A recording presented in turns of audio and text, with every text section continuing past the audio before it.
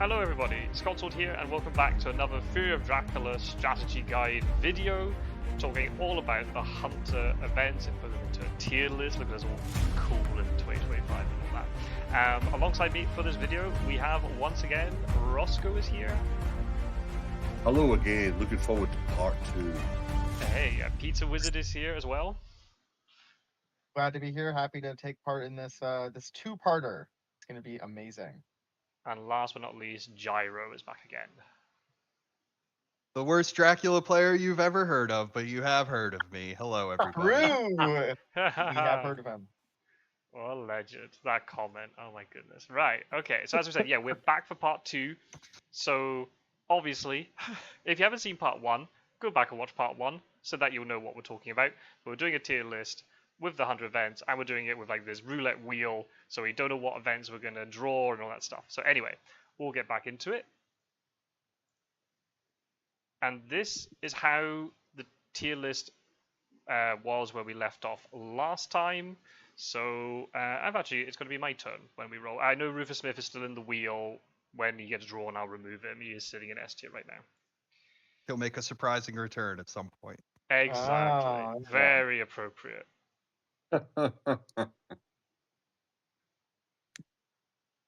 Oh wow, look at that. I drew surprising return. He's using his hack codes in the tier list as well. Oh dear. Right. So surprising return for me is a C tier card. This is one that didn't move.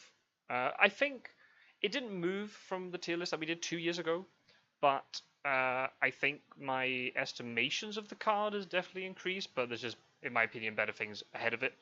I think the flexibility in terms of the Dawn or Dusk usage of the card is great. And you can bring back whatever allies in the discard pile, so you can easily switch between a Rufus and an Aggie right before a combat, or when Dracula goes to sea, or to search on demand is really cool. And it definitely has some really powerful uses. The big issue of this card for me, which puts it lower, is you've got to store this card ready to use it, and you could easily start drawing other stuff, and you're having to make critical decisions between, do I keep a surprising return, or do I keep a money trail, or a heroic leap, or consecrated ground, and the like. And the other issue is there's been quite a few games where you draw a surprising return, but then you don't get an ally, and then you're in big trouble, or vice versa, you draw the ally but you don't get a surprising return. So it's a bit cumbersome in that sense. The power it gives you when you can use it is great, but in my opinion not worthy to be, at least in my B tier. Looking at our collaborative tier list, maybe it's a little bit better than a couple of things which are in B tier currently, but at least for my tier list it'll go in C tier. So I'm going to put it there, and we'll see what the rest of you think. I need to quickly step in here. I can't believe I say Vampire Lair last time. I said Vampire Lair was A tier. It gets put in C. Now I think Surprising Return is A tier. It's also getting put in C. What is going on? Surprising Return is so good, Scott. Look, let's lay it out here. You say it's bad because it has to sit in your hand, and you could discard it.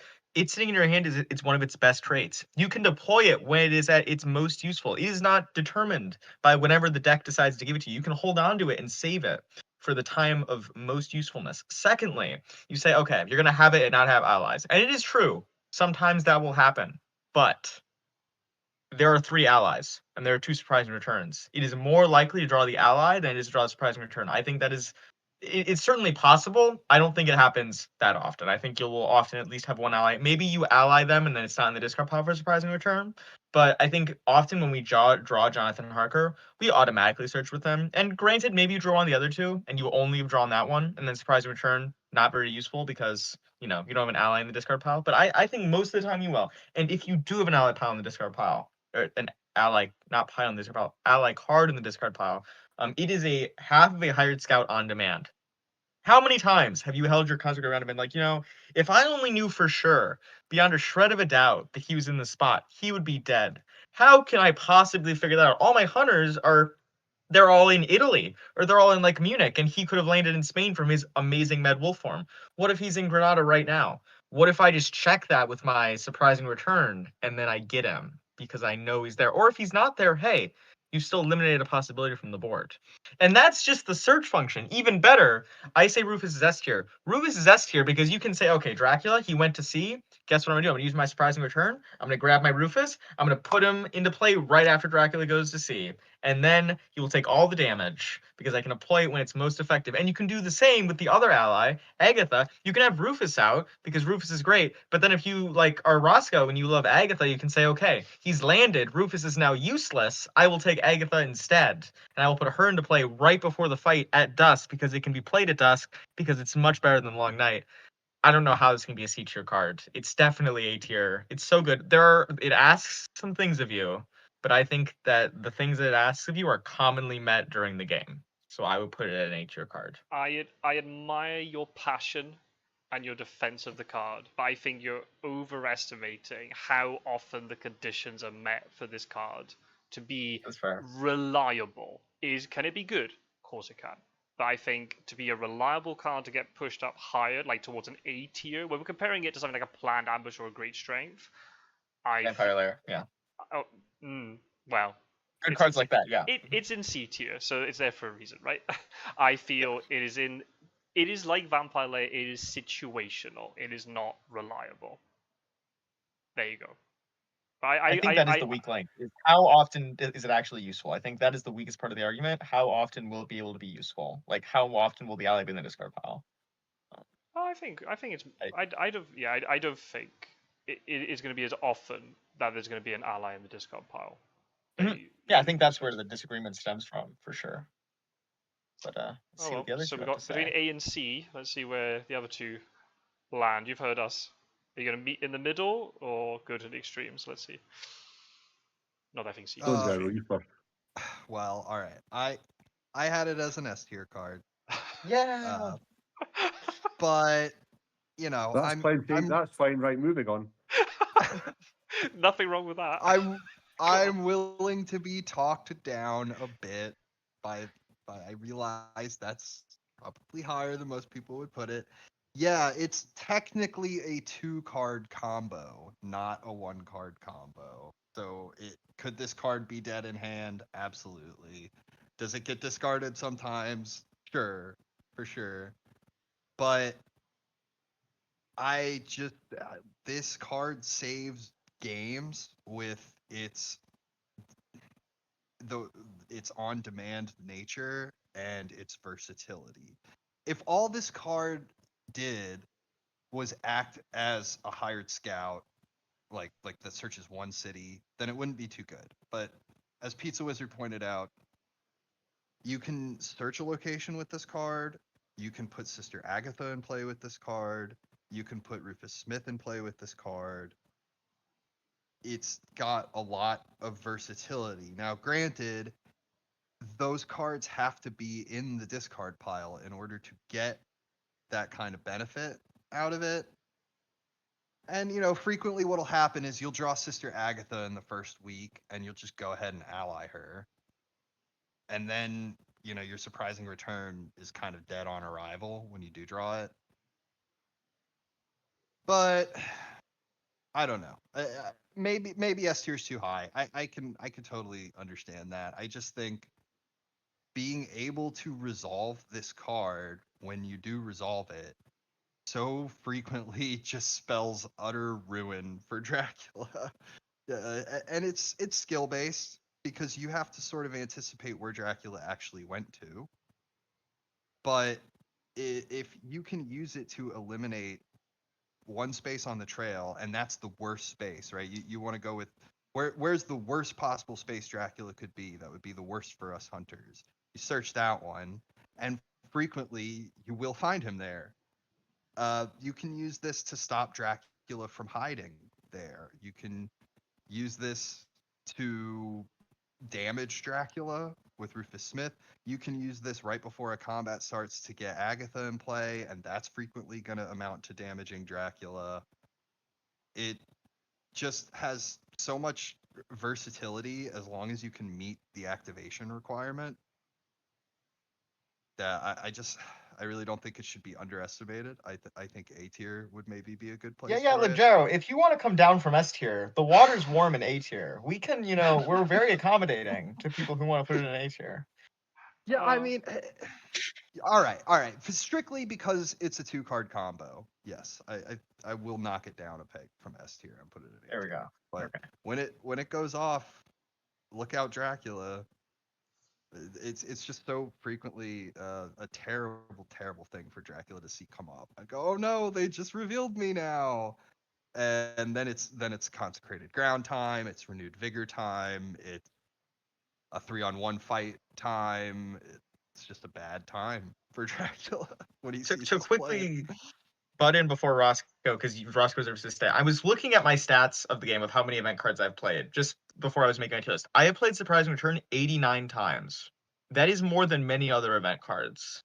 I think it is very playable. Like, just my own personal stats. I've played it more than Sense of Emergency. I've played it more than like Speed Telegraph. I've played it more than Wax Cylinders.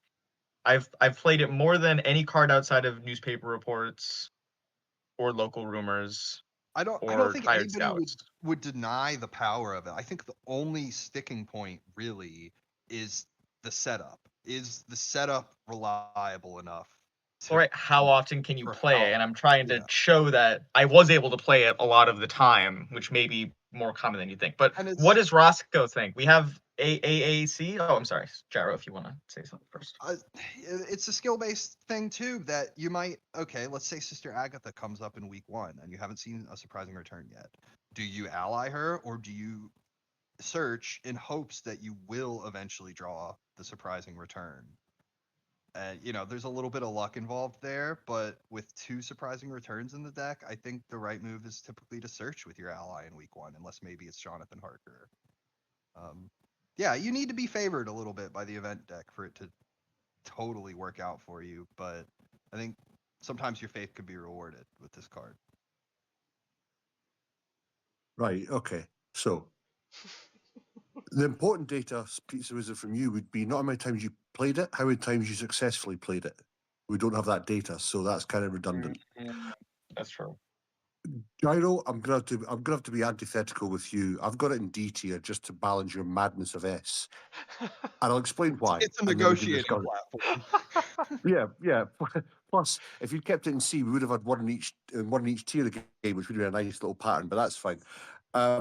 Okay, so the way I see, so covering your points, and we'll go through it very quickly.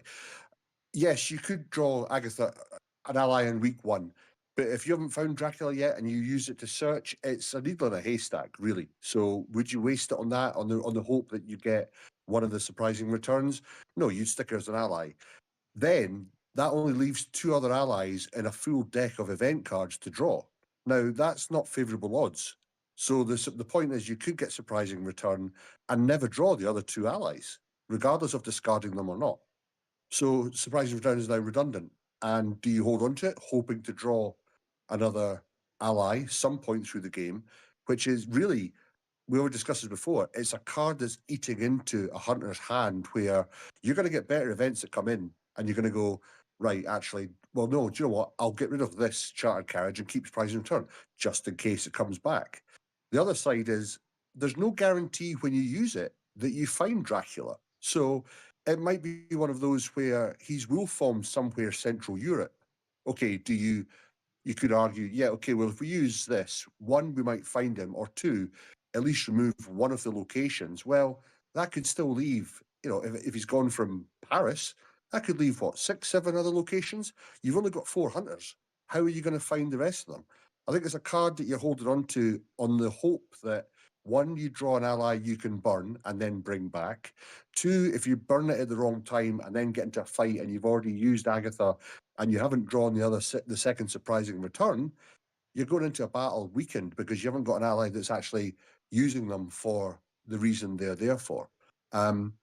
So again, just personally, I really, there's no guarantee you're going to find him. And as you say, Gyro, there, great, you play surprising return, you find him, then you play CG, then you play RV. Well, you've got to have them. So again, I don't think there's a guarantee you're getting it. If you get it and you find him, perfect. Or if he puts himself into a bottleneck where okay, it's pretty much guaranteed. I'm just going to check it to make sure with Surprising Return. Like we said with Deduction for Wax Cylinders, just to make sure, but you pretty much know he's somewhere. Then you've burnt a Surprising Return. You might not get the second one, and you've burnt an ally. If you've burnt Rufus, then Dracula goes, right, well, now I can go to C because Rufus is gone. So, yeah, I really don't. I don't see a value of that at all. So I know it's out of kilter with the rest of you guys, but D is my tier for there. So throw the cards down and lay it. May it be. It's irrelevant to me, so I don't really care where it goes. But for me, it would be a D and nothing more, nothing less. There's too many variables, and variables being the key word that you've got to hope come into play to actually make that an effective card. Wow. Okay. I- Well argued. Yep. On you go. I don't have words. I thought I knew when Vampire Lair came out, I thought that was the worst this was ever going to be. How can this be a D tier card? I've won games off of this card multiple times. It can't be D tier. C tier is also bad, but D tier, it goes there with like local rumors and good luck. You haven't. The thing is, though, here's the thing, mate. You haven't won it by that card. You've won it because you've had other cards in your hand that have won you the game. Combination of Mhm. cards. Right. Surprising Return isn't like kind of Heroic Leap. It's not like a CG. It's helping you find Dracula if you've lost him. And then you've got to hope you've got all the other cards, you've got movement, you've got everything else in place is what won you the game, not Surprising Return. Because then the next day, if you don't have that and you draw hired scouts, well, you get two pops at the cherry to try and find them anyway. So, and you've not, you've still got a free hand of event cards.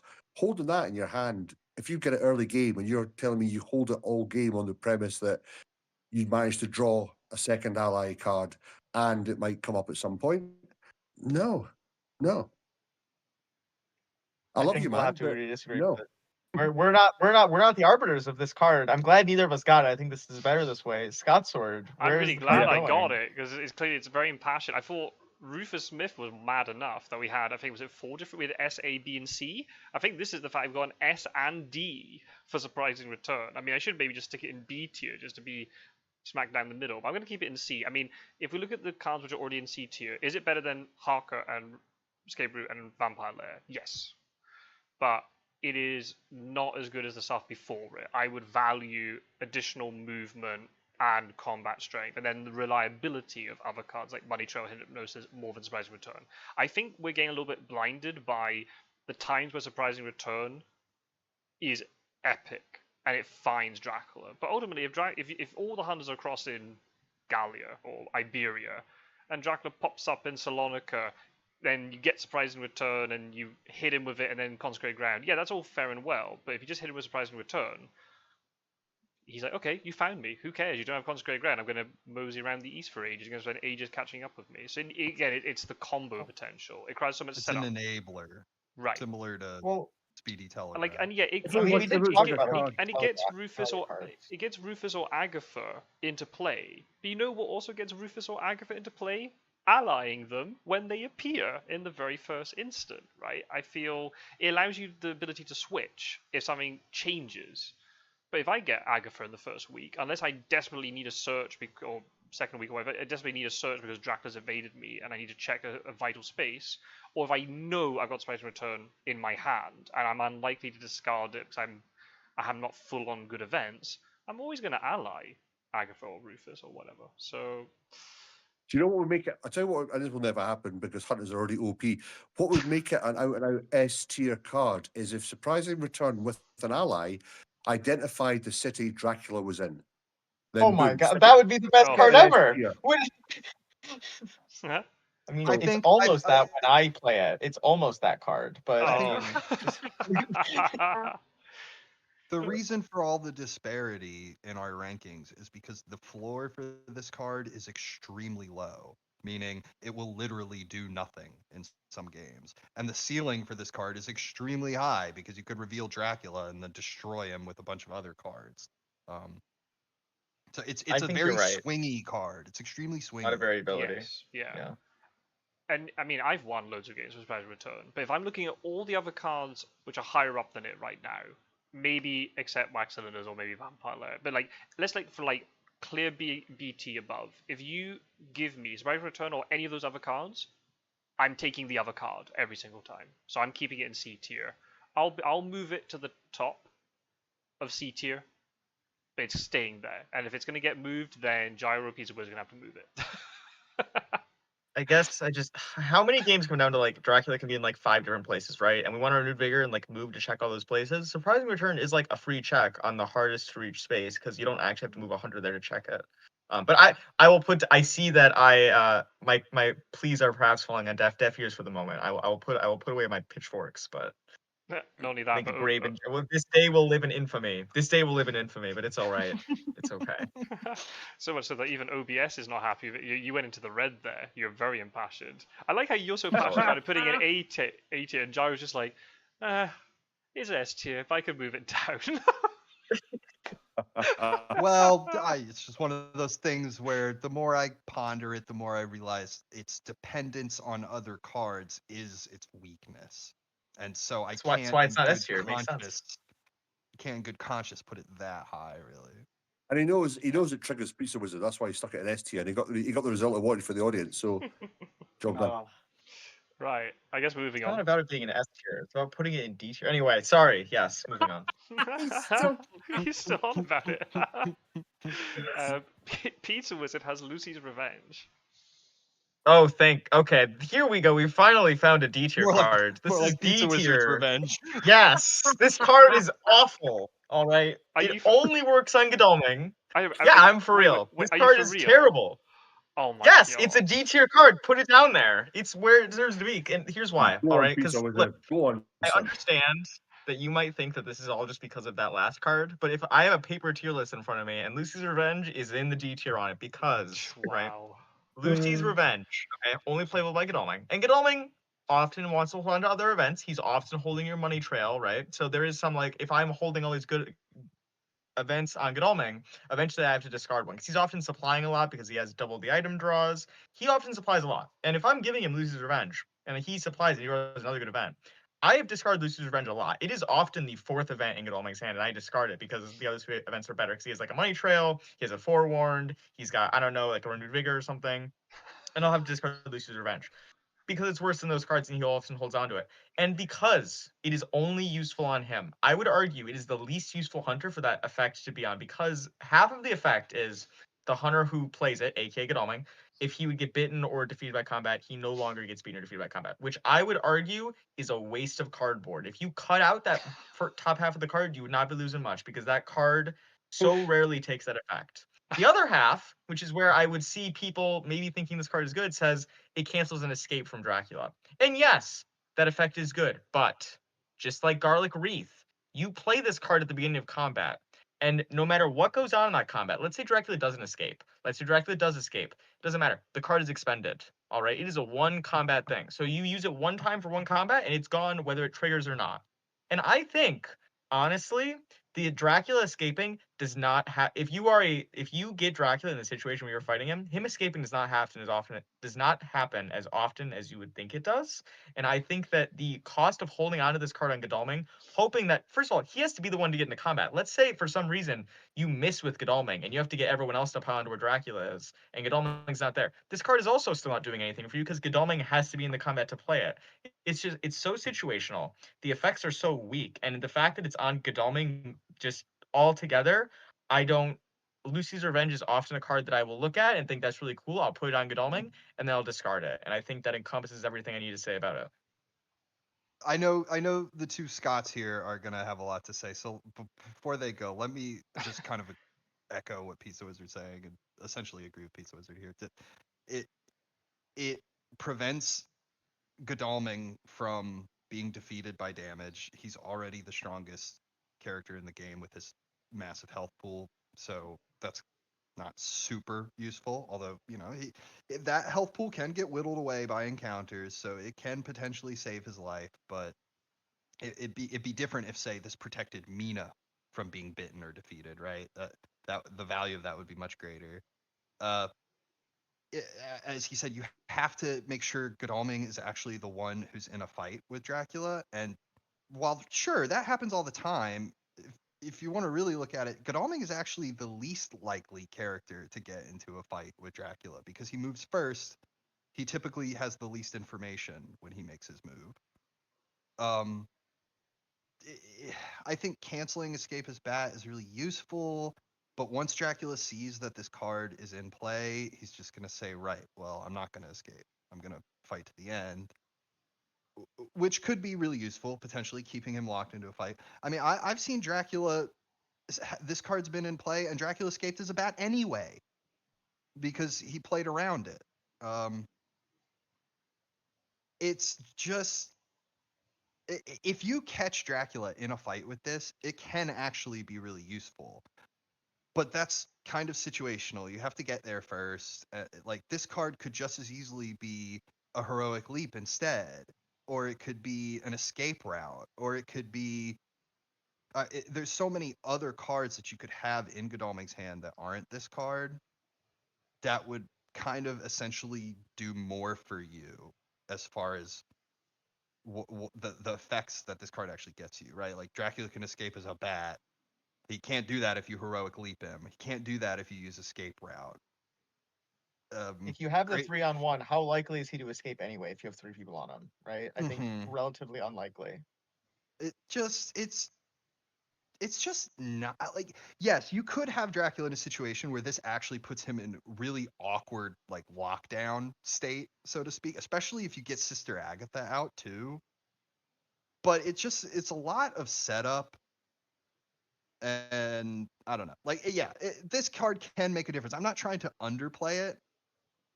I just don't really. I don't think it's a terrible card like Pizzawizard says. I think it's slightly better than that. I just don't think it really deserves to be any higher than D tier or maybe C tier at best. Where did you put it out of curiosity on your tier list? I had it at the very top of D tier. Okay. Just That's it's pretty good much where I have it, yeah. It Mhm. maybe if, okay, remember how it prevents the bite, but Yes. the hunter is still removed from the combat when they're bitten. Yes. Maybe if it kept him from being removed, it might be a little stronger. Because if you can play your heavenly host, right? And if Dracula fangs you, it's, well, I could still stab you with my knife in round 2, haha. But the fact is, he's removed from the combat. So I don't know. I just don't think it's that impactful most of the time, even though There's, it certainly can be in some situations. there's also another way to stop him from escaping. It's called keeping the knives and rifles that we all keep anyway and playing them. Crazy idea I, here. We just play the items we normally play, and it does everything this card does. I do want to say one last thing, which is that escape as bat wins games.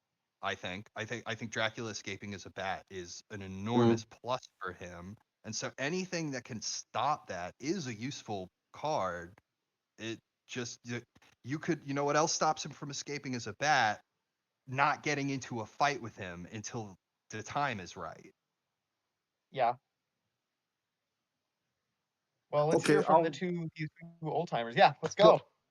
Well, I'll jump in because I'm guessing Scotland's going to champion this card. So let me just jump in as advocate for there. I have it in C tier, as I did last time we did this. For a few of the reasons, one that you've said there, yeah, Escape is Bat, I think, is now okay. I'm going to debate myself as I go through this, so maybe I'll end up putting it in D, but I've got it in C. If you've got hunters there who have all got anti-escape as bat weapons anyway, then you can work out, you can block him from escaping his bat regardless. Escape his bat is dangerous if you can't block it because he could, let's say he is final week and he needs 2 movements. He can escape his bats and then he wins and moves. Or if he's not, he can escape his bat and then wolf form and then he's 4 away from the hunters, wherever they may be. And that's, again, what you don't want as a hunter, especially if you've used up, for example, your surprising returns. Then he's just gone, push, missed into the ground. I do think it's a strange one to put on Godalming because he has got so much health that he can just go, nah, whatever. Yes, if it was on a week, like I say, a Mina, then okay, yeah, that would benefit because there's more risk of her dying from a bite. Godalming can absorb that, and then he's out of the fight as well, which means ideally that's what you want because Dracula, if you get removed from the battle after a bite, Dracula stays where he is, and he's got no chance to escape anyway. And then you just jump on him the next day. So yeah, I didn't have it in D because to me there's the ally cards are all relevant to the allies. I think they're always better ones to have. There's other cards that deserve to be in D fully. So it's a C for me, but I'm sure Scott Sword's going anaphylectic here with why he wants it an S. On you go, mate. I've just spent the last 10 minutes just shaking my head. This is outrageous. I mean, I'm really glad I got Surprising Return and put it in its rightful place after some of the opinions on show. I'm gutted that I didn't get Lucy's Revenge, and it's sitting there in D tier. I'm staring at it, and I hate everything about this. For me, it is an A tier card. I would maybe be convinced that it's in B, but for me, it's A.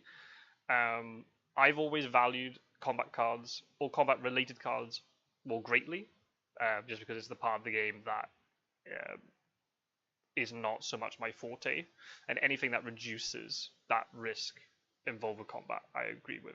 Yes, I appreciate the fact that Godalming is less likely to die, but I would argue it also influences the way you play. If you have Lucy's Revenge on Godalming, then I know I can take more risk and search more encounters at night and search those encounters more efficiently, because I know if Godalming gets low on health, I've got this, get out of jail free card with Lucy's Revenge that can help me if I have to jump onto Dracula.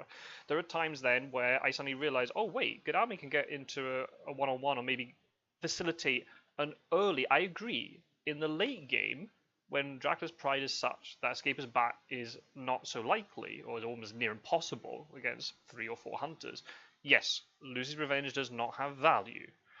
But if that Lucy's Revenge facilitates an early 2-on-1, and that can give you that leg up, you can chip away maybe half of Dracula's health and put him on the back foot for the rest of the game, that's really powerful.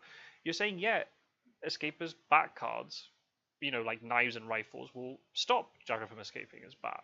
But you need to time that right. And if you've got a situation where you're playing this guessing game with Dracula going, well, if I play my rifle, my knife, because maybe Godalming only has one weapon, because he's holding horses and a stake or a heavenly host which got used or whatever, right?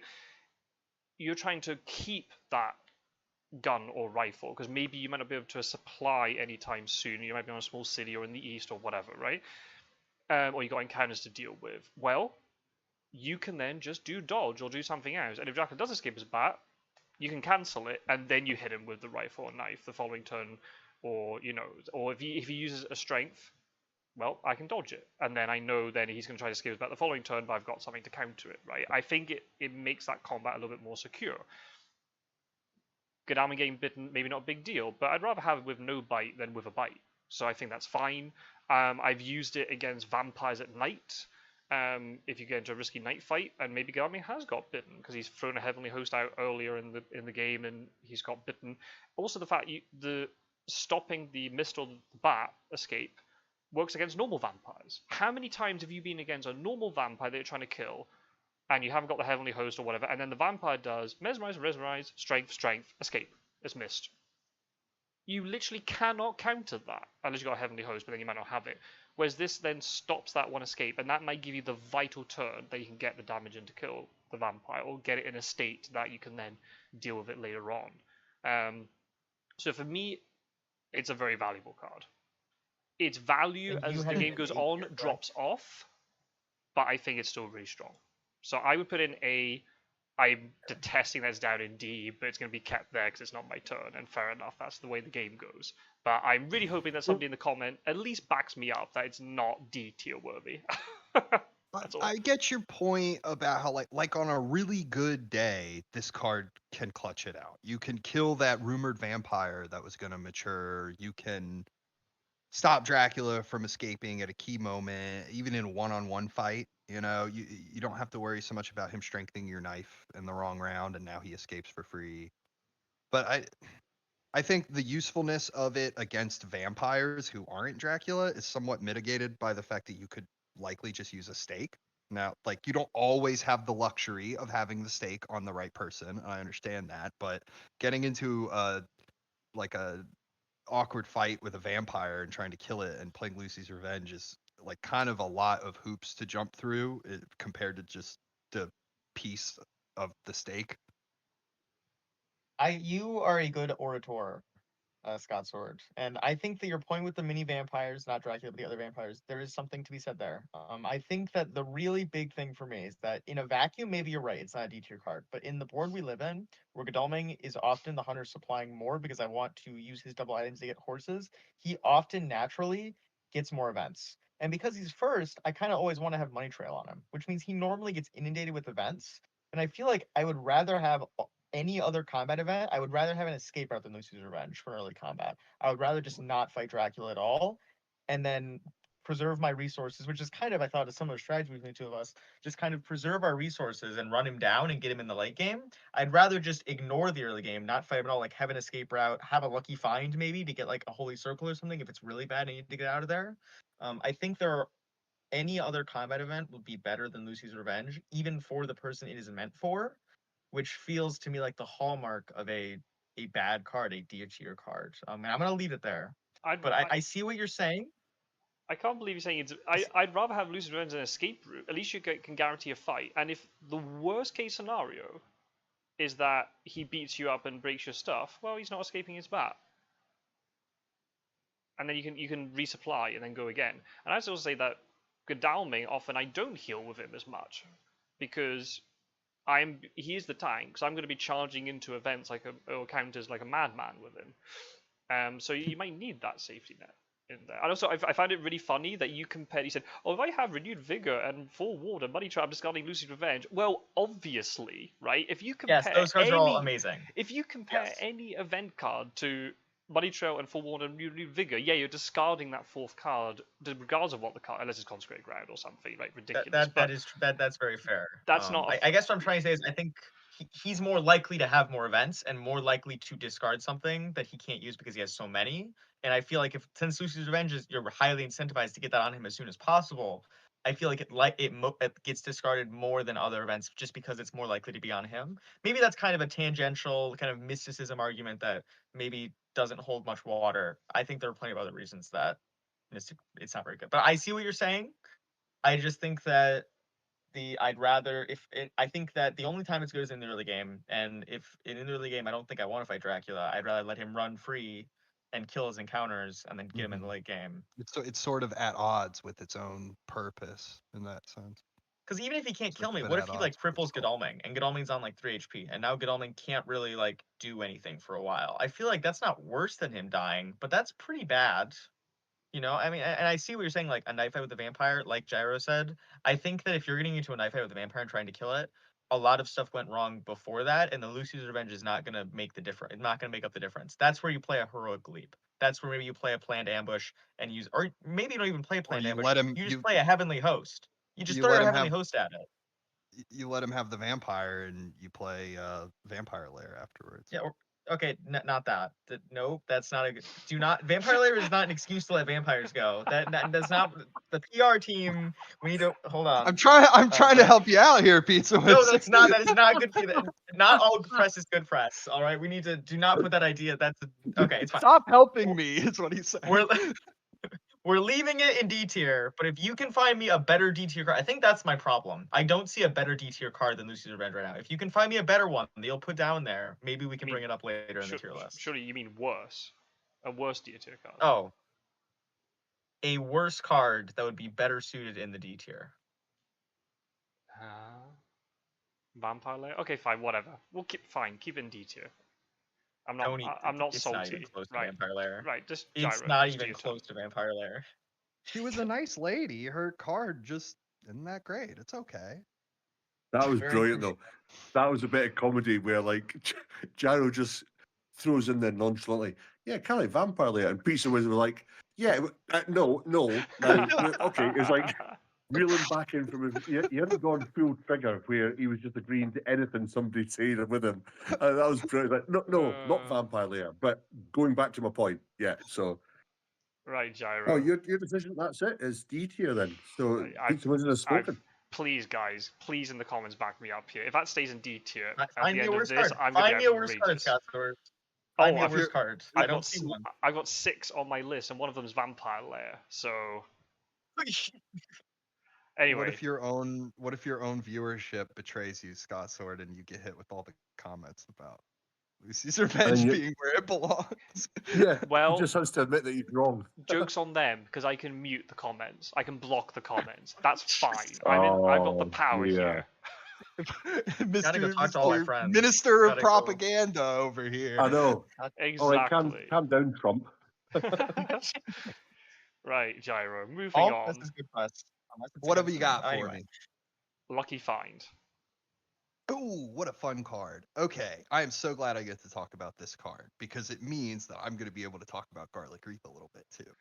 All right, so Lucky Find is a card that can make Garlic Wreath somewhat good. Any card that can make Garlic Wreath sort of good is really good, right? Really. Right. So Right. I don't know where he's going with this, but let's I just stay on have this it. page. I have it in A tier. All right, but in all seriousness, the Garlic Wreath commentary aside, this card lets you get a free item in exchange for an event, right? Typically, when you supply during the day, you get one event and usually one item. So when you draw Lucky Find, you get your event and you get an item, and you get the promise that later on you're going to be able to get another item for it, right? So it's in that sense it is sort of increasing your efficiency because it's increasing your ability to get through the item deck. It's like getting two items instead of getting an item in event, if that makes any sense. But the real power comes from the power of selection, being able to look at the top 5 cards and choose which one is the right one for the situation. So the selective power is extremely important. It also, it's a card that screws up Dracula's plans and his calculations because he's sitting here going, right, Godalming's got horses and a pistol and one event. I'm not really too scared of that, right? But then suddenly Godalming lands on him and he plays his Lucky Find, and now he has horses and a pistol and something else you don't know about, right? So that Alice's information revenge. that you had, right? That information that you had is no longer perfect information. You might use a spy on the hunter, right? And the hunter reveals their hand and they discard their tickets, but then they play Lucky Find. And so that spy's information is now outdated. I just think it's So really where is powerful. it? I can't exactly put my finger on what makes this card good in my opinion. Oh, I'm sorry, I had an A tier. I don't. It's tough for me to say exactly why I think it's so good, but it's just a really nice card to be carrying around on any given hunter. They get in a fight with a vampire, they can use it. They get in a fight with Dracula, they can use it. You can fish for a stake. You can potentially even find that horse that's been giving you trouble. You can use Van Helsing to trade it to somebody before they fight Dracula at night. So like this is a good card for Van Helsing to be walking around with, because even if Van Helsing is the one to get into the fight with Dracula, he can use it. He can get himself a rifle. He can get himself a holy circle or something and get out of there.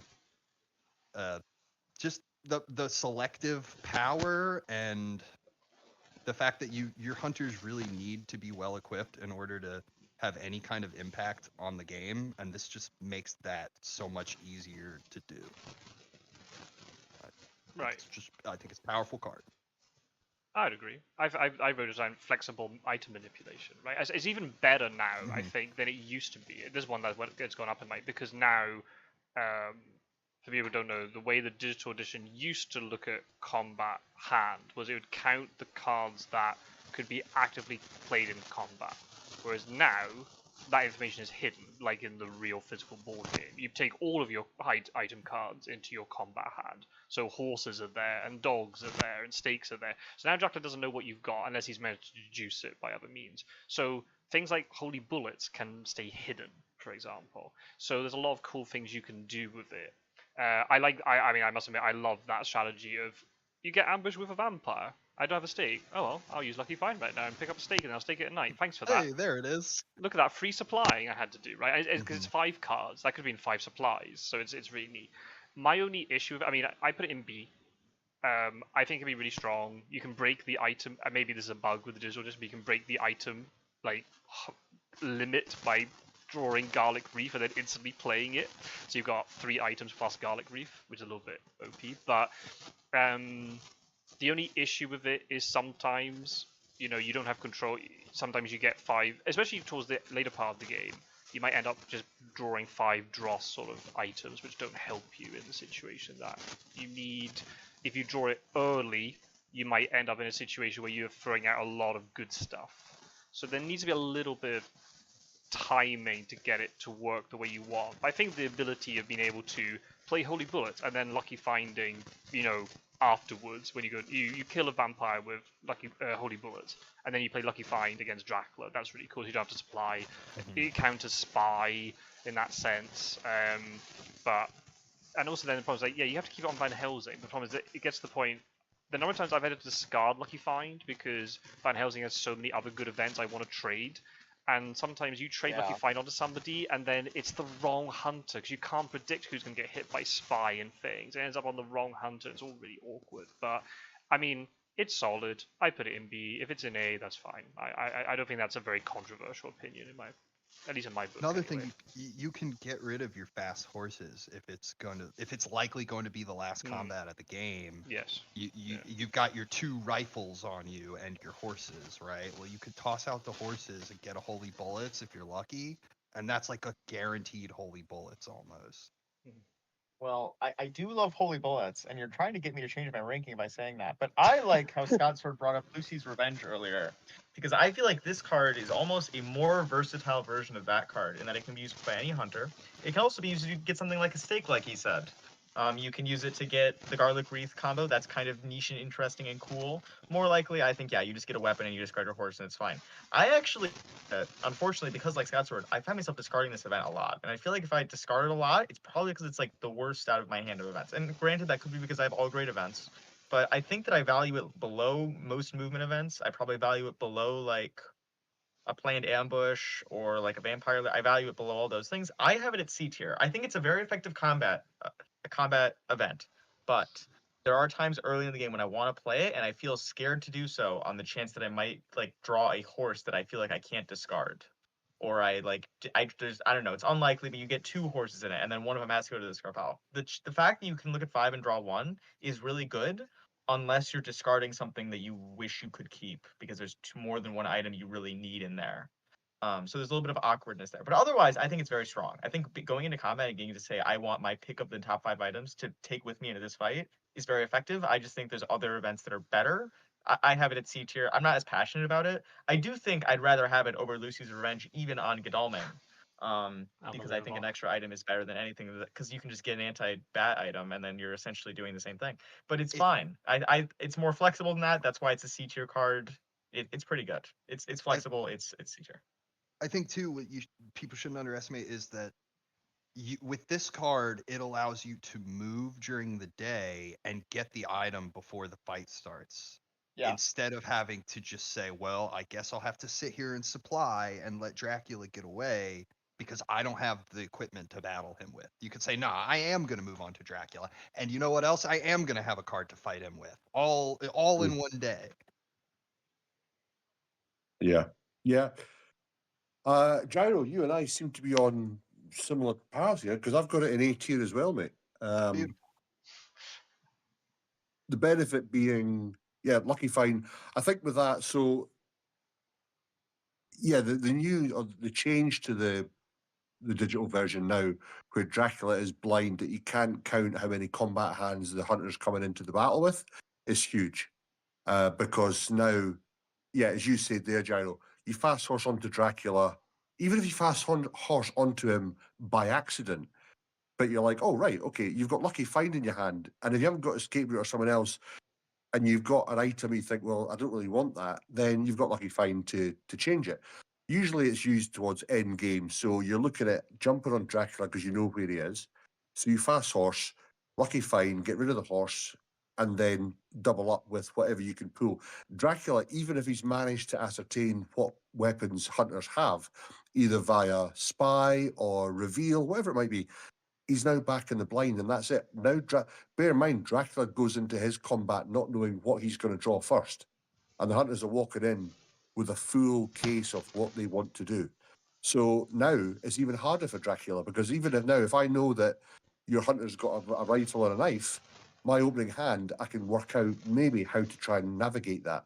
Now I've gone in going, right, well, I don't even know if they got rid of that knife. What else could they have brought in? So I think it's huge now. Previously, before the update, yeah, but I had it in A because, again, it is a nice card to put on it. Again, you can move it. Van Helsing can hold on and he can punt it into somebody before. If you've got Speedy Telegraph, it's nice because you can just allocate who you want to jump into Dracula. Van Helsing gives it to them first, and away they go. But the whole point of this, the way to win the game is to kill Dracula, like we've already said. And if Lucky Find is going to give you an additional weapon, and you've now got a hunter with 3 weapons, and say there's 2 on 1 anyway, then all of a sudden Dracula's he's only got 2 strength, so he's going to be working hard to try and break any weapons. And even then, the hunters have still got weapons to play with. So I had it. I'm just looking. It's gone. In fact, last time I had it in A as well. So it's maintained its level of kind of value in my eyes. So yeah, I had it in A. So I I guess think Gyro is maybe- staying in A, I suppose. Yeah, I'll keep it in A tier. I'd like to say, I know I'm a C, and I'm fine with it being an A. I don't feel particularly like strongly about this card. I think because I discard it so much, and because my playstyle is so passive that I often have so many events that I'm often discarding this one, that I haven't played it as much. Maybe that's why I value it so low, because I think, okay, I'm keeping other events over it. It must be worse than them, and therefore it should go lower in the tier list. I see what you guys are saying. I feel like it's valuable. Maybe I play too passively, and that's why I get less use out of it. But that's not to say the event is less good. That's just to say my experience with it has been worse. I just think it has a lot of versatility because you can not Yeah. only use it to surprise Dracula with some damage, you can also use it to save your hunter's life. Like you could, Yeah. we already said you can get a holy circle, or maybe you're in a one-on-one combat with Dracula and you use Lucky Find to get a hold of a garlic, right? Which is one of the better defensive cards in the game, in my opinion. Keep his mitts off of you when he plays strength. I know that Claws is the big scary Dracula card, but I think people frequently underestimate how much damage gets dealt by strength. If that makes any sense. Yeah, it's only 2 damage, but you play your weapon, you play your Holy Host, right? And you get strength. And then you play your weapon and you get strength.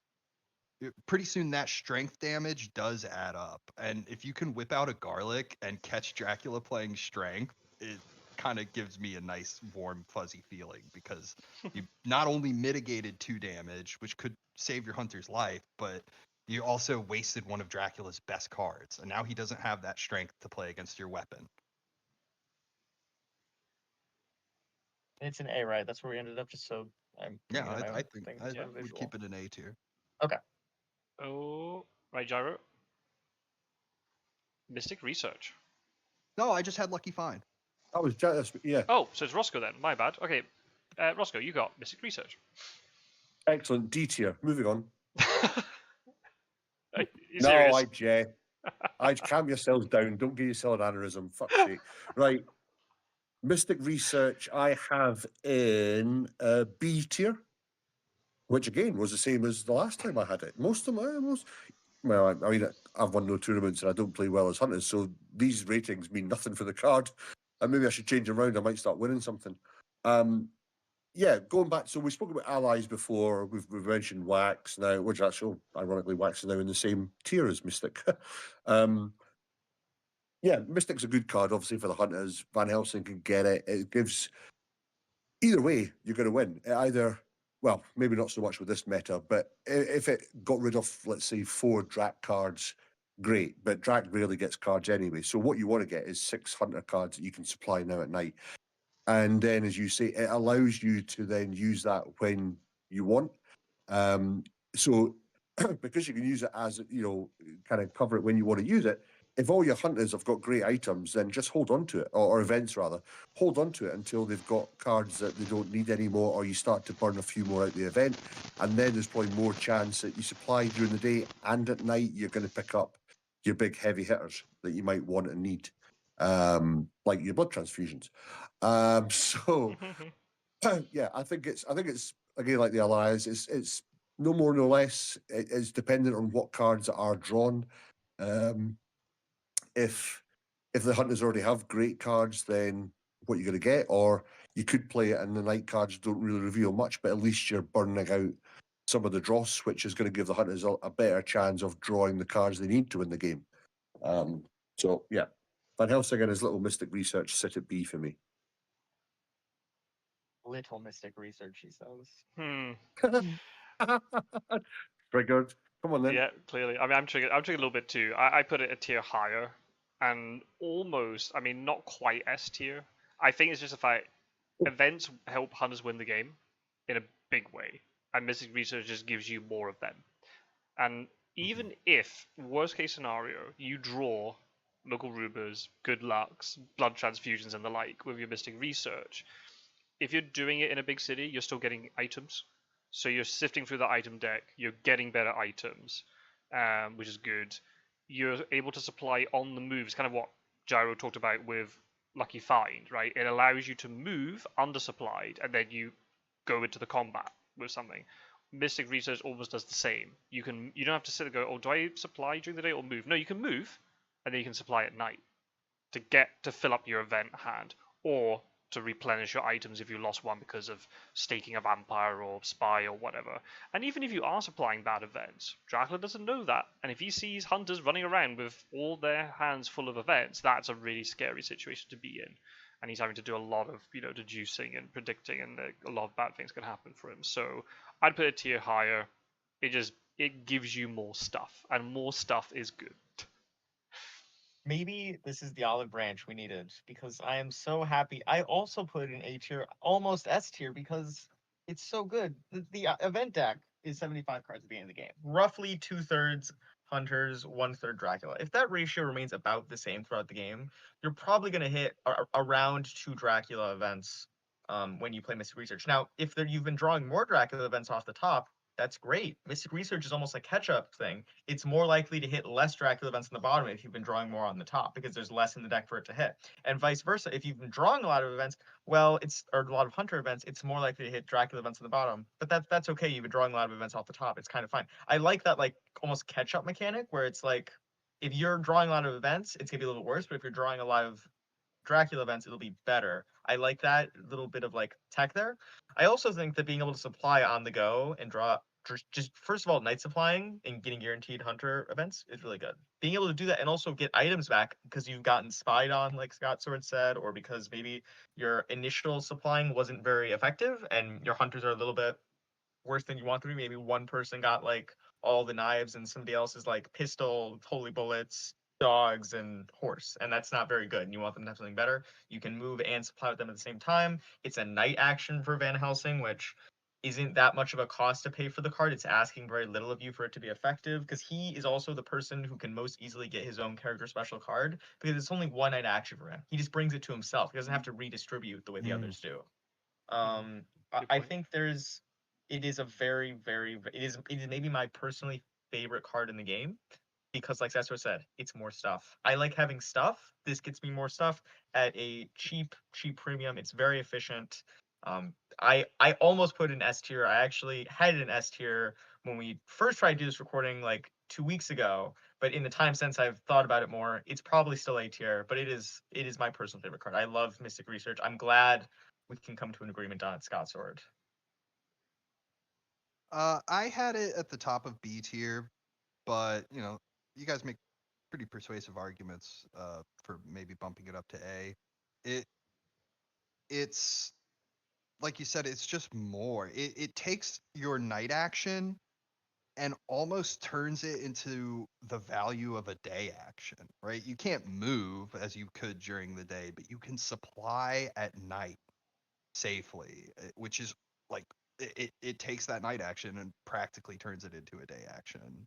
Those are the currency of the game, is the day action. Those are the most important currency for the hunters. So the fact that it's just swooping up your night actions to be more powerful, yeah, it's really good. I was going to add, it's a really nice counter to a hoax mature as well. When all those Dracula events get added back into the deck, you can just Mystic Research afterwards, and you know you've got a guaranteed number of supplies at the bottom of the deck, which are safe, and you're not going to be. How many times have all the Dracula cards flooded to the top, and you're having to sift through all of them before you can actually dig and find some good stuff? So it's nice. It also counters Spy, as you guys already mentioned. So it counters two of Dracula's better encounter cards. Not necessarily his best ones, but it mitigates the Spy, it mitigates the Hoax, and those are two nasty ones. I would say a word of caution. If you draw Mystic Research, don't play it immediately. Wait until you have a handle on the trail. Because the worst case scenario is you Mystic Research and then a hoax goes off and you lose all of your progress. So that is maybe the one caveat. It's very strong. Mhm. You need to make sure you are not letting a hoax mature. Like in the first week, if you haven't found Dracula, which I think is a fine situation to be in, do not just throw on a Mystic Research unless you plan to immediately use all of its supplies. Because losing it to a hoax, it has not happened to me yet, thankfully. But I think that is the one weakness of the card, maybe, is that like many old men, Van Helsing, he can get caught up in going down tangents. He can be stubborn, and a hoax can really throw him off guard. We need to make sure we clear his head, make sure the encounter trail is cleared before you throw on the Mystic Research. You And- can also use this card in the first week to try to fish in newspaper reports off the bottom of the That's deck. true. If you're going to immediately use it, you can do that. I just think that if you're not planning to immediately use it, which I think immediately using it is losing a lot of the value, losing some of the value of the card. Unless you're going to use it immediately, save it, and then you can use it to resupply later. Yep. And don't do what they did on the tabletop video, where they lost count of how many hunter events there were on the bottom, and they ended up drawing a Dracula one. Don't do that. Is this the best character specific card? No, No. No, it's not. What do you think is? we've already Well, we'll discussed it. find out. We'll get around to it. Okay. At least for We me, have we'll not- get we have round to not it. already discussed it. We already spoke about wax cylinders, so Lucy's Revenge, you guys obviously know. yeah. I mean, go back. You So a couple of mock, points. and you said, "Oh, that's an olive branch." No, it's not an olive branch. Okay, sorry, I should have. I'm just rationally putting the card where it should be placed. It's not an olive branch. Well, I'm glad that we're both rationally putting Mystic Research in A tier. I'm glad that we can Well- agree that I mean, even it's a my broken choice, clock so- rate Well, yeah, does where's okay. Anyway, is Rossco keeping it in B tier? That's the question. I was just letting you guys talk about how great it is. Oh, Mystic Friends. Ooh. The so a couple of things you guys have raised, which I was going to raise, was one, you can hold on to it too long, and then a hoax matures, and then it's like, oh right, well, what do I do with it now? So you're kind of forced into, do I play it before a hoax is matured, and see what cards we get? Again, because in this meta, there's rarely any time Dracula draws a Dracula event card. So you're saying, yeah, you could pull it and get 6 cards. You might pull it and get 1 hunter card and destroy 5 Drac. Right, okay, it's depleting the deck. I get that, but it's not removing any danger for Dracula. I'm glad we took that out of his hand, because Dracula draws 4 or 5 events or the risk off throughout the whole game. He rarely gets any, bar a hoax maturing. So again, those two, and there's 2 hoax. So there's that side of it. It's a one hit. What do you get? As you say, yeah, you might draw 2 hunter cards. Great. You turn them over as good luck and blood transfusion. Well, what else? You've not really gained anything from it. You're looking at it from, great, play Mystic Research, 6 hunter cards to draw at night, and they're all going to be top tier. I mean, there's a lot of cards that couldn't be. So for me, that's why it's more about, and again, it's a one use. You don't get 2 uses from this card. It's a one use card for Van Helsing to play, but it's going to be played at the right time, which again, we're not basing this on skill set. It's about what the card can do. Somebody might just draw it and go, right, play now. And yeah, they might pull up a hand of poor item cards, but poor event cards, sorry. The trouble is that you burn through item cards a lot quicker than the event. So once they're out, and that's it. And then you're having to discard them or whatever it might be. I thought B was a relative, well, it's middle of the road. It's kind of there with others. I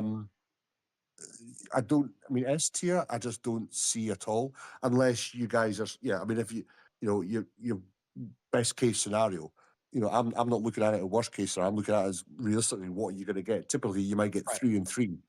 You rarely get 6 hunter cards to draw at night. So, obviously, again, if Long Night was a better card, it would maybe bump up, because you could go, oh, right, perfect, I've got 6 movements where you don't. So, there's too many variables for that side. From what you're saying, I think I'm going to keep it in B, and there's probably a chance that it might get moved up by somebody else. But I think we've already got one ally in B, so I think and I'm honest, all right, being slightly biased, I do think Wax Thunder is you're getting 2 movements from that than just 1 for Mystic, and that's in B tier that I moved down. So I'm going to keep Mystic in B along with the other ally card just now. Just a very quick counter. You're saying, yeah, you could get Good Luck and Long Night, but you got just as equal chance of getting Renewed Vigor and Heroic Leap. It's not, until you draw them, you don't know. And Yeah, gonna... so I mean, you look at top, so it's like in the middle, but again, you don't know what you're going to get. So yeah, you could have it or you might not. So that's why I think it's kind of middle of the road because you just don't know what you're going to get. It's like a box of chocolates. It's like you Like get a to box of supply chocolates. 6 times. Like you supply 6 times, you're not going to get 6 events most of the time. You're probably going to get some Dracula events, but you still got to draw 6 event cards. Like that. Granted, it's not going to be 6 a lot of the time, but I think that you're right that maybe the magical land of we're going to draw all of our good events off the bottom isn't real. But I do think that the cynical, I'm probably going to get 2 or 3, isn't that unreasonable. And I think that you're also going to get 2 or 3 items, right? The items are not insignificant from being able to night supply freely. But we've talked about this card. We can maybe move on from here. I think B's fine. B's okay. I think it's a tad low, but okay. We'll see. It might get pushed up. We'll have to see. It depends on how things fall. Oh. Ah, so close to consecrated ground. Damn it, I got Evil Presence. Alright, well, this one will probably be quick. D tier, same as Local Rumors. It has some advantages over Local Rumors in terms of it is all hunters, not the one who drew it, but it's also the current space of Dracula's Trail, not all spaces. So I rank them the same, even though they operate in slightly different ways. It's still very dependent on when you draw it. You can't control it. If you could control this card, then that'd be great, but you can't. And it's always a meme. Oh, look, I've drawn it on Bordeaux or Marseille, and I found what Sea Space Dracula's in without Money Trail. Oh, isn't that funny? But there are also loads of times where you draw it and it doesn't make a difference. I think there could be some kind of... I think it's a little bit better than Local Rumors now I think about it, maybe because of if you suddenly realize he's not in Iberia. It also depends on your hunter sign location. Not for Pizzawizard, but for me, if I'm starting Sud in Madrid, and I suddenly realize, oh, Evil Presence, he's not adjacent to Sud in any way. Right, I'll rail up to Paris now, so I'm closer to the action, and I can do that. That's something that Mr. Green used to do, and it's quite a nice technique. You might be able to rule out Britannica and stuff with it, so with Local Rumors, but you don't have control. So for me, it goes in D tier for that reason. When it works, it's great. But a lot of times it doesn't tell you a huge amount of information. So, yeah, timing puts it in D tier. But it's not like a long night D tier, just to make that very clear. I think just be a very short note on it. Yeah, Evil Presence, I had it in C tier because everyone gets hit by it. So regardless, if you've got hunters in good central areas or whatever, they're all, they're going to cover, like Munich is going to cover a large area. Paris can cover 4 or 5 various things. It's not about where he was. And it means that you're finding out where he is now, not where he has been or what he's done before. Hits everybody. Yeah, the downside for that is obviously, like you said, Spain could do that and Iberia, but if he does the Barcelona high trick, Sud jumps away, then all of a sudden you free up Spain for that. You don't get the chance to use it, as you say. I think there's worse cards still that can go into D than Evil Presence. It does find Dracula or potentially can rule out a large swathe of where Dracula isn't, like you said, Iberia. So it does do that. It might not find him, but it's also ruling out locations, which again is going to save hunters having to jump around the place. So yeah, C for me, but 6.5, not bad. You know what? I had this in D tier, but I think Rossco, I want to put it in C tier instead. I don't know what I would put down to D, but he's right. I mean, it eliminates a lot of area. The fact that it hits all 4 hunters is massive. The fact that it's hitting every adjacent space is pretty big, even if it's not hitting Dracula. Sometimes just knowing I hit an Evil Presence, when my hunter was here and Dracula can't have been there 2 days, can't be anywhere around it 2 days ago on the trail, can help you make deductions. The fact that it'll often clear off England because of Van Helsing being in London is quite good. At the beginning, like you said, if Stewart's in Madrid, it'll do the same thing for Spain. I have it in D. I feel like I can't move it now because I don't know what I would put in D instead. That was very persuasive. I feel like this might be a C tier card. It's certainly better than Local Rumors. Mm. And probably Lucy's Revenge. I think that it's definitely. I think I have to put it at D because I don't know what I'd move. I don't know what I would move to C. But you have touched me. No, It seems very good. It seems it has a lot of application. The C type thing is a very real mode, even though Scots are, it's not that relevant, but it might be. And it has a lot of there's enough maybes that it might be useful that I think that it might be a C tier card. Now, granted, obviously you have to draw it. It's random. That's a huge downside. But I think that the information is always kind of relevant, unless he's at C, right? If he's at C, but you could say that of other cards like Hired Scouts, where there are times in the game when you draw them and they do nothing, but when you do draw them and they're relevant, they're really, really good. I'm keeping it in D, but Yeah. I want you to know, Roscoe, that you've simulated my mind. I had to think about that. well, no, I'm glad I made you think there. I mean, what you're saying is as bad as Lucy's Revenge, which is surprises me. Because obviously it does a lot more than Lucy's Revenge. But It's that's better fine. than That's Lucy's Revenge. It's definitely higher in the D tier than Lucy's Revenge is, I think. But right. Okay. it's all D tier. It's all D. If No we're worries. putting it in, yeah.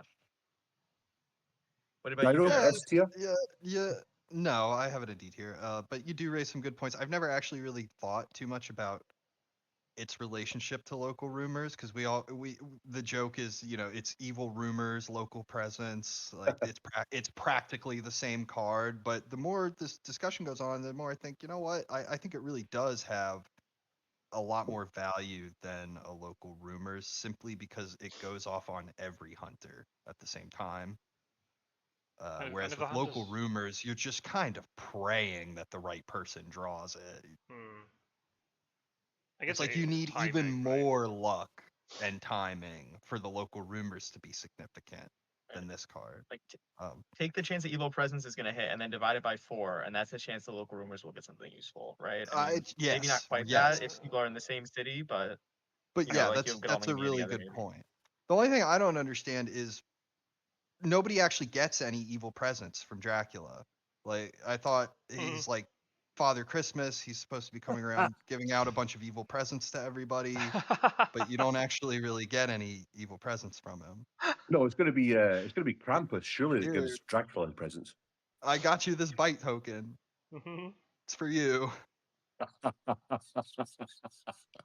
I think the one saving grace for local rumors is then if we're talking about C space, Dracula doesn't have to be in that adjacent C space when you draw local. You can do it That's true. a turn after. I think also it depends. If you've got your hunters all spread out across the board, or if you know Dracula's in the east and the hunters are spread out, you can cover a lot of area of evil presence. And I think the fact it doesn't just say, oh, Dracula is adjacent to hunters. It actually names the hunters, so you can potentially narrow things down. I'm keeping it in D tier because I'm better than local rumors. I'm on board. Better than good luck. I'm on board with that. And long night, obviously. But I'm looking at everything else above it. Vampire Lair, maybe, but I think if you're saying it's as good as Lucy's Revenge, then it should be both an A tier then, if that's the case. But no, we'll keep it in D tier. It's also a card that's much more fun to play in the physical edition than it is in the digital edition. Because in digital edition, what happens is the game simply tells you Dracula is adjacent to Dr. Seward. But if you're playing the physical edition, Dracula himself has to go, oh, for fuck's sake, yeah, I'm adjacent to Dr. Seward. He has to tell you himself. You get the live cam of Dracula who just moved next to a hunter and then immediately sees the proximity event revealed. They're shaking his head. He's like, "Oh, you got to be kidding me!" And he has to cop to actually saying it out loud. Right, rather than he in the digital, he can like the app is the messenger. Right. Dracula has to tell you himself. Maybe that should be another video we should make. Cards which are more fun in the physical edition. and Evil Presence would be top tier then, clearly. But for now, in this tier list, we'll keep Evil Presence in the D tier. All right, okay. Starting a new round, we're going back round to Pizzawizard. Just before we do, just in case anybody notices, we are recording this bright and fresh on a new day. We got through 20 cards in the last recording session, and we've stopped, and we're now back. We're so back, people. So in case there's any audio differences or whatever, I apologize. Trying to audio, like, volume sync for people is really tough. So there you go. So, Pizzawizard, back round to you. Let's spin the wheel, shall we? Only 10 cards left, and there's still some pretty good ones in there. Let's see if I we do get any- think we got the worst ones first, for sure. I think it's a little bit Yeah. slanted towards the bottom. we got quite, yeah, compared to the other recording that we did. Yeah. Anyway, you have hired scouts. Oh, Okay, hired scouts is one of those cards where I feel like the highs are so high and the lows are so low because there are some times in the game when you draw hired scouts and it feels it actually does nothing. It is a net zero benefit to you. But there are other times in the game where you are looking at that event deck, really praying that you will draw the hired scouts right off the top. In fact, some people will say like, "I'm gonna draw hired scouts right now," and then they'll draw it, and then people because it's of how effective it is. I think that hired scouts is a B tier card. I should have said that at the beginning. B tier card for hired scouts. It's very good when it works. There's sometimes when it doesn't though. So I think that needs to be taken into account. There's sometimes you'll draw and it will actually add nothing to the game, for your benefit. So B tier for me, a very solid card, just a little bit situational because it only happens when you draw it and you can't save it for the best moment. I'll just chip in and just say there's nothing that I disagree with. I only put it in C just because I think the unreliability of the card just weighs it down slightly compared to some of the stuff I got in B tier. But I mean, how can we argue with that, right? It's a static when you get it at the right time, and other times you draw it when Dracula's at C and it's absolutely useless, or in first week, and there's only one thing on the trail. So, yeah, if you want to put it in the middle because of that, that's fine. But I see it depends what Rossco and Gyro say. Also, it's your choice, Pizzawizard. But I mean, I put it a tier lower, but I don't see a big problem if it's in B. no, I concur fully with everything you said, Pizzawizard, and I have it in B as well, so nothing to add. We're getting off on a good start today. I also have hired scouts in B tier. It's a reliable workhorse card that, I mean, it frequently sees terrific results, and yeah, sometimes it won't really do anything.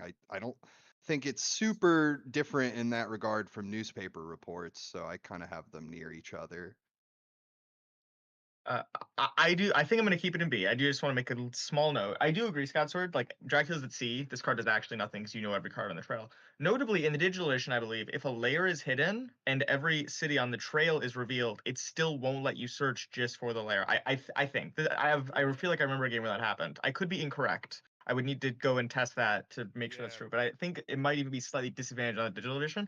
But I do think in the first week, I always get found in my starting location, not where my first encounter is, my starting location. Multiple times in ranked games, this has happened to me. So it always has some use, and I feel like the use case is just high enough that like I agree it's unreliable, but I think B tier is better than C tier for it.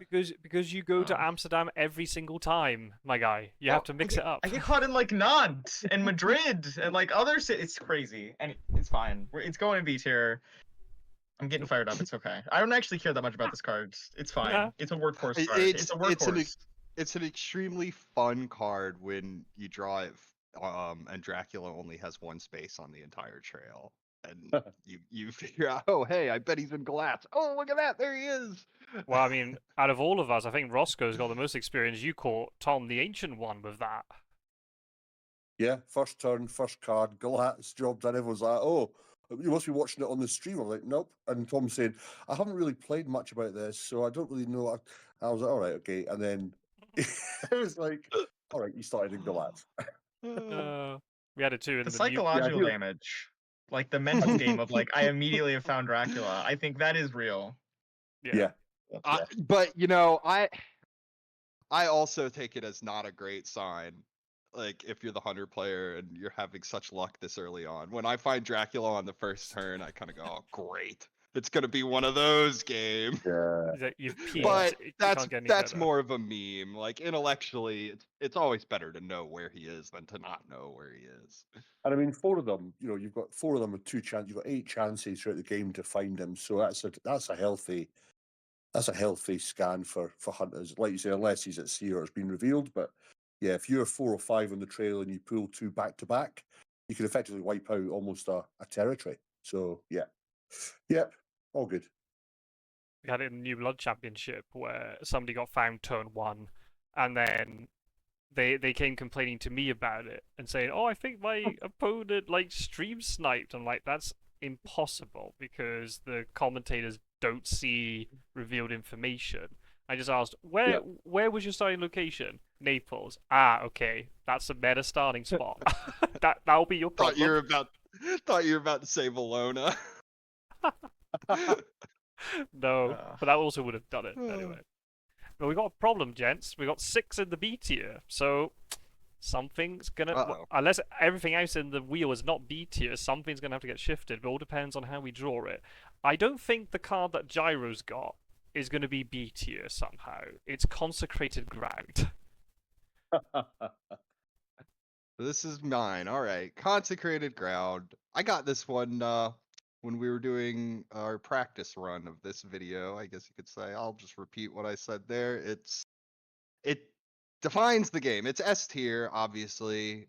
The only real question is whether or not it's a better card than Renewed Vigor or not, which isn't really the subject of this video.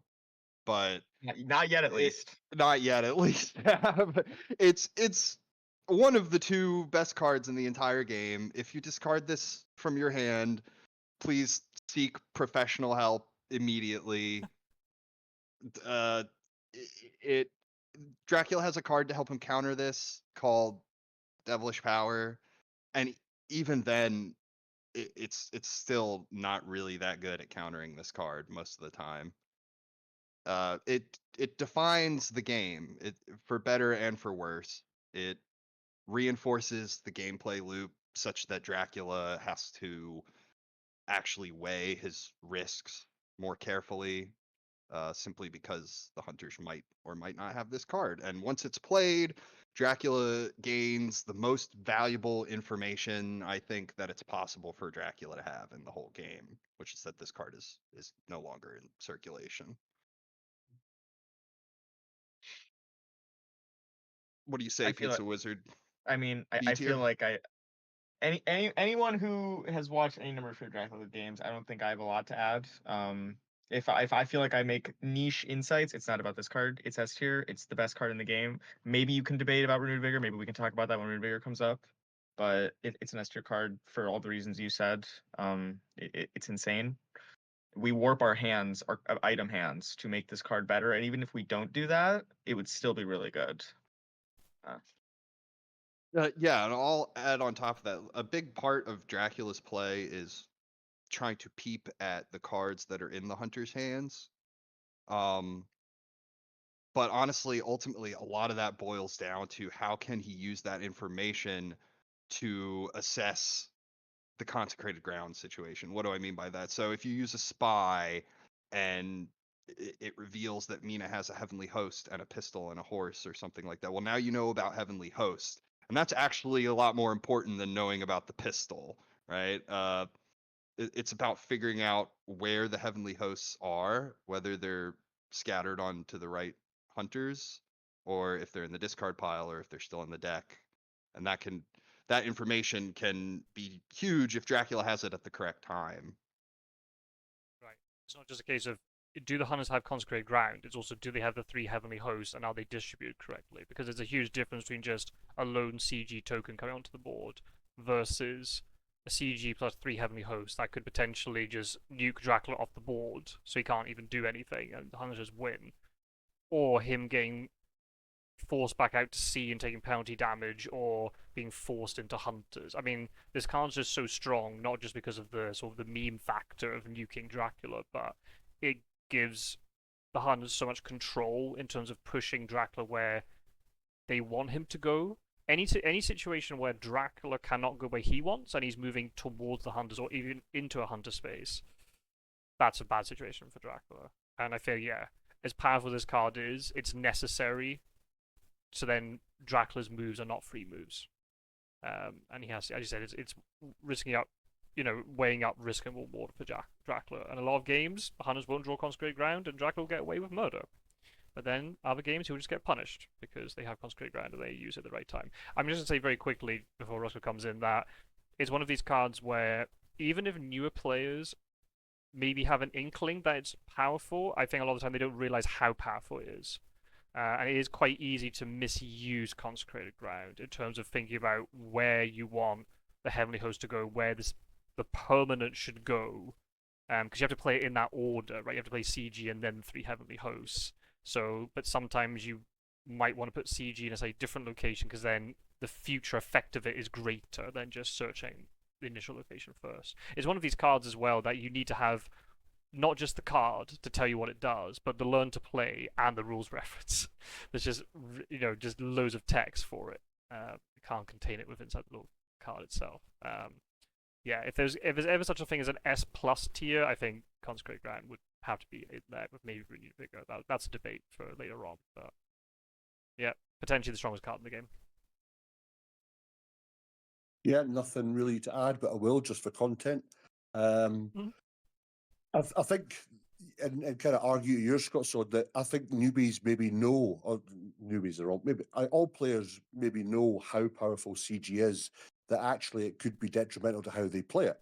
They're thinking, oh, I've got CG, right, shit, when is the right time to play it? And again, we're going off what the card says and more about the skill set off that, but it does come with a lot of accountability as that card. If you don't play it right, then Dracula is pretty much, if he escapes especially, or doesn't get any damage per se, then for the rest of the game, however long it is, he knows CG's out there. And that turns, I think, the tables a lot in Dracula's favour. Because now the hunters may have, he knows who's got Heavenly Host by who plays it. So then he can work out, right, okay, you can ascertain what they've got. CG is like, yeah, play it properly. Do hunters want to play it without the Heavenly Host to match it? But yeah, the card is great. I mean, you've got so many uses for it where you can, as you say, either use it to shepherd Dracula into 4 hunters in one spot with the Heavenly Host. So you can block his track, you can, delay him, or you can just, you say, stick him in Florence or whatever and nuke him like that. Even when there was a time I played Mr. Green a while back and I actually had Devilish Power and I thought, oh, he played CG. But, oh, well, this will work out easier for me. And no, it didn't, because he played CG in a location that had no bearing on where Dracula was. So Devilish Power did nothing, because all you can remove is CG. He still had me surrounded with Heavenly Host, which still won in the game. So yeah, it's such a powerful card. And again, it's more about how do players, when they get it, if they get it early, do they feel like it's burning a hole in their pocket? And when do you want to do that? Or you might never get the chance. But again, Dracula's cards are so rare to get. I had ones, I think it was Quincy I was playing, no, Mr. Green I think it was again, and I pulled Vampiric Influence and he had CG on Mina. And it was like, right, well in that case, guess which card's getting burnt? And that just, again, turned the whole game. But yeah, every time, every hunter, as soon as you draw that, you're like, well, that's going nowhere. Stick it in the back pocket. Great card. It's also really fun in a multiplayer game when all the different hunter players get to reveal their heavenly hosts. It's like all the Power Rangers coming together and forming the giant robot. Yeah. Although it's funny with those games where I've seen that before, where the players don't want to divulge. Obviously, they have it. So there's been times where people didn't know. Didn't know. I don't know if it was you and I, Scott. So there's one game I had, and somebody had CG, and the others we were kind of going, now I've got this card. Oh right, okay, and I didn't think it was the card they had. Then they played CG, and you're like, oh, that's not the card I thought you had. So who's got Heavenly Host? Well, I don't. And it was like, right, okay. How do we manage to code this word without it being? But I think if Dracula knows you've got CG anyway, then obviously he can try to a certain extent circumnavigate it by staying to the coast. He's always going to keep his rule form though for landing, which again deters his movement while he's on land before he goes to sea if he is. But yeah, it's just as soon as you draw it, happy days. And for Dracula, you're like, oh, here we go. Yeah, but even if Dracula knows that they've got it and he does things like not landing immediately into a port and wolf forming and and staying close to the coast, the problem is then he might end up running out of room. He needs to utilize more of the map, and that's like the flip side of it. He's playing very safe because he fears the CG, and rightly so, but then he might run out of room. And he'll be stuck on a coast and a sea space doesn't come off in time, or he's running into hunters or something. I'm not quite sure. But it depends on where on the map you are. But it's. What do you guys think? I'll throw this. I know it's not bad. I'll just quickly throw this out just to get your feedback. As Dracula players, when you are doing that, do you play a Dracula game as in I just play it? If he draws CG, then okay, or are you constantly playing with the mind that okay, the hunters could have CG right now, and I've got to then move my game accordingly. Because I've played games where you've just played it and thought, you know what, if they've got it, they've got it, and it turns out you haven't. I mean, there's only one card in the whole deck, so there's no guarantee you're going to get it, even in a game. I mean, most of the time it does seem to crop up, but even then, do you guys play intentionally with the anticipation is more fearful than the actual event itself? It depends. I hate having to say this, but it kind of does really depend a lot on all the other factors in the situation. I tend to err on the side of caution because if you make a really standard Dracula move like wolf forming from C to a place that's relatively safe from CG, that might not cost you the whole game. The way making an unsafe move and not respecting the CG, the whole game can just unravel right on the spot because of that. So you have to sort of weigh the risk and reward. There's a time and a place. As Dracula, the CG needs to be the most well-kept secret for the hunters. So you're always trying to poke and prod and learn little bits of information until you can find out as much as you can, and then you have to take an educated guess. So if Seward gets into a fight with a reckless vampire and he uses his heavenly host to kill it, and you also got a wolves on Van Helsing, and Van Helsing revealed 2 weapons.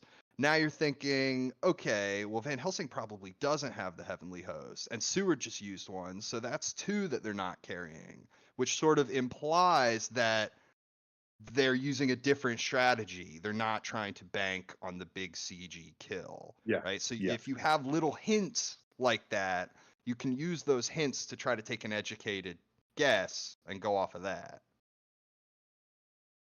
It is, though, the fact hunters can burn their items decks maybe twice or 3 times in a match.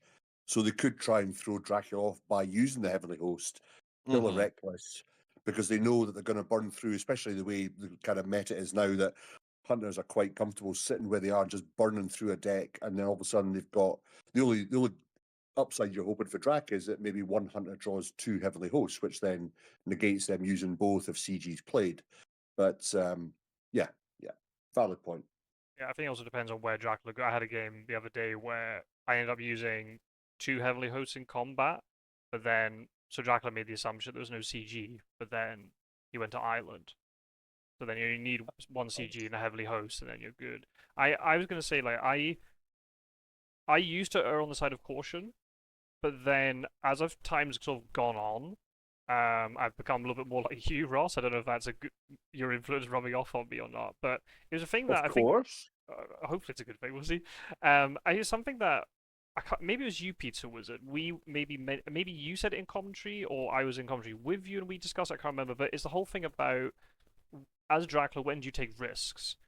And sometimes you just have to say, fuck it, I'm going to take a risk here. And it's not about disrespecting your opponent or disrespecting, a card like CG. It's just, if I don't take this risk now, I could have a really slow, painful death.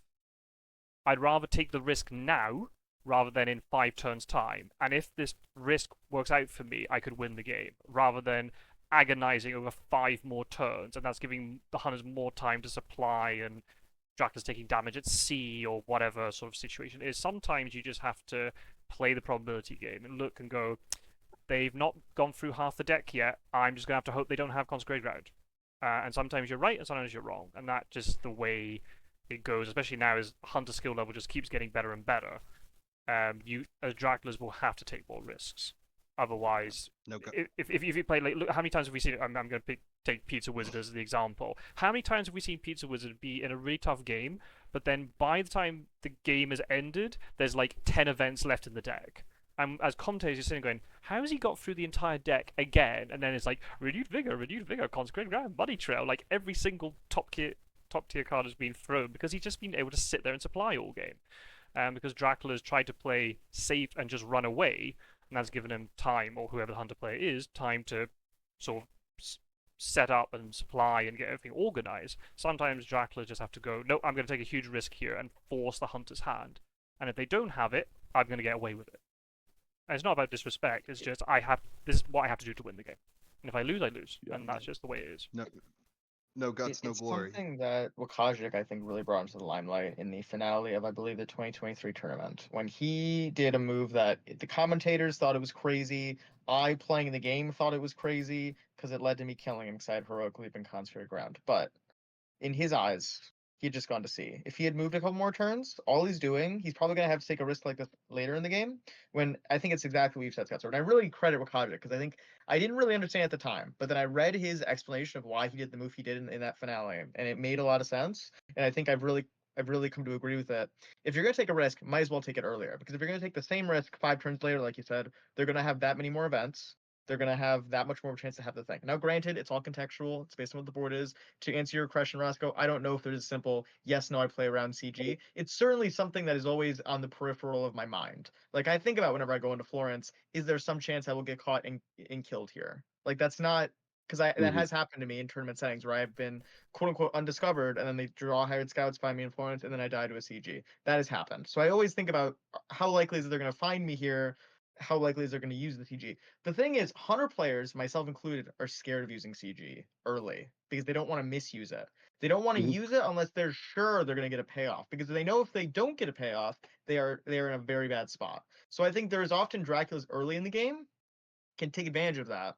The hunters will not play a speculative CG, because if they know if they fail, then it will be very bad for them, right? I do think there is, like, especially, maybe this is a little bit of a self-reflection. I feel very nervous about playing big cards like that early if I don't feel like I can follow up appropriately, or if I feel like I'm not going to get enough of a payoff now. I'd rather wait until I have, like Scastro said, all 10 of the best event cards. So I can say, okay, even if the CG doesn't work, I can still use the excellent weather, I can still use my sense of emergency, I can still use my renewed vigor, I can use the other things to compensate. Whereas if I use it in the first week, let's say, even if I have perfect CG in the first week, which would be a miracle, even if I had that and it fails, or I'm not in a place to properly capitalize, then I feel like I'm only shooting myself in the foot by using it.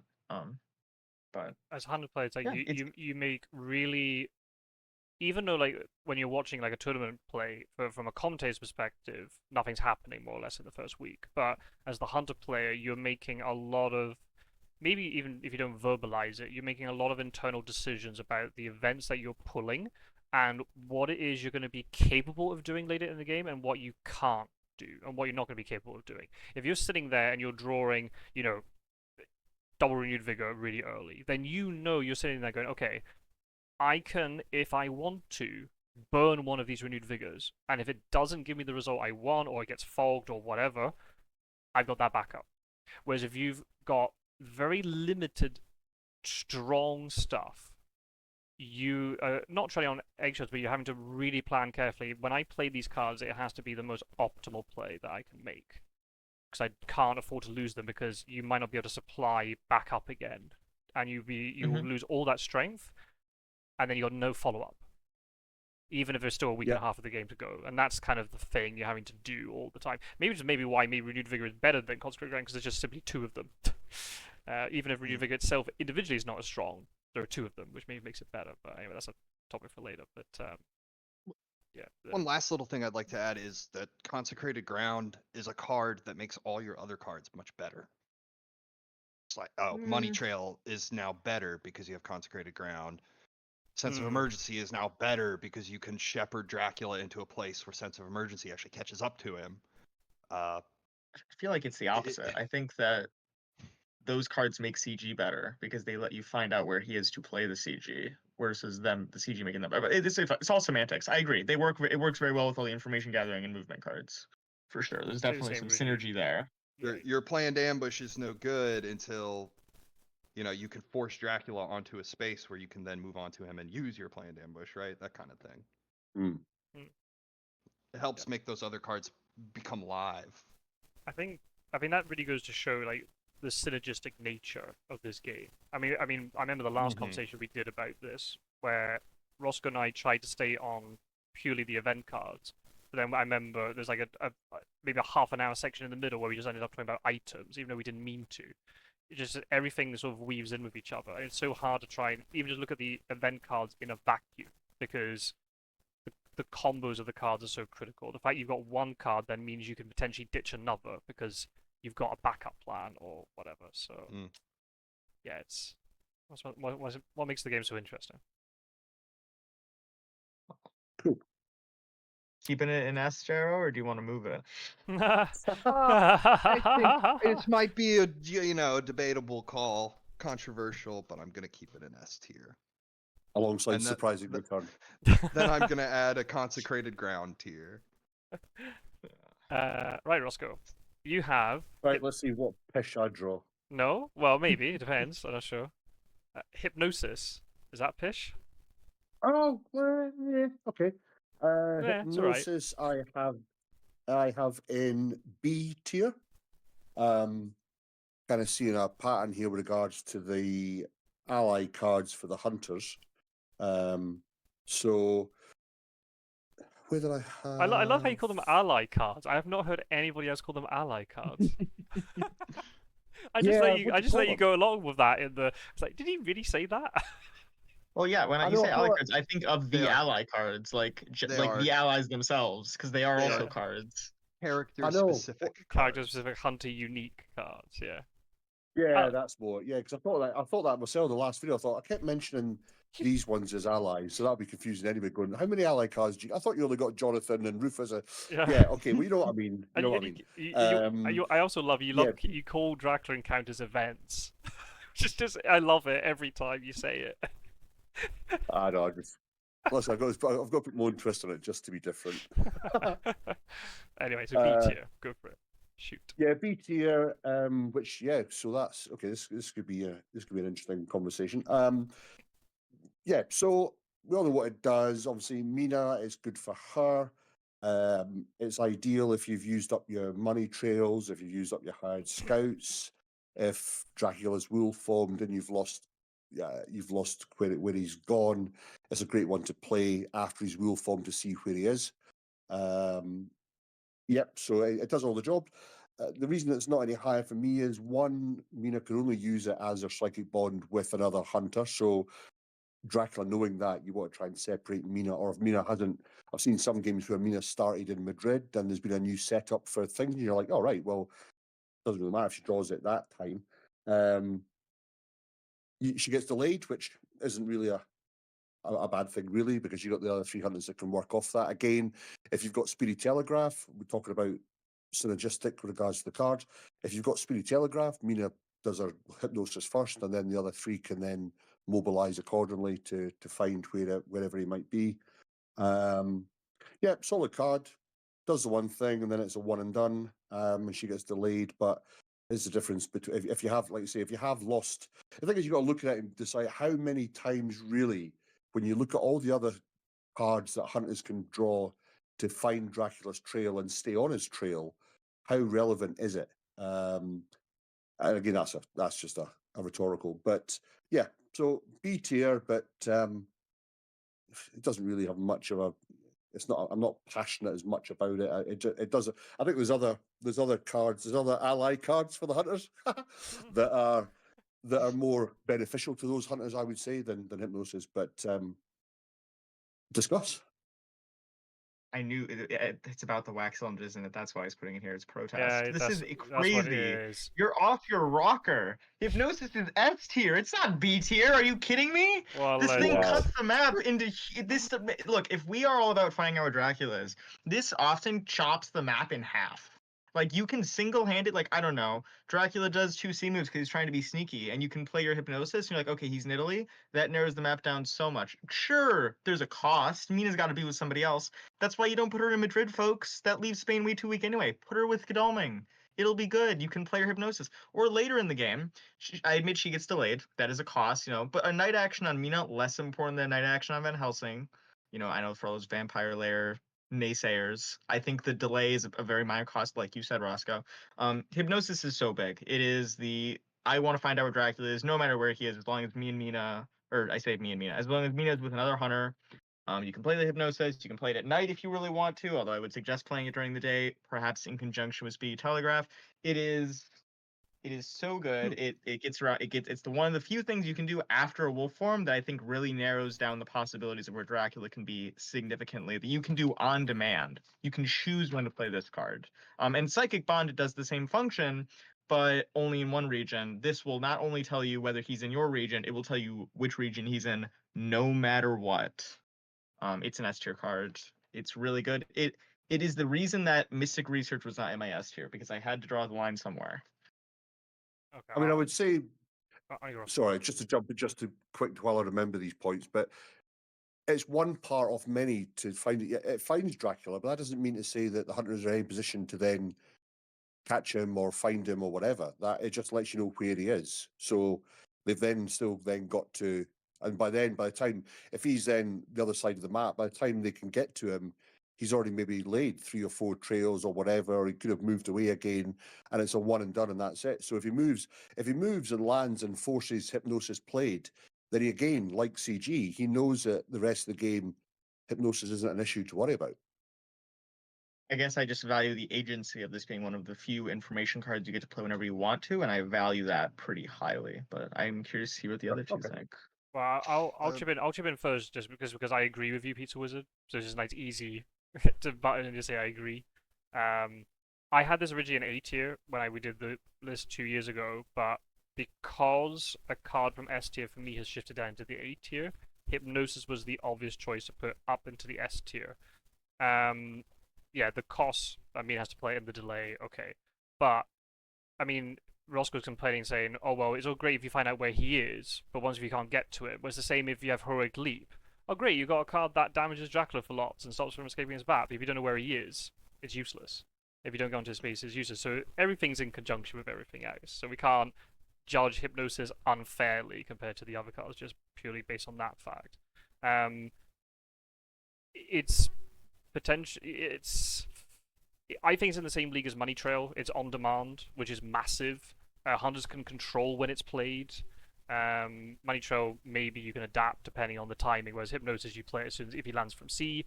After wolf forming is critical. Not only will it tell you what regions he's in now, but it might actually tell you where he wolf formed from if you don't know that already. And I think it's things like, again, it influences how hunters play. If hunters know they have Hypnosis, then I don't think they will find it too difficult to make sure that Mina is near another hunter so that Hypnosis can be played optimally. It's not normally a surprise unless you suddenly draw Hypnosis randomly and then you have to try and then juggle it to move Mina to the right place. If you know it's in play, then you will make sure that it can be used when it's needed. And it saves you so much time. You don't have to worry about moving hunters so many turns in different directions trying to find Dracula. You know the direction he is, you can go over there and snuff, really snuff out his trail, or if he escapes again, find deal with his trail and you'll catch him going back the other way, or you might be able to catch him if he goes back to sea again, or whatever the situation is. For me, yeah, S tier, giving you the ability to find out where Dracula is easily, and Dracula can't counter it at all by any way, apart from maybe being tricky with his movement. But apart from that, no, that's it. Yeah, there's no Dracula event for sensationalist hypnotist. It's uncancelable. I had it in B tier, but I'm hearing some pretty persuasive arguments. I'm not passionate about having it in B tier. I do think it's a really powerful card. Yeah, the ability to, like Pizzawizard said, oh, Dracula went 2 sea spaces. He might be in Spain or he might be in Baltica. We don't know. And those are on opposite ends of the board. The ability to narrow that down and send people in the correct direction is really good. I think this card, as far as high tier cards, I think this is one that takes an exceptional amount of skill to get the most value out of it. By which I mean, play it after Dracula wolf forms is the smart thing to do. All you have to do is just wait for him to wolf form and then use this card counters wolf form shenanigans. It's something that's really great to have in your back pocket for when things start to get really dicey as far as Dracula going to give you the slip. The cost of having to have Mina near another hunter in order to use this, I think, is somewhat mitigated by the fact that you should be doing that anyway already. to be ready to use a Psychic Bond. Once the horses are under control and people have a reasonable amount of hit points remaining so that resting isn't completely necessary, you should be Psychic Bonding at some point in the game, even if it's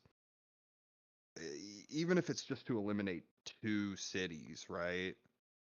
I think like if there's 3 places Dracula could possibly be, and you do a Psychic Bond and that eliminates 2 of them. Yeah, so Mina should be ready to Psychic Bond anyway. So just having this around means now she can soup that Psychic Bond up into a big boy Psychic Bond with Hypnosis. Very, very powerful card. Can turn the game around. It can also save your bacon when it looks like Dracula's gonna slip away for good. I won't get in the way of you making your final judgment, Rossco. I just wanted to quickly comment on what Scott said, which, by the way, great job putting in S tier. That was really good. I agree with you that I think it's similar to Money Trail. The difference and why I think it's above a tier for Money Trail for me is that its ability to find Dracula isn't predicated on him having moved by sea. You can play Hypnosis when he is just like wolf form from Munich or something, and I think that makes it a little bit better. But I like the comparison though. I think there are a lot of situations where you will use like Money Trail and Hypnosis once he's like left from sea. I just think that Hypnosis is a step above because it doesn't need to be from sea.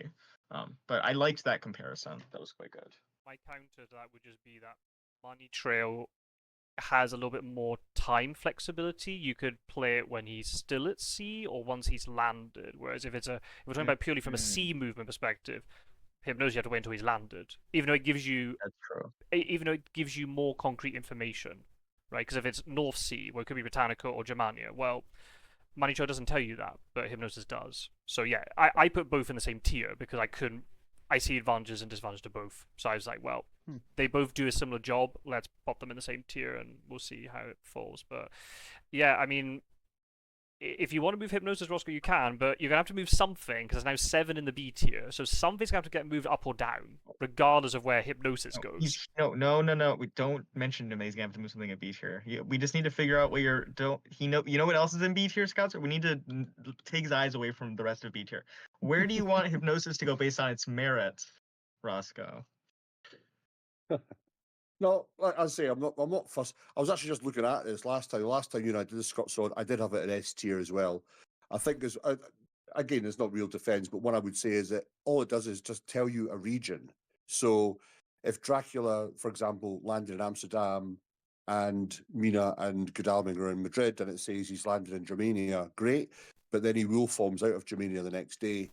And then it's like, right, okay, where could he be now? So there's a lot of cities in one region. All right, it gets the hunters kind of going in the right direction, but Drac could still do a little bit of skullduggery and manage to get around it. So that's that. But again, not really fussy. Gyro, you're right on point, mate. Putting in B is correct as well. These two, I mean, what do these two know? They're only champions of the game. I mean, Jesus. I'm happy to move it. So yeah, I'm happy to. So what are we doing here? Are we moving? Did we say are we only moving it up one or down one, or do you want, can I move it into S tier then?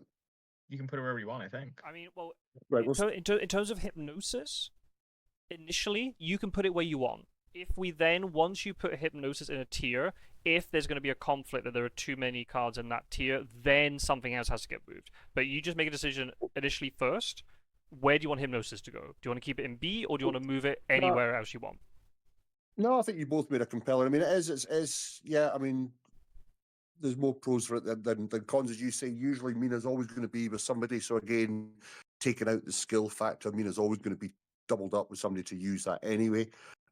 Stick it in S tier because there'll be other cards we can move out of that later if that's the case.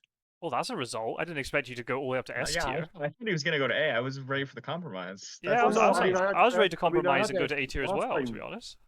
No, I mean, well, there's no. I mean, the last time I had it in S, there's no point in sticking it in A if it's going to get pushed up to S at some other turn anyway. May as well just. Well, it Jump might in the not. middle, It man. depends on how the cards fall. I respect the attitude. Yeah, I don't know. It respect depends on how the cards fall. It might get pushed up to S tier. It might not. It just depends. So. I might get moved down now from S tier, and that's somebody else's decision. So there you go. Well, that's true. Is that what you really wanted to go into S tier? Yeah, stick it in there.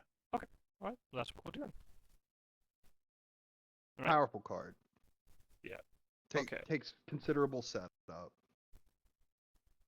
Oh, Or well. considerable in that Mina's hugging somebody. Well, it's not just the setup. It takes timing, it takes skill to use. It's not Consecrated Ground where it's just gonna nick you the whole game right off the rip. I mean, Why? Look, it's why me and Scott's are head and ass because we're both really skilled. So we, Yeah, no. it's like, That must listen, be I a- could still, hang on, I might rescind my decision here. I might stick it in C, so watch your No, fucking voice. now that you're an I S, think- we're all I- three of us can agree on the S. There Pizza we Wizard, go. I think it's just that the more skilled players can make good use out of these lower tier cards like Hypnosis. Oh, okay, that's good. Yeah, yeah, what Gyro said. Oh dear. That's why you see me using Garlic Wreath. Okay. All right, I'll shut up now. Well, I was hoping to draw something that would get put into B tier and we'd have more conflict about the B tier, but I haven't. And this one's just going to be really easy. I got Renewed Vigor, so this will take 2 minutes. It's D tier, obviously. No, I can't even keep a straight face. It's S tier. It's going beside Consecrated Ground. Whether or not it's better is a different. We can have a long debate about it, or everyone in the comments can. I mean, there's 2 of them, which automatically, 2 is better than 1. And it's just so powerful. It makes it enhances movement, which is critical. It enables you to supply and move, 2 actions that hunters really want to do. In conjunction with Speedy Telegraph, you can do some outrageous combos with it, where you move in with a hunter like Van Helsing into a fight, and then he trades the Forewarned off to give it to another hunter. So basically, 2 hunters have Forewarned rather than 1. We talked about it before with Chartered Carriage plus Fast Horses, sense of emergency plus a normal move, or excellent weather plus a rail move or something. It enhances so much, and it's a fantastic also catch-up mechanic for the hunters if they need to suddenly reposition. Not that I would say Renewed Vigor should be used for repositioning, but you can use it for that. If you're in a real jam and you have to try to find a rumor token, Renewed Vigor will let you, allow a hunter to get there potentially and stop it rather than losing the game. But its real power is jumping onto Dracula. And Dracula can often, especially with the digital edition, the way it comes up with the prompt saying, hunters are thinking about dawn actions, right? Dracula's very, It's been on that thing for more than 5 seconds. They have Renewed Vigor, and they're thinking about if they should play Renewed Vigor.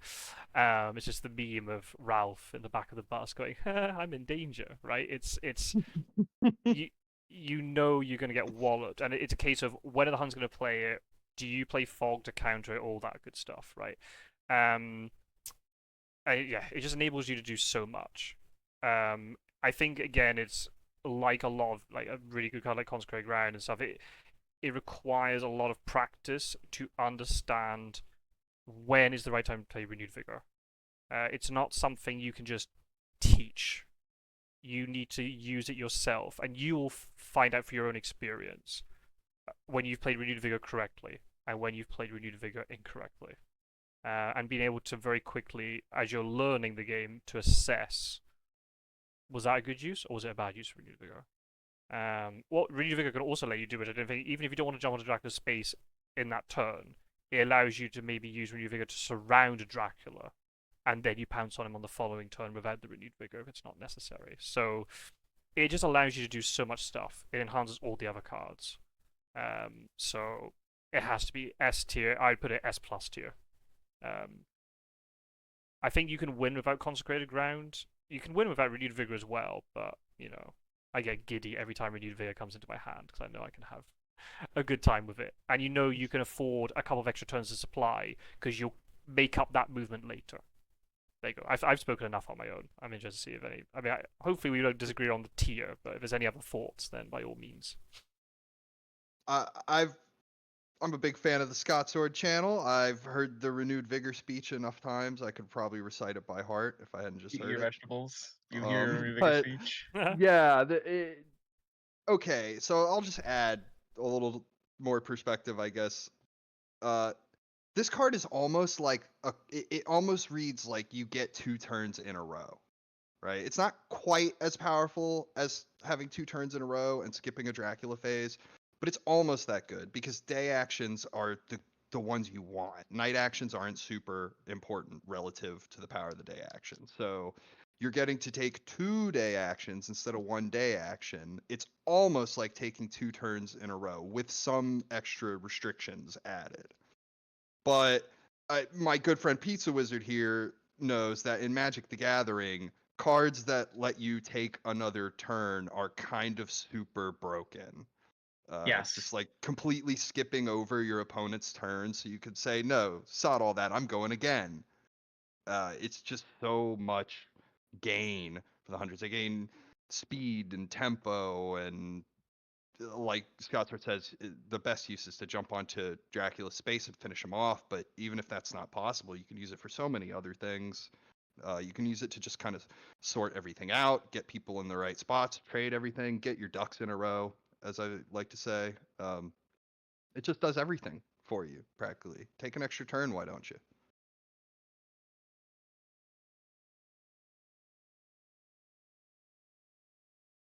I think it's very simple. You're right, Scott Sword, that maybe to get the best use out of this card, you need to have experience, play it, practice with it. If you gave this card to anyone, it is at its base gain 4 day actions.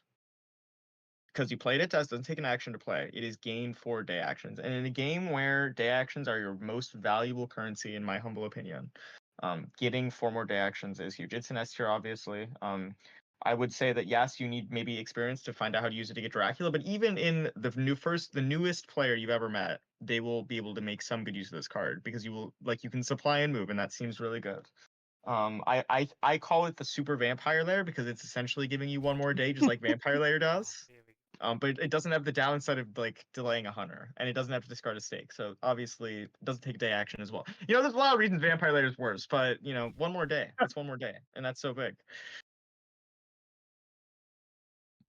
Yeah, Don't be nothing else really don't be to an add ad there. much else. Yeah, renewed vigor. It's S tier, of course. The fact there's 2, I mean, 1 renewed vigor would be like, oh, that's great, but to throw 2 in the deck, it's like, oh, right, okay, so even if you fuck up 1, you could play another one, and you get the same again. It's all, as you say, hunters can supply, they can do whatever they want.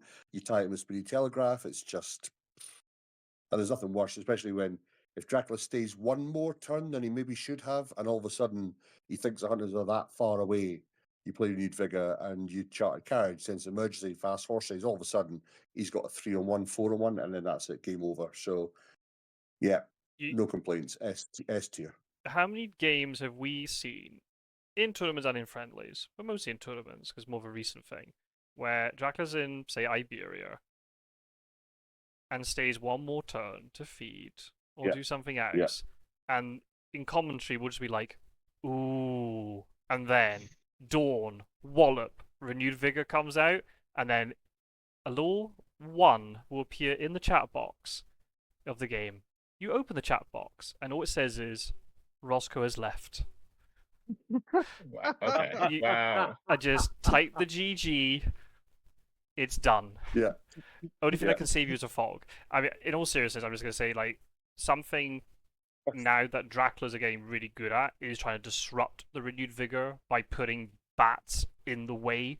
So if a renewed, because then that really hampers the renewed vigor, putting fogs into layers and all this sort of stuff, right? Trying to find ways to disrupt that renewed vigor. It's very difficult to do because even if you get a spy or something, well, the hunter might be able to use a supply turn in their renewed vigor action, or there might be a trade with Van Helsing giving lucky find or something, right? But yeah, it's trying to disrupt the renewed vigor or trying to anticipate renewed vigor. It's like conscript ground. It's a big part of Dracula's thinking. Mm-hmm. Well said. The bats and fog.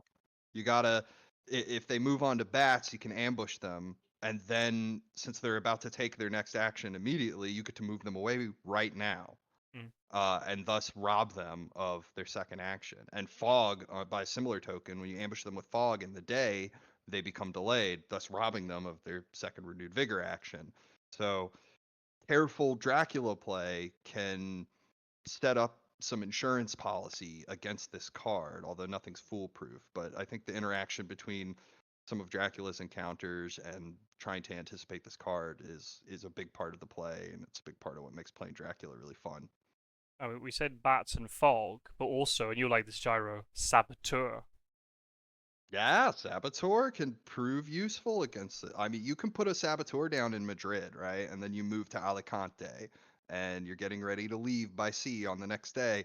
All of a sudden, here's the renewed vigor. They're all coming for you, but somebody's got to stop in Madrid first before they could take that second action to move on to you. And that's where the Saboteur or the Bats comes in. Mm-hmm.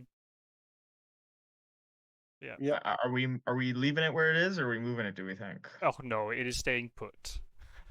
So the S tier is filled. Alright, okay, back round to you, Pizzawizard. Only 6 left. Alright. Mm-hmm. Oh, Getting- oh, getting nervous. oh. It's forewarned. All right. Well, I think I differ from the other people in my opinion, so I'm gonna give it. I feel like there's gonna be some pushback, but that's okay. Forewarned is my safety blanket. It's the ultimate safety blanket. It's the I can do whatever I want because Dracula can't do anything to me. Because I can just say, bam, there's a fog in the way of my renewed vigor. Bam, that's a forewarned. Oh, there's a bats in the way of my renewed vigor. Bam, that's a forewarned. Oh, this 7-point vampire is gonna mature, and there's a bat or a saboteur on top of it, and I didn't bring dogs because I'm not smart. Bam, there's a forewarned on there too. Just forewarned is the duct tape of it makes everything else work. It is the anti Dracula card. It prevents Dracula's countermeasures from taking effect and lets me play my game of solitaire without any interference from the peanut gallery Dracula over there. I think it's an S tier card. I feel like forewarned is the ultimate. Things are going to go wrong. I'm going to stop them from going wrong. It is the only card that effectively keeps off fog. Granted, it's gotten worse. There's been an immortal update. It's now more in line with how it's played on the physical board game, and that does make it significantly worse. But I still think it's the best. I still think it's one of the best cards in the deck. I will never be sad to draw forewarned. I will never be sad when I have one forewarned and I draw the second one, because you know what that means? Then I can have 2 hunters who can do whatever they want and not be worried about bats, fog, saboteurs. It's just a great card. I love it. I want all the forewarns if I could give up a lot, I would give up a significant amount of other event cards to have forewarned. And there are games when I don't have it, I feel like I am playing with an arm tied behind my back. In the same way that I feel like when I don't have a renewed vigor. Which is why I put it in the same tier, S tier. Let's hear the pushback. All right, Well, well, before I'll just jump in. All right, go on, Gyro. No, on you go, Rossco. No, not as much pushback as you might think. Pizzawizard, I have it in A tier, purely because there's other cards I'd put in S than that, just in my own preference. But I agree, forewarned, post and pre immortal update is a very powerful card if it's worked. There's 2 of them, which obviously then 2 hunters can then, if it's the 2 that are jumping in, you can't even do, as you say, the hide doesn't really work as well if there's forewarned and you throw down a bats with a mature because they can wipe it. Even if you try and be thing with it and kind of do a double fog, then as you say, if 2 hunters have moved in, you've wasted 2 fog and you blocked them and that's it. They've both used it up anyway. It's nice, it's simple, it does what it says in the tin. So yeah, for me, very powerful. Not an S for me, as I say, because just preference with another one, but certainly a very strong A for me. This card I have in the S tier. It proves the old axiom that cards with very, very little text on them are either really good or really bad. This card has very little text on it because its effect is deceptively simple and powerful. To just not to rehash the other points, but just to add a few new ones, like none of your cards that you're going to use to fight the vampire are useful if he's standing on fog. And a good Dracula player will time things such that by the time the hunters either A, figure out where he is, or B, are in position to move on to him, it's too late because Dracula's already standing on fog and he doesn't care. And then he's just going to sail away. But with Forewarned, now your Heroic Leap is a live card. Your Pistol with Holy Bullets, suddenly those are live cards. They don't work in the fog. Nothing really works against Dracula in the fog, obviously. So you can get rid of fog with this. It's fog warned. But even in a situation where you're not getting that ideal use out of it, you could still use it as like a damage control card to if you're in a bad situation, you can mitigate that a little bit. You can forewarn a desecrated soil because you don't have the holy host to get rid of it. And that is as good as damaging Dracula for 3 points. You can forewarn the bats and save your renewed vigor. Which is why one of my favorite things to do as Dracula is put the bats down somewhere where they're going to encounter it. Then if they forewarned it, well, now they're going to have to use their other renewed vigor action to step onto the fog. And so you're sort of damned if you do, you're damned if you don't. But yeah, do you need this card to win the game? Not technically, but if the Dracula player is worth his salt, then you actually might. It can be really tough to win a game when you have to go, I'll just move on to him and I'll just cross my fingers and hope that it's not fog this time. And sure enough, it is. There's 2 forewarns in the deck. There's 2 fogs in the deck. I think there's a reason for that. So yeah, this card just helps you close out the game. It helps you save the game if you're losing, if you're behind. Like you said, you can use it to get rid of the quote unquote guardian card when Dracula uses the hide trick. You can forewarn the saboteur, and that saboteur is gonna be the happiest saboteur that ever lived for being forewarned. But he's punching well above his weight at that point. But that's okay if it saves you the 7 points, or if it saves you the hoax, then maybe it's worth it. Point is, the card's good at the beginning of the game. The card's good at the middle of the game when Dracula's trying to pull a fast one. He's trying to do his risky, sneaky play that's going to set him up for later. And it's good at the end of the game when Dracula is desperately trying to just put down his last fog so he can close things out shortly afterwards. It's just eminently useful at all stages of the game. It will almost always get you some kind of value. It's just a matter of how much. I'll pass it over to Scott Sword on that. Okay. Right. This is the card I moved down from S to A, and then hence why Hypnosis ended up getting moved up. In the old version, and I think maybe when we made the tier list 2 years ago, I won't speak for Rossco, but I'll speak for myself, that I probably didn't appreciate just how... I'm trying to think, should I use the word strong or OP that the old forewarned was?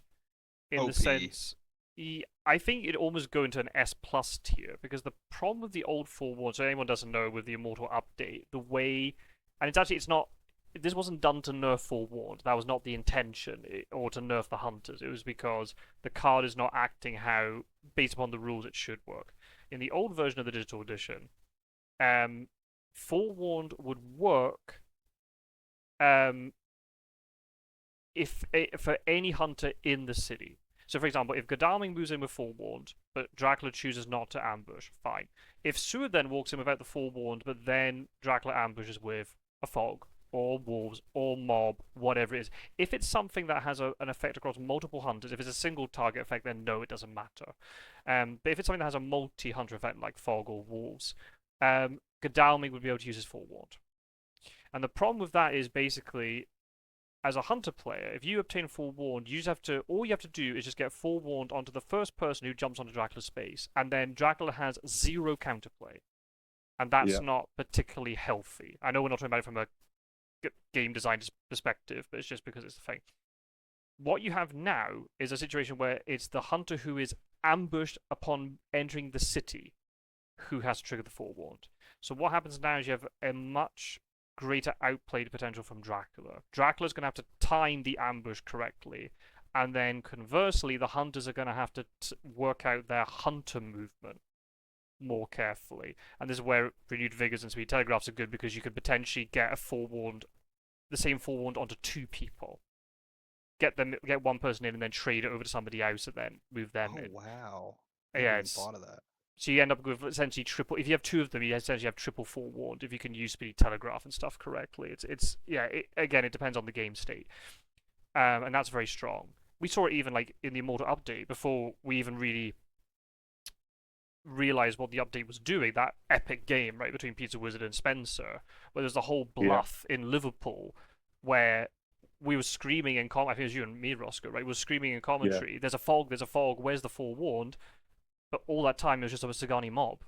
So now Dracula can bluff fog, which he couldn't do before. Back in the old days, Dracula would just have to ambush the first hunter who moved in because it was the only way. Because if you let loads of hunters get in, then you just make it even more likely they had forewarned.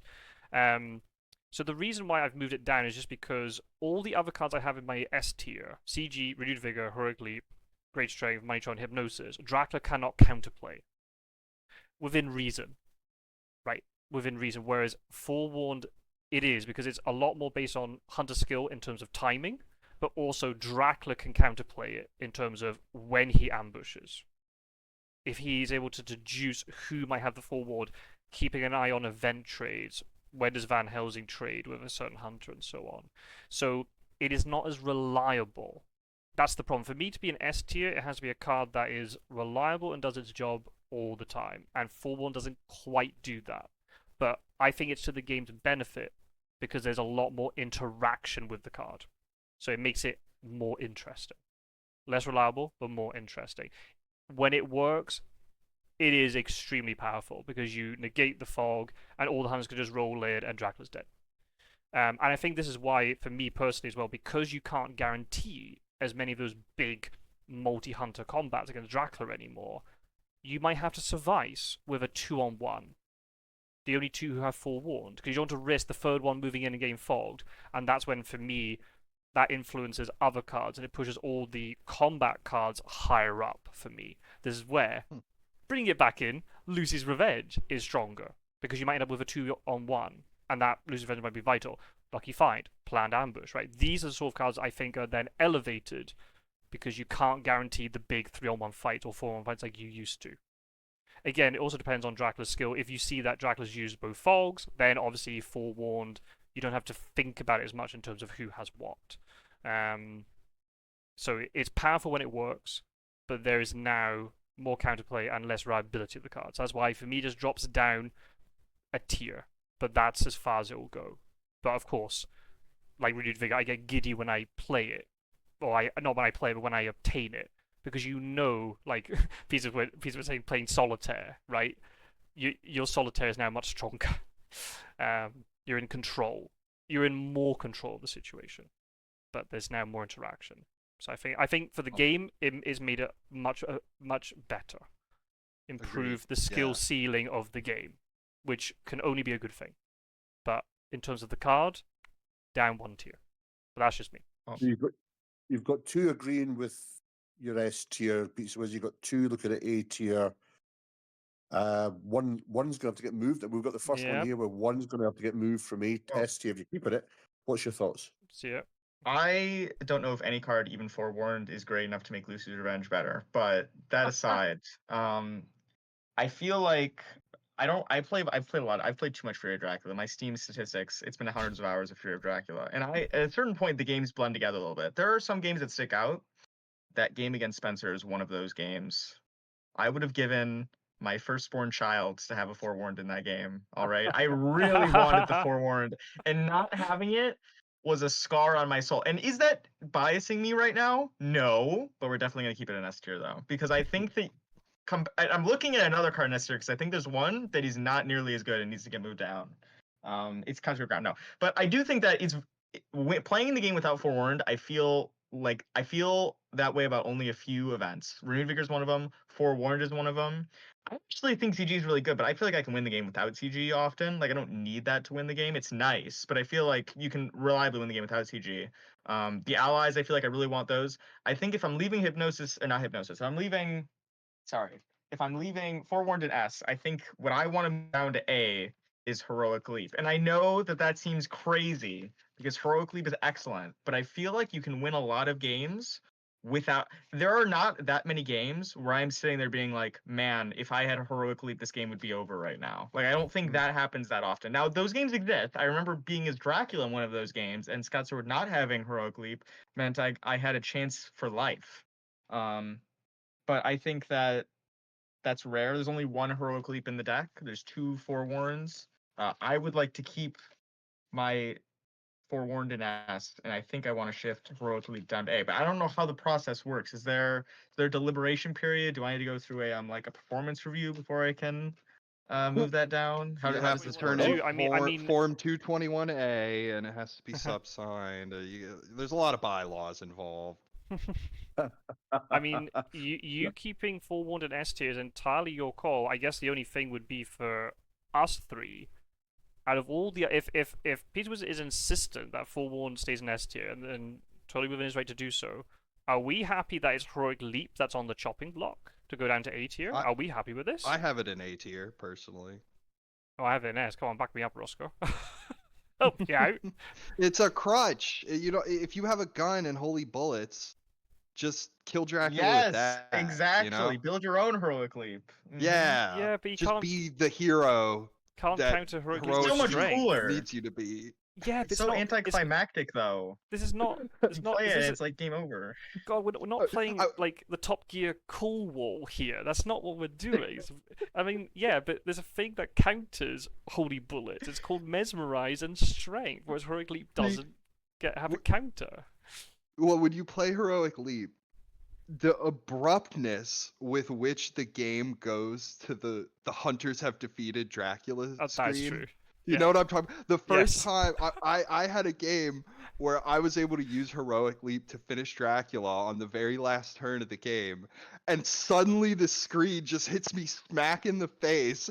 I couldn't even believe what had happened for a second. I was like, wait, what? Wait, did I win? It's just so it changes to the win screen with absolutely no fanfare or transition whatsoever. So that maybe makes it uncool. But it's if we're talking No, about how to win. it's actually hilarious and great. There are games when I'm holding on to a heroic leap until the end, and the heroic leap does not really do anything in that game because Dracula has more than 5 HP, and I only really get one chance to kill him. Like, I think that happens quite often where I have a heroic leap, and it often like gets delegated down to being like stake number 5 because the best use I have for it is killing a vampire, like a reckless vampire that I don't have a stake for. Because I can trade it to whoever I need it to with Van Helsing.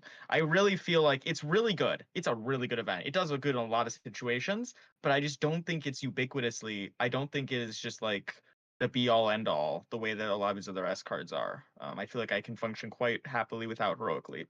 Although it's obviously nice to have, just like some other A tier cards like Great Strength.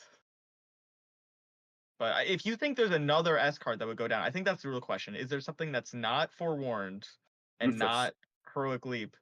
Okay, no, sorry. You go back. No, I love Rufus. I love him. We can't move him See, down. Here's the problem Scott sort of just seen, because the way this is going to go, that these two chumps get an extra turn at the end. If we move forewarned down with one of ours and they draw theirs last, they'll just push their forewarned back up to A again, to S again. Well, not if they don't draw another A tier card, then they won't. Right? If we can get all the A tier cards out of the wheel, and if they're left with the dross, if they're left with blood transfusion, then forewarned's very safe wherever it is. Okay, right, no, fair enough. Okay, I was just thinking there. I was about to Roscoe's left the game, but okay, I would rate Heroic Leap higher than Rufus Smith, but I love the idea of Rufus being in the S tier and pissing off a lot of people in the community for it. So you know what? Sod it, Pizzawizard. Go with it. I'm happy with this. Oh, so now this is turning political. Yep, Yeah. Heroic Leap's in A tier. There we go. It's done. I've moved it. I'm gonna take a screenshot. Right, Gyro. Take a change back. It's in glue. Oh, Gyro's turn. Is it Gyro? This we're getting moved. Yeah, None. yeah, that's right. It's Gyro's turn. None. Gyro has excellent weather. Ooh, excellent weather.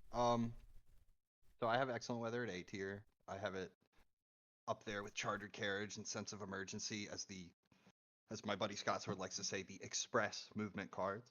But a great card, frankly. It's terrific. If Dracula's in Cagliari, or rather, I should say, when Dracula goes to Cagliari, because it will inevitably happen, you can get the jump on him here with this card. But it does have a little more versatility than that. I think an underrated move is using this to cross the Adriatic Sea to catch Dracula and Valona. This card combos really nicely with Renewed Vigor, because even though you can't use Excellent Weather and then use your fast horses, you can use Excellent Weather and then just move regularly, either by train or by horse. And that's typically enough to catch him, because when he wolf forms, he'll be one city adjacent to the port city, right? So moving regularly by carriage could be enough to catch up with him. This card really screws up Dracula's calculus, because he could be in a place where he thinks he's safe and sound. They will never catch me because it's going to take them days to get over the sea. But then you use Excellent Weather and all of a sudden, boom, you're on top of him. So I have it at A tier. I think it's really powerful. This is another card where, I've said this about a few cards now, but once both Excellent Weathers have been used up, Dracula's information advantage, I think, goes up really dramatically, because now he can plan a sea voyage wherein he can be assured of his safety. He doesn't have to worry about sense of emergency or fast horses or a chartered carriage when he's at sea. And especially when he's heading to a place like Cagliari, or if he's crossing the English Channel to get to England, this is really useful. So it's the sea is the great equalizer in this game, because they all move slowly by sea, Dracula and the hunters. But with this card, you get over that disadvantage. It's the only way to move in any real speed across the sea. And while I don't think you should use it this way, in a pinch, you can also get Van Helsing off of England and onto the mainland. I'd be remiss not to mention that point. It deserves to get mentioned, slander. I think. But the reason I think that's bad is not just all the information you're giving Dracula, but also the fact, think of it this way. When you expend one action, you get one event card. Yes, you also get items, but let's simplify the equation for a bit. When you spend one action, you get one event card. So using this to cross the English Channel is essentially, it's just saving you one action. But you've also expended the card in order to do that. So you're not really gaining anything except a small amount of tempo, if that makes any sense. So yeah, that's why I always use this card to, if you can, you want to use this to actually land on Dracula. But if you can't do that, like in a pinch, you can reposition your hunter to get them into a more relevant position. It's almost always going to be useful at some point in the game, honestly. Even if you go from Marseille to Alicante, right? Because it's too inefficient to take 2 days to move by a train track deep into Spain. You could do something like that. There's a few little neat shortcuts that you can take with this card. Yeah, lots of neat stuff you can do with it. You can actually be really expressive with this card, which I think is fun. You could do something like use Renewed Vigor to play Excellent Weather, and then send your hunter from, say, Barcelona to Cagliari or Marseille. And then after that, you can make another move, and that move could even be a sea move. So you could go straight to Cagliari and then into the Tyrrhenian Sea, like zooming after Dracula by sea. There's lots of fun, wacky stuff you can do with this card, but it's also really powerful. So A tier.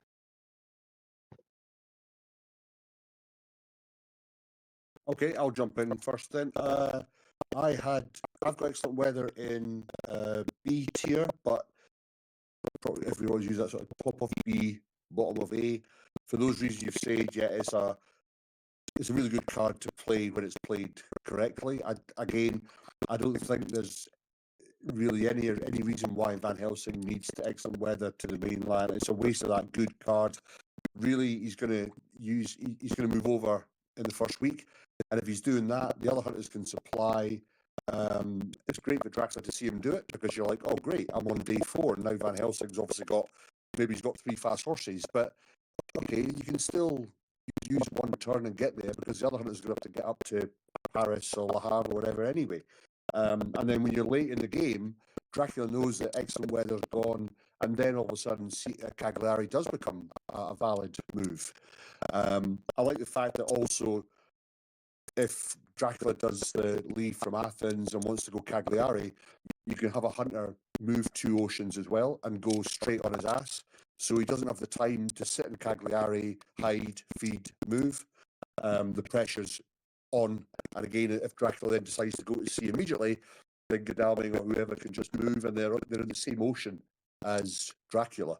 So yeah, it's a good card. Obviously, relevant when Dracula's at sea, but you don't want to burn it just for fast movement for some other reason. It's to either land on Dracula or, more importantly, block or equally block Dracula from moving anywhere else, usually like a UK move or something like that. So yeah, a B tier for me. Do you want to go I Pizza think Wizard? that I think that Gyro had it right. I think that Rossco's revision. It's like the second movie, not as good as the first. I really like Gyro's opinion on this one. I think that I agree that moving the Van Helsing over is a little bit dubious, but we've all been there. You know, new people still do it. It does save a night action, which, since we all hate on Vampire Lair for wasting a night action, it does save you a night action because sea movement does take away a night action every time you're at sea. The sea, speaking of which, the sea might as well be made of molasses in this game because it is so slow to move through it at all.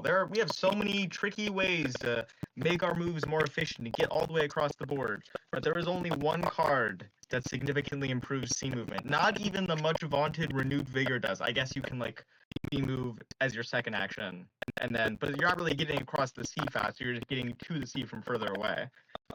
Excellent Weather is the only card that lets you move faster by sea.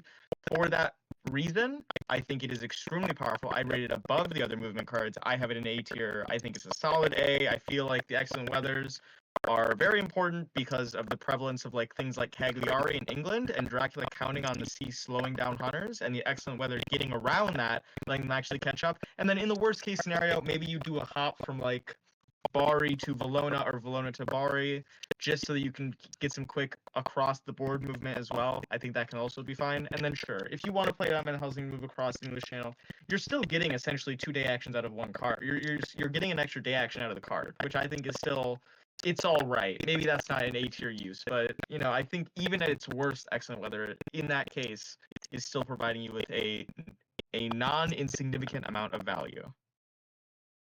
If I could just mention briefly, there may be a bit of a language barrier issue. For our friends across the pond, molasses is similar to treacle, if you haven't heard that before. Yeah, Okay. I'm not sure if they have that over there. Oh That's no, all I mean. I don't know about. Well, Yeah. I've heard of molasses, but treacle. Yeah, wading through treacle is definitely a phrase that we have. There we go. Thank you, Gyro. Thank you. 2 countries separated by a common language. I put it in A tier 2. I concur with everything. The thing that I wrote down in my notes, not only is the fact that yes, it's express movement, yes, it's faster than Dracula at sea, which is really good. It's also threat factor, right? If you compare it to the other express movement cards, okay.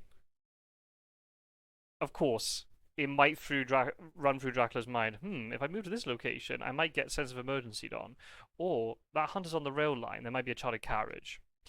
But those thoughts are a rarity compared to when you see hunters suddenly charge towards a port and instantly Dracula's brain is going at 1,000 miles an hour going, oh my god, they got excellent weather, oh my god, I'm fucked, right?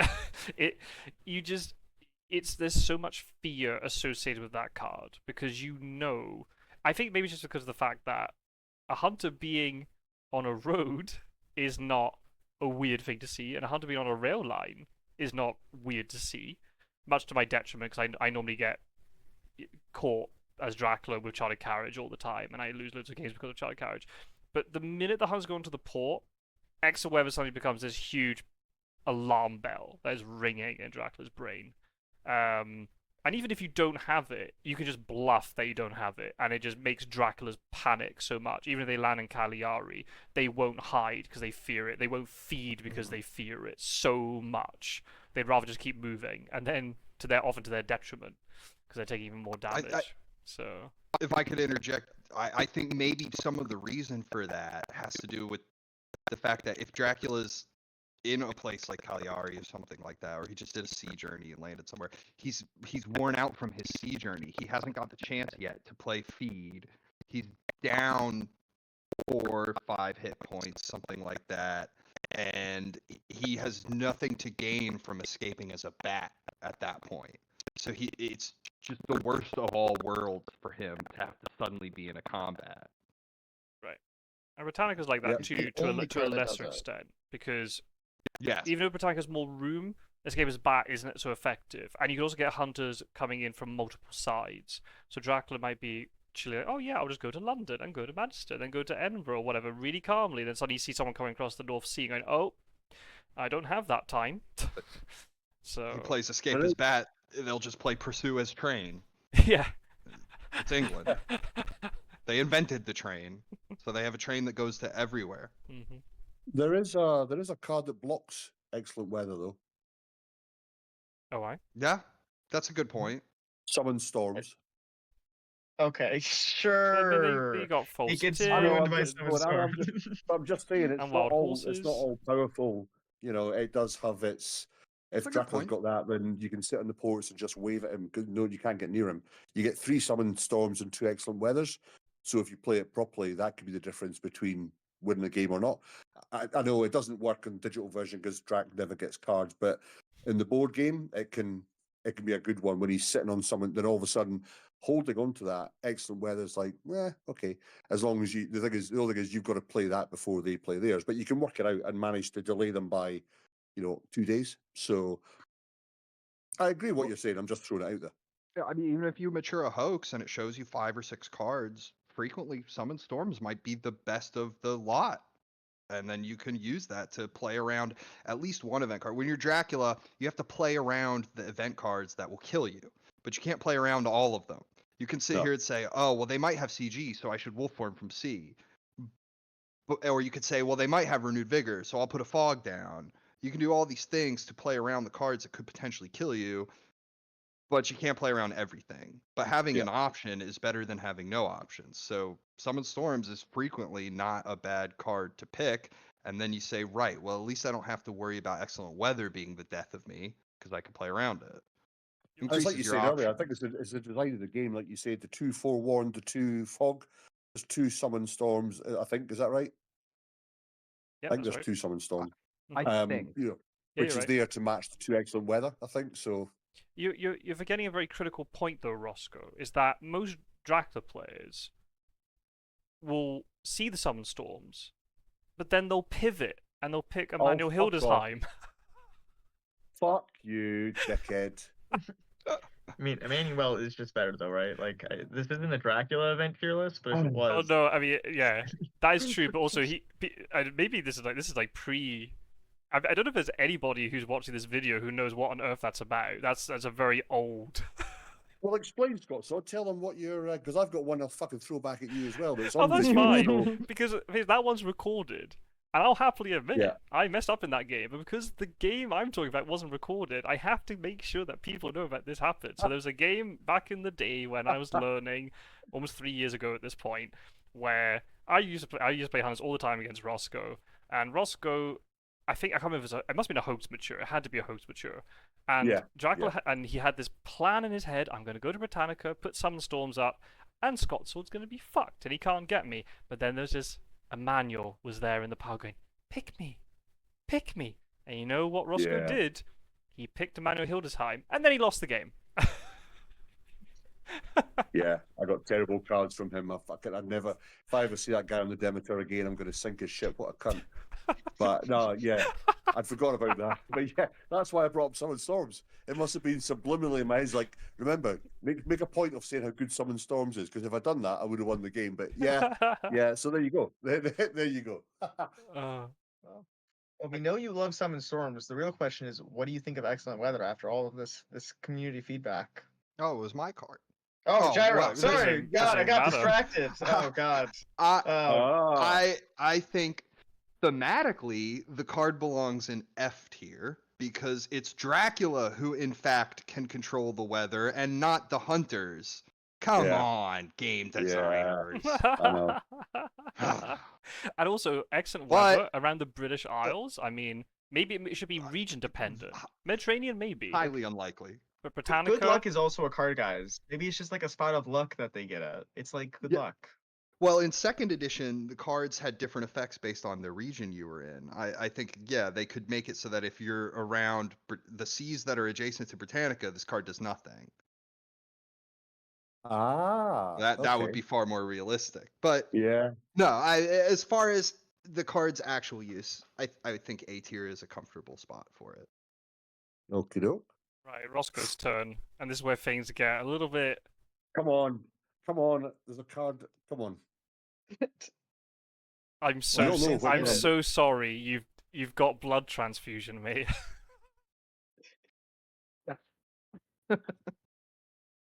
Right. Well, I mean, we'll just fire, but there's no issue with that. So yeah, it could be D tier. Stick it alongside Lucy's Revenge, and I don't think there's any. Good. There's not any real, That's a good there's not really any real comparison. reason to discuss anything about it. Unbelievable. Yeah, D tier. Oh, All right. If you won't discuss it, I will. This is all a matter of verifiable public record at this point, but just to have this down somewhere where people can listen to it. The reason Blood Transfusion is so bad, and probably the worst card in the game, although personally I think it's really Long Night. The reason it's so bad is because it simply isn't impactful to the game state. If that makes any sense. Yeah, even if you're in a position where your hunter is bitten, then you play Blood Transfusion and you go, right, well that's that he's fixed all up now and he's good to go. Now what? It's just, don't get me wrong. If I was going to stick up for the card a little bit, I would say that having a hunter who's bitten, unless it's Van Helsing, if Steward or Godalming is bitten, that is a bad thing. It's not great for you because they all have all the weaknesses of Mina Harker now, which is a bad position for your hunter to be in. You don't want Lord Godalming. He needs to search an encounter, and it's a night fight with a vampire, and now he's cooked because he's as weak as Mina Harker. But that is the one point that I will give the card, is that like you can undo that damage so that it isn't following you around for the rest of the game. But how often do bite tokens happen? Not too frequent. I would argue that they do happen more frequently than perhaps we estimate, but not frequently enough to where you want to carry this card around. And even if somebody does get bitten, you have to get this card in the right person's hand. You have to put two hunters in the same city, so there's setup. The one damage is really negligible, but it's just a lot of work for not much payoff, and you frequently don't even need the payoff to begin with to win the game. Yeah. I have never played the card. I pulled up Fury of Dracula. I have not once ever played the card in any game I've ever played over hundreds of hours. wow. I was gonna just ask. I don't even know. Is it time dependent? Is it a day action only card? I don't even know. No. Yeah. Oh, it's not. I it's don't any think time. so. Okay, makes it a little bit better. I don't know if my mic got picked up there when you said, "Oh, well, Godalming's cooked if he's got a bite. That's why Lucy's Revenge is good." So I'm gonna die on this hill. I don't care. I'm gonna make every card about Lucy's Revenge. It makes Blood Transfusion worse, that's for sure, by comparison. I would say if you were able to like redesign the game, imagine hypothetical 5th edition. If there were not as many item cards that cancelled fangs, so the possibility of Dracula getting, a bite onto a hunter using mesmer. I know there's the whole fang onto Heavenly Host thing, but okay, whatever. But if the mesmerize plus fang combo was easier to achieve because there weren't as many knives and crucifixes and garlics, blood transfusion's value would increase because bites would just be more common, and it would be something you'd have to work around. But because there are a lot of ways you can avoid bites, as I agree with you, Gyro, they may be a little bit more common than we think, but the number of times we go into a game, if you've missed the beginning bit, and you see more than one hunter with a bite, I normally think, oh, that's wacky, right? What's happened here, right? That's not normal.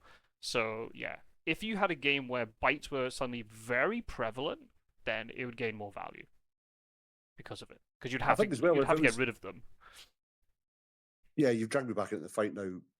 Gyro. I think if it was an event card where, like you said, it was just played as like at dawn, and it was one of those where select which hunter to remove the bite, then that's something different there. The mechanics behind it, like you say, where you've got to have it. You first of all, you've got to the player can't self heal, so you've got to have it on a player who's going to give it to another player. Then you've got to have two players together in the same city, which might mean maneuvering around, which is getting you away from Dracula, do someone else because of that. And like you say, normally, I mean, you've got great strength that defends that. You've got other cards as well, and really, unless you get a Fangs against a Heavenly Host or something like that, but it's not. There's nothing really there where you're going to have that you know would change it at all to get covered. Let's say if it was one of those where you could just select, but yeah, I can't remember very few games where anyone other than just Mina is bitten. You know, Van Helsing could take two, so he doesn't care. He's just walking in taking love bites for days, and the other hunters are so secured that there's no real reason for that. So, yeah, just it's still I think bad. it's maybe slightly underrated strategy for Dracula to actually play for the bite, as I say. Well, it's just play, so play for the hard to bite get. sometimes. It's so hard because you have to get like night fights with vampires. Those are pretty rare to begin with. Like Mhm. it's tough. Tough. Mm-hmm. Yeah. That's Okay. a So ru- yeah, I'm leaving it in D. a rather unfortunate last turn is what it is. Oh An yeah. unfortunate card. I'll be Yeah. your champion, Unfortunately Rossco. defined. I think I'll help you out with your card. I think I know what you're thinking about, and I think we're on a similar wavelength, but we'll see. Well, I don't know. You've been pushing down all mine all this time, so I'm a bit worried. I have to make Unless, room for this last one. I have to make unless room we for it. negotiate some sort of vampire layer and the card I'm talking about move, there might be some sort of side bets we can do. But Well, DMs Get- are always open, you know. get- get- Scotland's rolling his turn. I'm gonna say get PayPal open. Get ready for a transatlantic transfer. Well, for my final card, I've got Behind the Veil. So we're gonna get a little bit of controversy because we're gonna get some stuff moving. So do we? Hang on a minute. No, we do. Right. I've got it in B tier, and I'm not putting it in B tier purely to be, to be a shit house and to start moving things around. If I didn't have it in B tier, I probably would put it in B tier just to create a little bit of drama. But it's genuinely a B tier card for me. We call it Behind the Fog for a reason, right? The ability, we talked about how strong fog is and bats and all these things earlier when we had the full warned conversation. The ability just to snipe one of those out of Dracula's hand is fantastic. If you don't get one of them, you can snipe a fighting vampire or something even better, something like a spy. So you get to see Dracula's hand. I know Dracula gets another encounter card, but at least you get a sense of what's gonna be coming next for the next few turns for the hunters. And being able to snipe something like a fog or a bats can just be potentially game changing. The issue with this card, if it was on demand, it'd be S tier. But because it's play immediately, I have to move it down a couple of tiers. It was actually A tier last time, and I've moved it down just because there are other things I value more, and also the play immediately effect. And I think also now because Draculas are so much better at recycling their entire counter deck, that the value behind the veil is not as good as it used to be.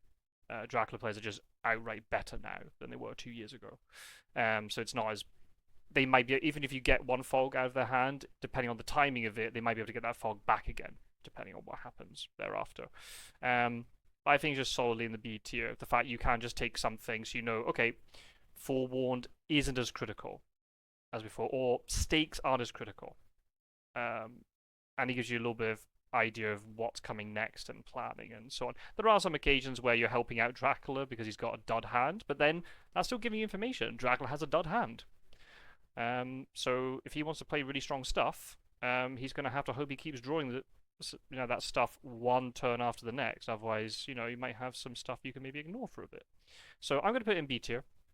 Before we move other stuff up and down, does anybody want to pitch in? I can imagine this one being quite varied, or maybe we'll see. Anyone disagree with B tier? I disagree. I don't know if you guys do. Yeah, me too. Oh, you also Go ahead, disagree? Pizza. Okay.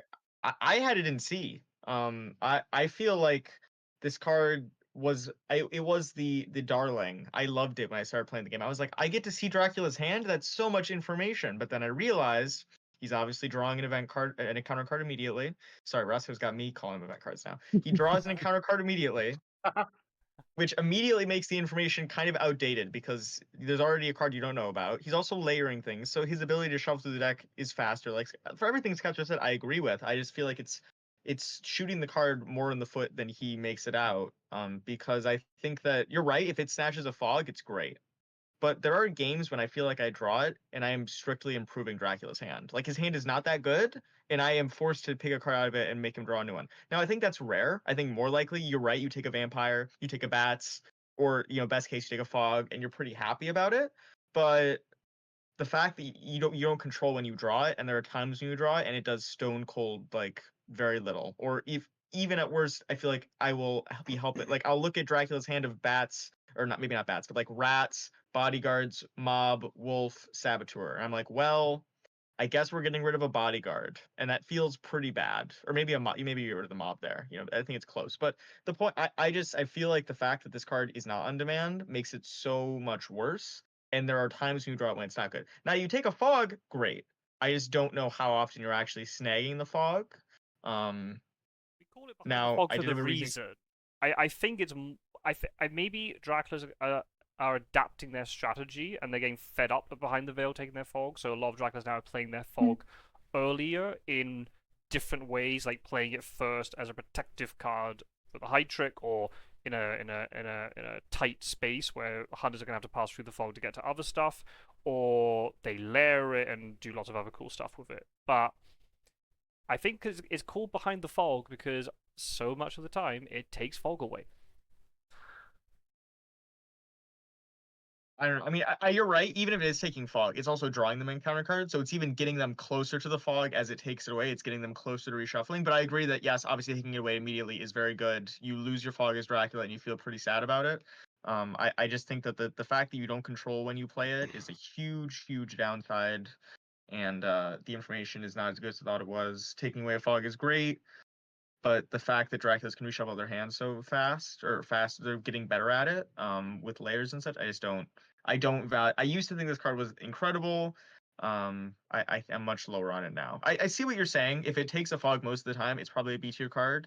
I think we need to go back in my recordings and see how often it's actually taking a fog. Maybe I undervalue it, but the games when it hurts me stick out in my mind. Maybe because it happens so rarely that I remember them so well. As hunters, it hurts me as hunters. I mean, like I look at Dracula's hand and I'm like, this hand is not great, and I give him a new card, potentially drawing him into a better one. But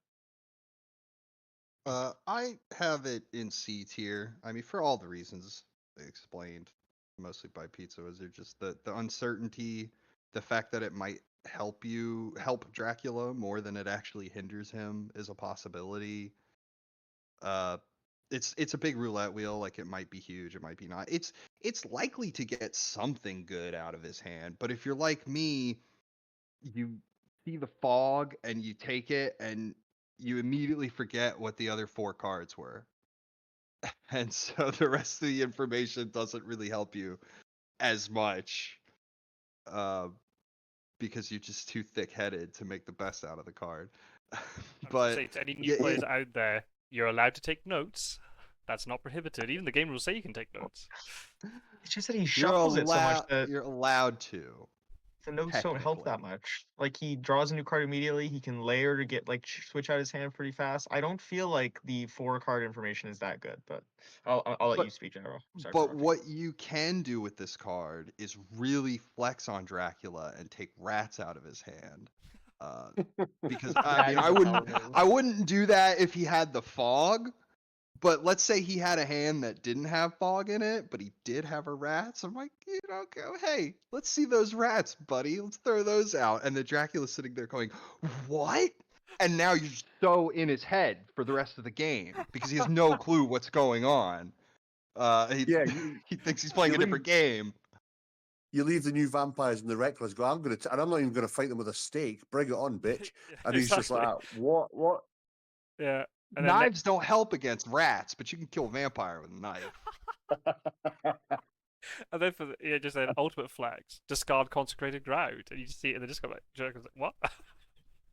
I see. I see your strat. Take it easy, champ. Oh, I see. I see your strat. Well, last time we did it, I had C for Behind the Veil, and I concur with our American cousins. C again for this, for really all the reasons.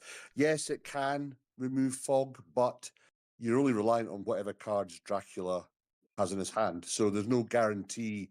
It's not like you turn it and then it's remove any one of Dracula's cards in his deck or in his hand. That'll be the next upgrade from Nomad, no doubt. So yeah, it's a one and done, and that's it. Depending when you draw it, it used to be a pain in the ass when a hunter would draw Behind the Veil in the first week, and that was before the upgrade, when Dracula didn't even know what he had in his hand. So all of a sudden, the hunter's going, I'm going to see first. Oh, by the way, I'm going to take your fog. And Dracula's like, I haven't even had I time had to a see it." fog. Yeah, it's like, oh, right. Well, that's at least now Dracula gets to see the cards before they're taken away. But yeah, Isn't- I mean, isn't it's that really worse? happenstance. Because he gets attached to the fog and then he gets yoinked from him. It's even No, worse. no. You don't miss what you don't have. Oh no, you don't. Yeah, exactly. Yeah, You I don't don't miss know. what you didn't know you had. If fog goes in the first, say fog goes in the first couple of days, Dracula's like, right, well, really, Dracula's only going to be using fog towards end game anyway. So there's a chance that we say they can circulate the deck to get them back in again. A hoax matures and a couple of desecrated soils come off. Then all of a or not even come off, just get triggered. Then all of a sudden you're playing around with 6 cards there. You can get the cards back in again. And the guys are right. You could remove fog, but then what if he draws a fog? Then it's kind of like, all right, one's out of the way, but he's still in the same situation. So yeah, C tier is where it was, and that's where I've got it this time.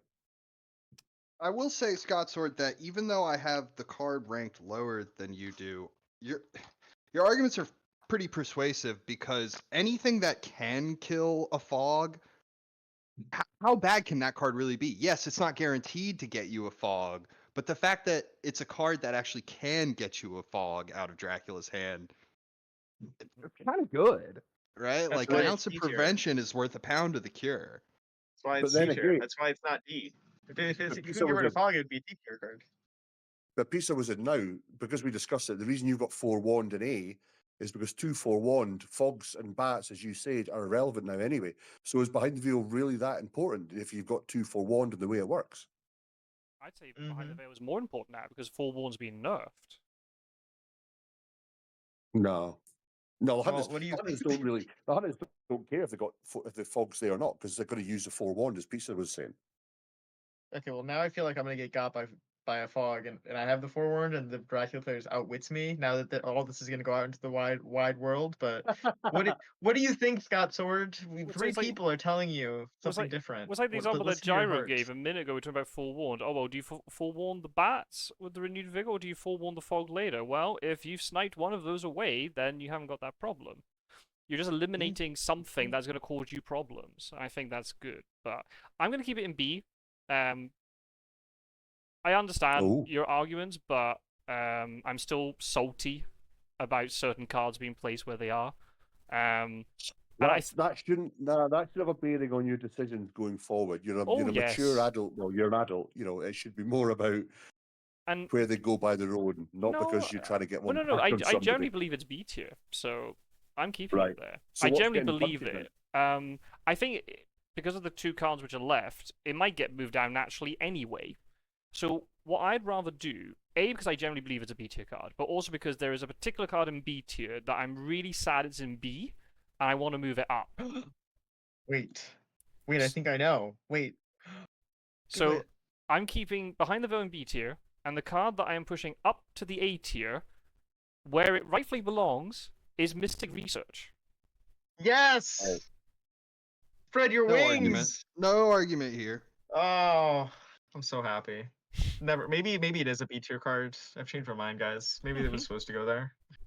The hunters have to do their homework. Gotta go home and research the nature of what you're dealing with. Right. For me, out of all the cards in that B tier, I love the Express Movement, Speedy Telegraph with the combo Wax Cylinders. That's C tier for me, but whatever. But for me, Mystic Research, we talked about it in the previous episode, I think it came up in part 1. Mystic Research gives you more stuff, and more stuff is good. I love Mystic Research. So it has to be. I love It has that to be. card. If it's not S, it's A. I mean, I wouldn't put it quite an S just because, there is so. I think it's not. You don't know what you're going to draw. You get items and stuff, and the problem is, maybe it would be S tier, or very high A tier. But there's the way we've done it with the same number of event cards in each tier. But for me, I'm very happy for it being an A tier. You know what? I'm gonna move it so it's higher up in the A tier, just to. Oh yeah, well, I should do that too. That's a good idea. You couldn't just see me, by the way. just to flex. a I little was bit. nodding so vigorously as you were saying Mystic Research. I was like, I heard the sound come out of your mouth, and I was like, yeah, yes. So we have every tier filled currently, apart from C tier is missing 2, and well, at least for me anyway, it's going to be down to Pizzawizard and Gyro. Maybe Rossco and I can suddenly chip in at the end. We might be able to move a couple of things, but the 2 cards which are left, I wouldn't put them in C tier. So there's clearly, unless Pizzawizard and Gyro think otherwise, I think more stuff is going to get moved. But we're going to have to see what Pizzawizard, out of the 2 which are left. I guess it depends. What does Pizzawizard want? That's the question. I need you to quickly roll the wheel before Rossco takes this power away from me. We just need to get the show on the road. Yeah, well, I've spun the wheel, and you have newspaper reports. Okay, Gyro, this is gonna come on, feel. Come on, Gyro, like I you know cheated. what to do, mate. This is gonna feel like it's scripted. I guess it is scripted because I wrote down on the paper where I think it is. I think newspaper reports is in C tier, honestly, and I know that's bad because it means I don't get to move things around. But I don't think newspaper is that good. I feel like there's 3 of them in the deck, and I feel like maybe you get use out of 1 at the beginning of the game, but the other 2 are usually dead weight. Usually, unless Dracula has gotten so far away from you that you need to use the 5th space to find him, and in that case, I think you made a few mistakes along the way to get there. Or Dracula's played extraordinarily well. I think, yes, you find him in the first week of newspaper reports. It's really good. Outside of that, I think newspaper reports is kind of dead. And that's where Jonathan Harker's in C tier. I feel like Jonathan Harker has more impact late in the game than newspaper reports does, because I think that you can use him with like surprising return to search spaces on demand. So I feel like newspaper reports, honestly, I have not been paid off to put this in C tier by people who want the other tiers to remain the same. I think it's a C tier card. In the other recording, I said it was a C tier card before, or not the other recording, the fake recording, the practice recording. I said it was a C tier card, and I stand by it. It's C tier. It's fine, but it's only good in the first week, and I think that a card that's only good in the first week, I don't think it can really be higher than C tier. Right then. Okay.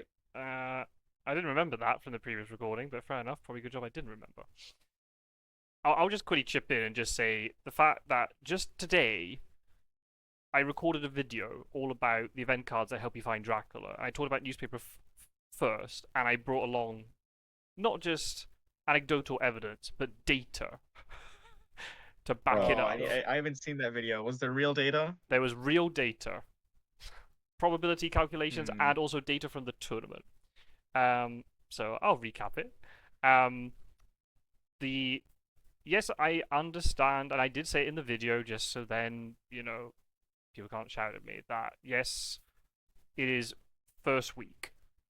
But the fact that you got 3 in the deck provides the hunters with the probability that in the majority, and it is the majority, it's like 60%, just over 60% of games, they will draw at least 1 newspaper report within the first 5 days of supplying. So that Saturday dawn prompt, there is a 6 out of 10 chance that they'll have the newspaper reports.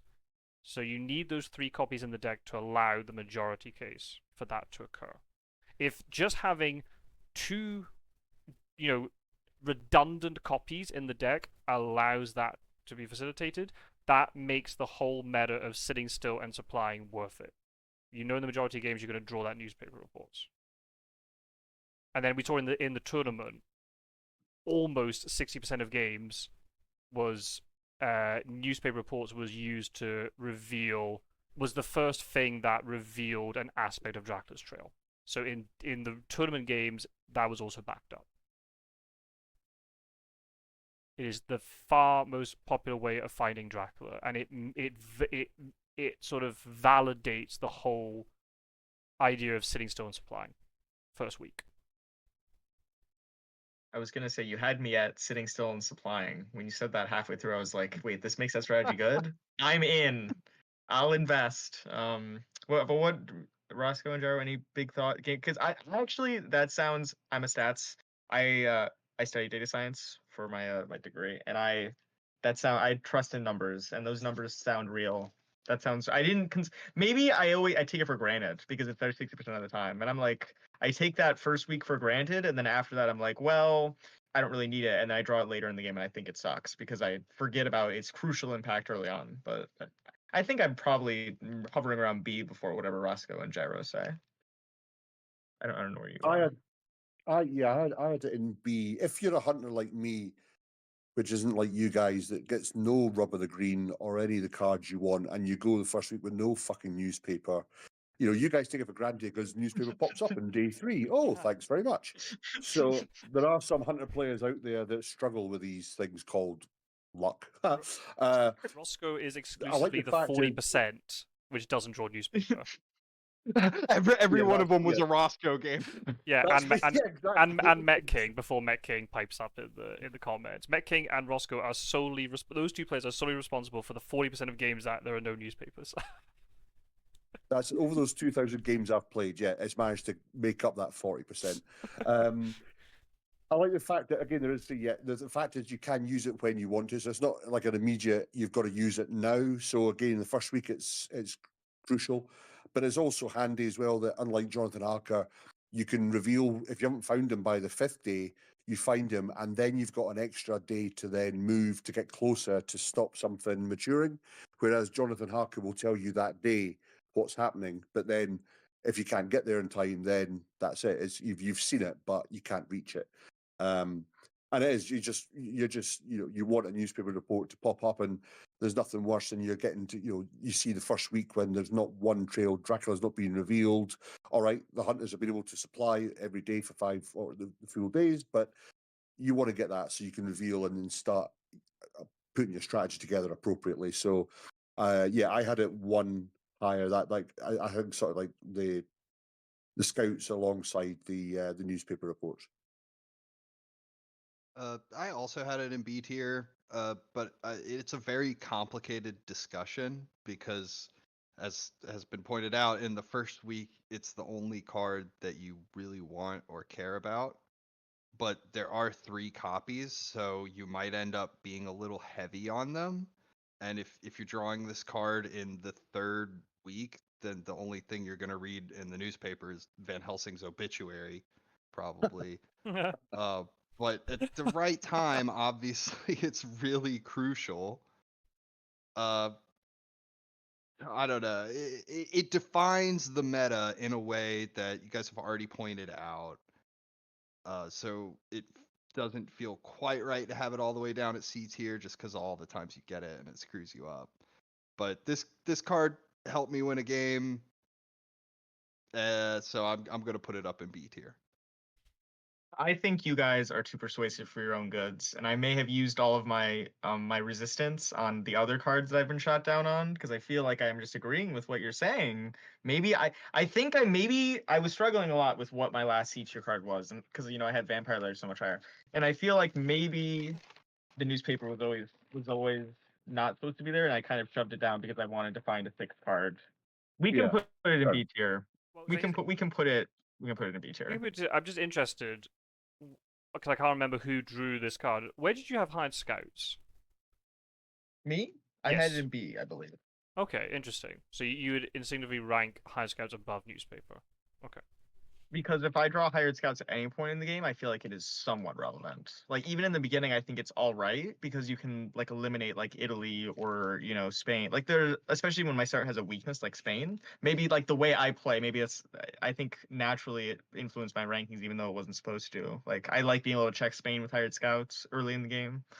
I don't know, but I think I'm happy to put it in B, which only leaves where are we going to move something else, I suppose, out of B tier? Yeah, you have to move something out of B tier. You could move something up, but then because A and S are also filled, then there's going to be a cascading effect where other things are going to move, which is totally legit. You could do that, or you just shove something from B tier down to C tier, and then that's problem solved.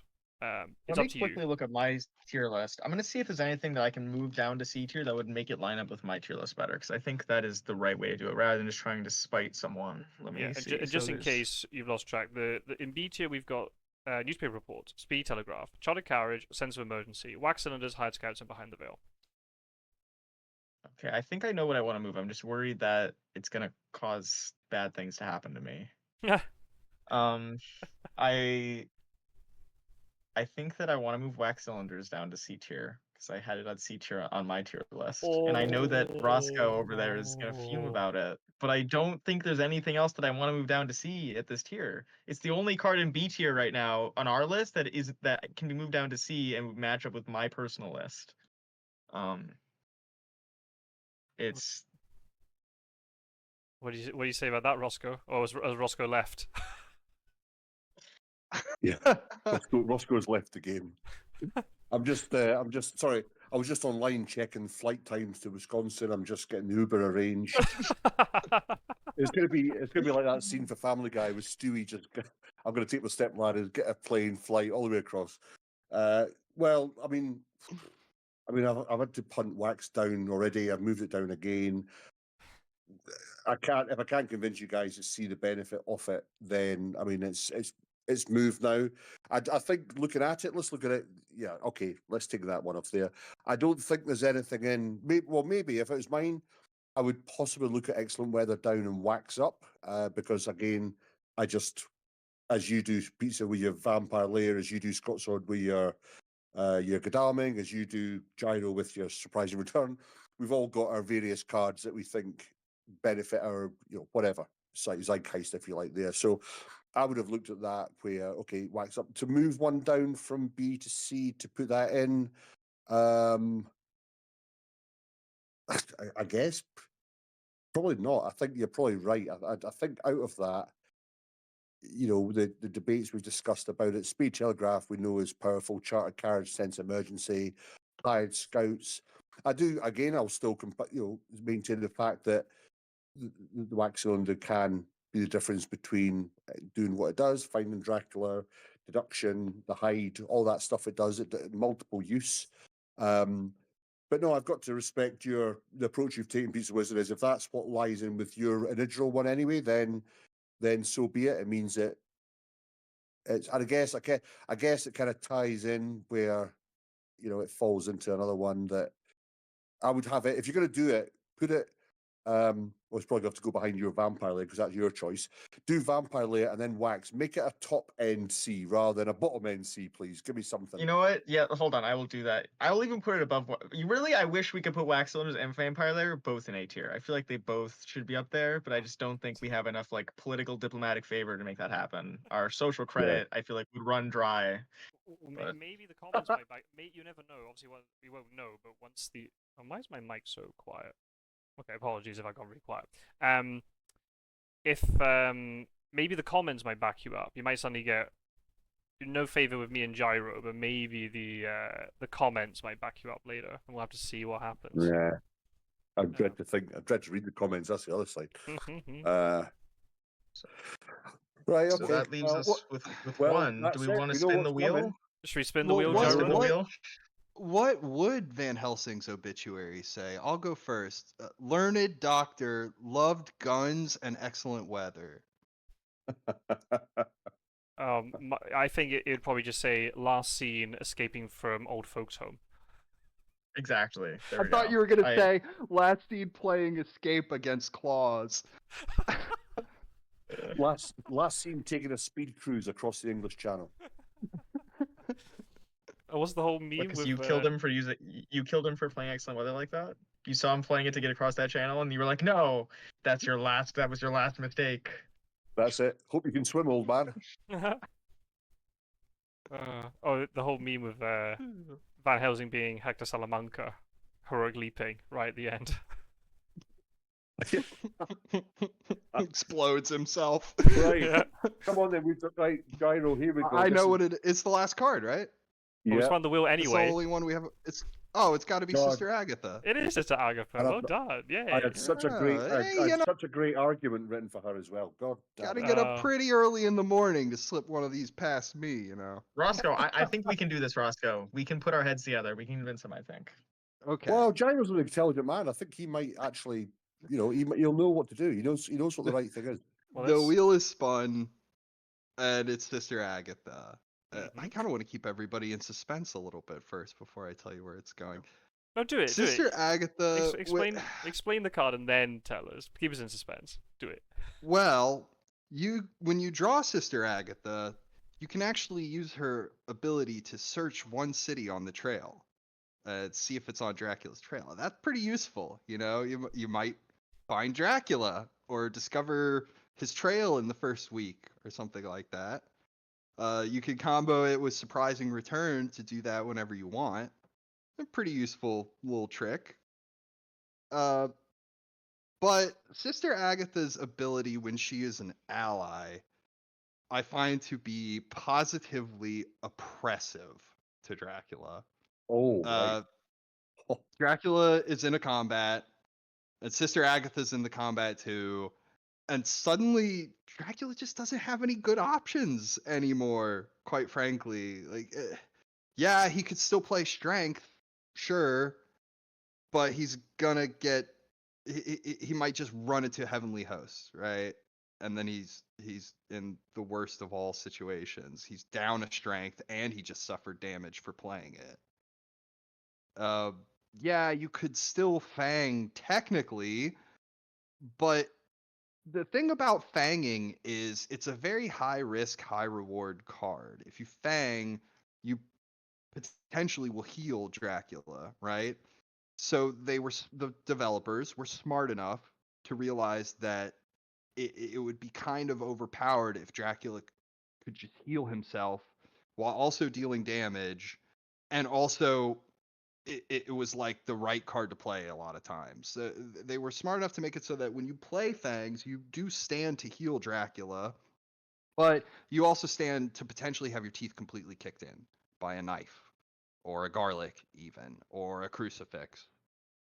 So Sister Agatha takes all that and just makes it even worse, because now even if you call correctly what the hunter's going to play and you Fang correctly, that the risk is still there, but there's no longer really any reward other than taking a hunter out of the combat if they play Heavenly Host.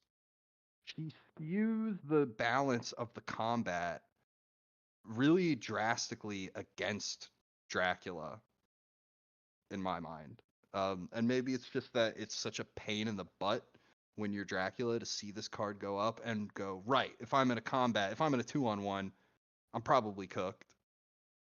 But long story short, I think she's an S tier card just because once she's out, that avenue for Dracula of saying, well, I'm just gonna lurk around and maybe somebody will step onto me, and now I got somebody in a bad combat and I can escape as a bat, and like that avenue isn't completely shut down for Dracula, but it's no longer nearly as attractive as it is when Sister Agatha's not around.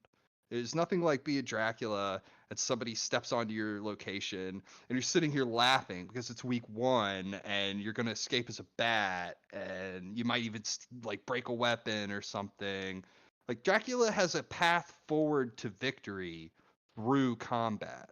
But when this card is out, he kind of doesn't. Like he still technically does, but it's so punishing for him to try to do that stuff. I just find it just a nightmare for Dracula. And that's what I got. I put it at S tier. Well, I mean, I can't be still my beating heart. I had Aggie S tier last time we did it. I've got Aggie S tier this time, Gyro, for all the eloquent reasons you made there. The fact is as well that many a game I've played and watched, Aggie is one of those that just sits quietly, that even in the middle of combat, if we watch Scotsword's combat, people get so stressed with the combat, they forget that Aggie's also in play. And that's the thing about it. She is the silent assassin with the bad habit. That she is, not only. So the difference is again, Dracula can escape, yes, but he's taking damage. So the hunters now are thinking, right, if Dracula is down to 2 health, then he really can't do much. He can't. He'll die if he tries to escape now. So you're keeping him in the combat, which then negates him escaping. And then even if he escapes, he can't then rule form if his health's that low. She is stopping 3 things. Bear in mind, she can also, going back to the previous video, she has the same ability that with Surprise and Return. She can come back and do another search if she's been burnt before. So she's got 2 options the same. Unlike the other allies, using it in the correct context this time, she can actually damage Dracula 3 ways. Damage, not delay, not negate, but damage Dracula. And to quote and cite one of Pizzawizard's strengths in the previous video, the health is the most important resource Dracula has. Anything that's going to negate that and reduce it, on top of a 3-on-1 or 2-on-1, this is just passive aggressive religion knocking at his door and doing the damage. So, yeah, I just had to pop that in there. I'm pleasantly surprised, Gyro. I didn't know if you'd have it with S tier. Great to hear that you have, but yeah, I really see to me, she is the strongest of all 3 allies. And as we said, usually, let's say, I don't know, I'm sure Scott's got the data somewhere, but let's say 70% of a game, if not more, is always going to be on land. She's going to be more relevant to do damage to Dracula because she's always sitting there, unlike Rufus, only does damage if he goes to sea. So that's me said my piece. The only thing is someone's going to have to get moved from, oh yeah, well, I guess, yeah. Yeah, Gyro's got a lot of power in a I'm second. sure Gyro will put down Rufus. Well, Before, we'll have to... hold on, before Scout shoots this out, I need to quickly join ranks because I also had an S tier. It's a great ally, you guys. This is great. boys. Oh my god, this is great. I don't have I any. think it's one of the better I- cards in the game. You guys have laid it out for Scout Sword here, but I also think it's Wow. S. It's incredible. Yeah. Wow. Anything that can reduce Dracula's options or punish him for taking those options. Let's say you're in a fight and Dracula fangs, but he suffers 2 damage for playing it, and then he escapes at the end of the fight, and that's another 2 damage. That dealt him 4 damage. Yeah. Which is kind of completely nuts when you actually think about it. A single combat, Dracula suffers 4 damage from this event card. Meanwhile, that's before you even hit him with any of the combat items. It's like a heavily host without the risk of fangs. Yeah, it's huge. Yeah. Scott Sword, what's your thoughts on? We know that you've already maxed out your S tier, so where did you have Aggie, and what's your thoughts on what we've said?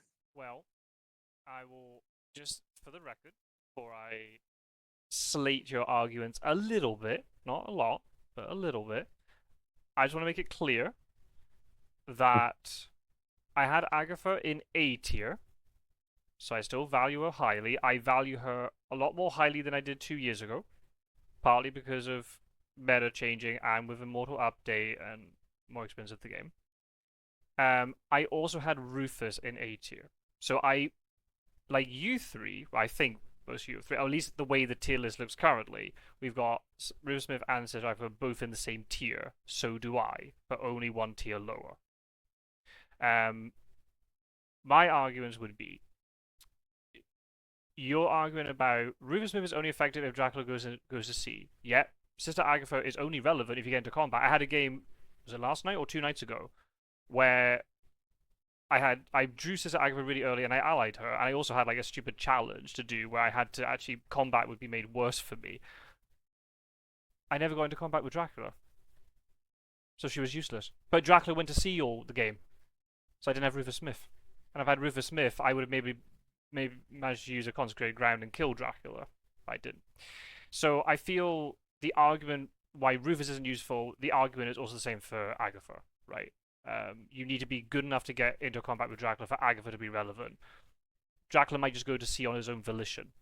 But you also, as hunters, you can force Dracula out to sea. So I think it's more likely, but never mind.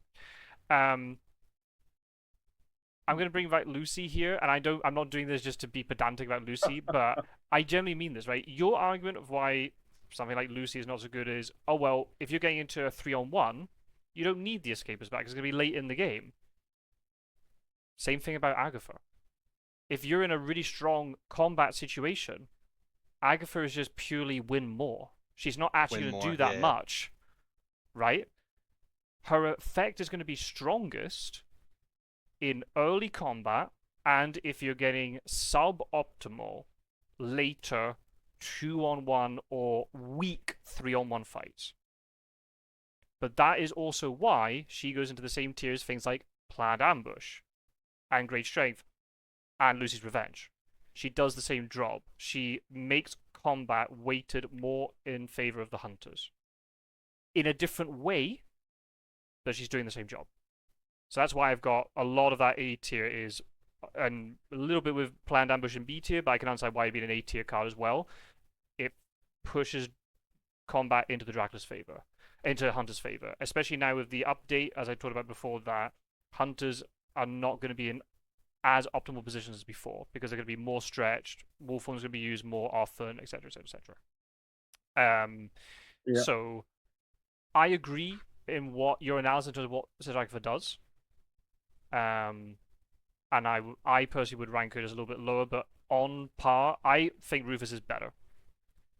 Because I think if you're aiming for that big 3-on-1 fight and just killing Dracula in one fight, do you need Agatha? No. Whereas Rufus might be able to whittle down Dracula's health before that combat happens. I would put it in with things like Planned Ambush and Lucy's Revenge and then Heroic Leaps and stuff like that. That's what I would do. I think the cards that I've got in S tier are more reliable than having the two allies, but that's just me. I mean, I would say no. I've no sway in this. This is the guys that are makes it, but the Rufus side of it is Rufus gets played. Dracula knows that because he's at sea. So then Dracula, as we said, when Rufus was played, he can then adapt his strategy. Go right. Well, in that case, I won't go 3 or 4 seas. But then, I think as Gyro was saying, that if it is endgame, but he's full health, then he can just carry on staying at sea and land and win regardless. Rufus does nothing to stop him landing and winning because usually Drac's going to go. He's either going to go to sea mid game once he's got all the hunters over in one area to kind of give himself some space, or it's going to be the end game. Right, I only need to land once to win, so I'll go to sea. If I've got 15 health, I can get as many oceans I want and land and win, and that's it. Aggie's always going to be there because, again, it doesn't matter. It could also be the situation where if a hunter accidentally stumbles onto Dracula, and it's not Godalming, mentioned like with regards to your Lucy's one, say Van Helsing's moving to meet up with somebody and trade items or whatever, and inadvertently jumps on it, then he's got the option where, okay, he might be able to escape, he might get bitten, but then Dracula's still taking 2 damage. He's got Aggie there in the background as that passive aggressive, don't worry, my child, I will cover you in the power of the Lord. But again, it's more about Dracula has 3 ways that he can get damaged as opposed to protecting the hunter. It's about damaging Dracula, which is how you're going to win the game. So just throw that in anyway. But no, I take your point as well. But I'm interested to hear what Pizza was, and obviously Gyro's got the decisions. So Yeah, Gyro's got a lot of power here because there's 7 in S tier. So something's going to have to get moved down, and that means then there's 7 in A tier. So something's going to have to get moved down to B tier. And then because there's 7 in that, something's going to have to get moved down to C tier. So you're going to have to do a lot of moving now, Gyro. And we're going to have to, and the rest of us are going to try and influence and see if we can maybe try and... Wow, I get to shape the whole board here. Pretty much, yeah. So choose wisely. with great power comes great responsibility. So I guess what card in S tier do you want to move down? If you're keeping Agatha in S tier, which is respectable. Well, we got to hear from Pizzawizard first. Oh, that's true. If there's something you want to chip in with, go for it. If he's still around. If he's still here. He's left the game. I didn't have any PGs on moving the S tier down. I feel like you can pick almost any card outside of the 2 S pluses, and it would be all right. Unfortunately, I have had a little bit of a real life interruption. Oh, shucks. That's I okay. may have to sort out the rest of it without me, but it's been a pleasure being here with all of you. Okay, Oh, buddy. Absolutely. Yeah, thanks Thank you for joining. thanks for all your contributions. All right, so without Pizzawizard's stage advice to go off of, I'll have to the Oh, improvise this is good, here. Roscoe. We can outnumber him. We got Scott's advantage. Well, here. now that Pizzawizard is gone, get hypnosis fucking down. Get wax cylinders up. And by the time he sees the video, he'll trigger when he sees how it ended up. He'll be like, "Why are all my You won't know cards till it's too bottom late. tier?" I mean, Scott Sword raises good points. Not every game actually has a combat with Dracula.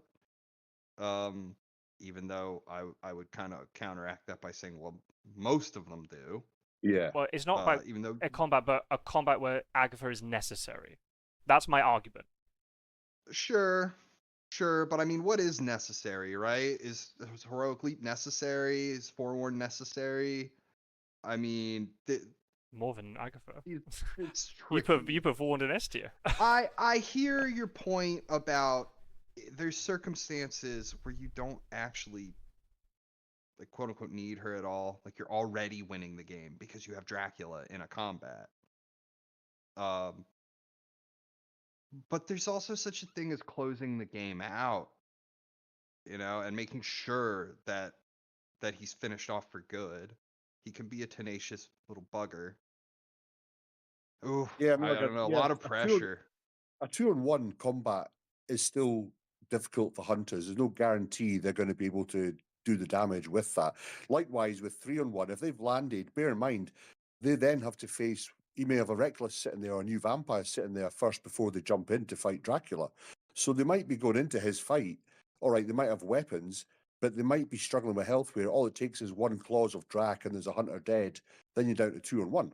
Whereas this one, it's that additional of, all right, I've got 2-on-1 hunters. They're relatively decently tooled up. But you've also got Agatha that's going to do an extra 2 damage, which is almost like another hunter playing a rifle or something like, or a pistol or something as well. So At the same time, I mean, again, I'll argue again. Maybe Jack doesn't care about Sister Agatha. If he finds a Heavenly Host and gets one of those 2-on-1 hunters out of the combat, he doesn't care about taking the 2 damage from Agatha. He'd rather do that than lose the game. Yeah. no, he would take. Well, yeah, that's 2 damage that's is endgame. still 2 damage. I mean, if Sister Agatha wasn't in play, Dracula could still do that regardless, and he'd be gaining health. It's a tough call. I'm struggling with this for the record. Okay, I don't want anybody to think I'm some kind of Sister Agatha fanboy, but ultimately, I am gonna leave her in S tier, and the reason for that is because I think Fangs is just an extremely game-changing card when Dracula plays it. Yes, we all know that there's lots of cards that stop Fangs, but that comes with the caveat that Crucifix and Garlic are not really good for that much else besides the Fangs. That's sort of an oversimplification. But who's going charging around with a Crucifix in their hand and a Garlic in the other one? Not many Hunter players are going to be doing that. Just Strider. So, Right, yeah, I was gonna say. Yeah. All right, there's exceptions that prove every rule. I like a good Garlic myself from time to time. But ultimately, Dracula gains so much from landing a Fangs. Because increasing his health pool like that is massive. You're supposed to be damaging the guy, right? So you just put all your resources into playing a bunch of cards or what have you in order to get your hunters onto Dracula, but then Dracula's suddenly healing instead of taking damage. Now, granted, that might be a problem with your hunter play, but I don't know. I feel like he's going to try to get some Fangs in at some point, unless you call him out on it at the right time. Most people go around with one knife, and a horse, and maybe a Heavenly Host or something like that. So at the end of the day, most hunters really are going to have one way to stop the Fangs. And as soon as Dracula sees that, he knows it's Fang time. But you still have dodge. I understand all that. Dodge is still there, but when you dodge, you're not hurting Dracula. When you whip out a pistol and shoot Dracula and he fangs you, you just hurt him for more damage because Sister Agatha is on the board, if that makes any sense. You're trading evenly. Yeah. I understand some of the arguments about Rufus Smith and his power because he controls the board, and the game is made up of the board state, but also the combat state. But I just can't. I can't in good conscience see Rufus Smith at the top in S tier and Sister Agatha beneath him, just because of the way that, I mean, sure, Dracula can maneuver around Sister Agatha, but I think he can more frequently maneuver around Rufus Smith so long as he has the health pool to do it. So yeah, I mean, I look at it this way: if the game is just starting out, Dracula has a whole world of options open to him. He could try to sneak around and lure hunters into a bad fight. But when Sister Agatha is out, it's not that he can't do that anymore. It's just that the reward is so much smaller now, because what Dracula really wants to do is suck somebody's blood and kill them or escape as a bat, right? Like, he defeats Mina with a bite, or he hits Godalming with a bite, and then in round 3 he escapes as a bat, right? Steal the health and get away, that kind of thing. That's like the best case scenario for him. And I guess that's sort of an extreme example, but I just really like depriving Dracula of like a path to victory like that, or a path forward. And I think Sister Agatha does a good job of that. So you're saying Rufus has taken the place of Aggie? I mean, the other Money Trail, Rufus Smith, CG. You could RV. keep them both up there, and something else gets moved down. This is not necessarily a battle between the two Mhm. allies. If you want to move Mhm. something else down, I mean, hypnosis. You know, it's all there. Forewarned. Did you have forewarned in S tier, Gyro? I did. All right. Okay. so it's not. I mean, if it's not Rufus, I guess it's Money Trail Hypnosis. But it's your call. It's your turn. You got all the power. Yeah. Let's move. I mean, I'll be down. if you really want to move Rufus Smith down, that's fine. I'm on a hill and I will die on it, and that's fine. And I know I'm the minority. If you like the S tier as it is and you want to move Rufus down, I will concede. It's fine. I'm not gonna move Hypnosis because you can use Hypnosis while Dracula is at C, and then it'll tell you Dracula is in Region C, which is one of my favorite things. Your opponent uses uses Hypnosis while Dracula is at C, and you're sitting there going, "What is happening?" Earlier in the game, he used Behind the Veil and he took my rats. What is going on right now? And he's played I'm gonna CG keep. on Cagliari. I'm gonna move down. I'm gonna move down Rufus Smith. And I have all the respect in the world for Rufus Smith, and I think he's a terrific card, and he's a huge headache for Dracula, and a big pain in the butt. I just put him down with the caveat that I think there's ways, ideally, that Dracula can try to work around Rufus Smith. Whereas I feel like with Sister Agatha, the only way for him to do that is to say, right, well, we won't get in a fight. I'll just run away the whole time. And if you can have him doing that, you're probably in a good position. Yeah. And listen, A tier, I mean, S and A for two allies A's a hell of a strong. He's in good company there. So it's not, D's only the only tier you're kind of going, nah, the rest are all, could move around arguably. So that makes sense. Yeah, I'm just passionate about the argument that So now in A tier, you've got the other question now. This is the other. So you've got a we've now Plinko got effect here. 7. So Yeah. So what's going to happen now? So just in case we're losing track, we Okay. got Mystic Research, Heroic Leap, Planned Ambush, Great Strength, Lucky Find, Excellent Weather, and Rufus Smith. So something from that is now going to get moved down to B tier. So Mystic Research, Planned Ambush, Great Strength, Lucky Find, Heroic Leap, Excellent Weather, Rufus Smith. Well, I'll just keep moving Rufus Smith down all the way until he hits D tier. No, I'm kidding. I think let's move Planned Ambush down, because although it is powerful and it is useful, it's not the kind of card where it's going to win you the game outright, typically. I mean, there is some small amount of counterplay for Dracula. He could plot against your Planned Ambush and hope you don't have a pistol. Which, incidentally, I think that's why pistol goes so great with Planned Ambush, pistol, and holy bullets. Is really solid because Dracula might just plot into your planned ambush in hopes that you'll be forced to punch or run away, and you whip out the Yeah. pistol and have a good laugh. Right. But then if you play strength, you can just escape instead, and you might be able to shoot him tomorrow. Yeah. Planned ambush is best when the items that your hunters are carrying facilitates a good use of planned ambush. If you're running around with just 2 weapons, and then Dracula plays strength, oh well, great, good for you. You've used your planned ambush to make sure that one of your weapons did not break, which is still okay, but it's not as good as walloping him for 2+ damage, right? So I find it interesting that you've got planned ambush below Lucky Find. But I mean, I remember we had the Lucky Find discussion, and it was quite a passionate Lucky one. Find gets you a card. Planned ambush doesn't get you a card. But maybe it facilitates the use of a card. That's a fair, but that's fine. If you want to move planned ambush, True. I've got planned It's ambush in true, B but tier, so I'm not but maybe complaining you'll about where it is. maybe you'll get lucky and you can land that card anyway. Dracula might play claws or plotting or something like that. You get to land the card anyway. Whereas Lucky Find, if you don't have the card, well, you don't get the chance to play it at all. Right. Lucky Find can get you a card in hand. Okay. So now you have to move something down from B tier to C tier. Here we go again. So speed telegraph, B tronic tier carriage, to- sense of emergency, hired scouts, behind the veil, newspaper reports, and planned ambush are in B tier right now.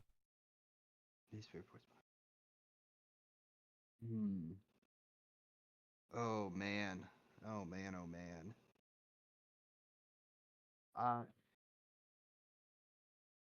I there's 2 schools of thought. I mean, on the one hand, the weakest card seems like it might be Chartered Carriage or Sense of Emergency, but on the other hand, Speedy Telegraph doesn't really do anything at all by itself. So in terms of like individual card power, it seems like it's the weakest. It's there to facilitate combinations of cards, which it can do quite nicely. It can decide games with that, certainly, but at the end of the day, I feel like it's really the other cards that are deciding the game. You're just able to use Speedy Telegraph to improve them. I find myself putting Speedy Telegraph, if I have a hand full of cards and I have to get rid of something, I find Speedy Telegraph is often one of the first ones to be gotten rid of. So for that reason, I'm going to move Speedy Telegraph down to the C tier. But you wanting it towards Okay. are you wanting it towards the top of C tier? Right. I would agree with that. It's still quite powerful. It could still be the difference between winning and losing a game. It's just that there's other cards in that tier that I think have a little more individual strength. I mean, maybe you could bump down Behind the Veil instead, but like we said before, the fact that Behind the Veil can defeat a fog before it's ever played, and yeah, it's not guaranteed to do that, but it can. Hired Scouts can't do that. Wax Cylinders can't do that. It's a card that gets you information and potentially steals one of Dracula's best cards. I must admit, I'm quite surprised. I was the only one who put Behind the Veil in B tier. The fact that it's still somehow, after you had a decider, I think Pizzawizard had something to do with B tier. The fact it's still sitting in B tier is really surprising. I thought it'd get moved down. I thought Gyro was going to put it into C because we all said C. So I was surprised, especially the Speed Telegraph when we had the RV and things, that it does facilitate, but it's a really strong facilitator card. I was surprised. I thought you would have put Behind the Veil down. I but mean, I am torn on it, but you could Speedy Telegraph and play Renewed Vigor and jump onto Dracula, but if he plays the Fog, you'll be wishing you'd had Behind the Veil, I suppose. then Then you get again, two for one Speedy on the two Telegraph. Yeah. Speedy Telegraph can be held until the last minute. Yeah, I'd be such a terrible president because whatever the last thing I heard was is usually the most impactful on My argument has been quite convincing. I'm really surprised it's still there. Yeah, you know what? Speedy Telegraph deserves better than that kind of treatment. Maybe Behind the Veil should go down because Speedy Telegraph, you can control that. It's up to the player how much value you're gonna get out of that. Behind the Veil is just a roulette wheel. It's a crapshoot. Oh damn it! I shouldn't have said anything. I could have gone away with that.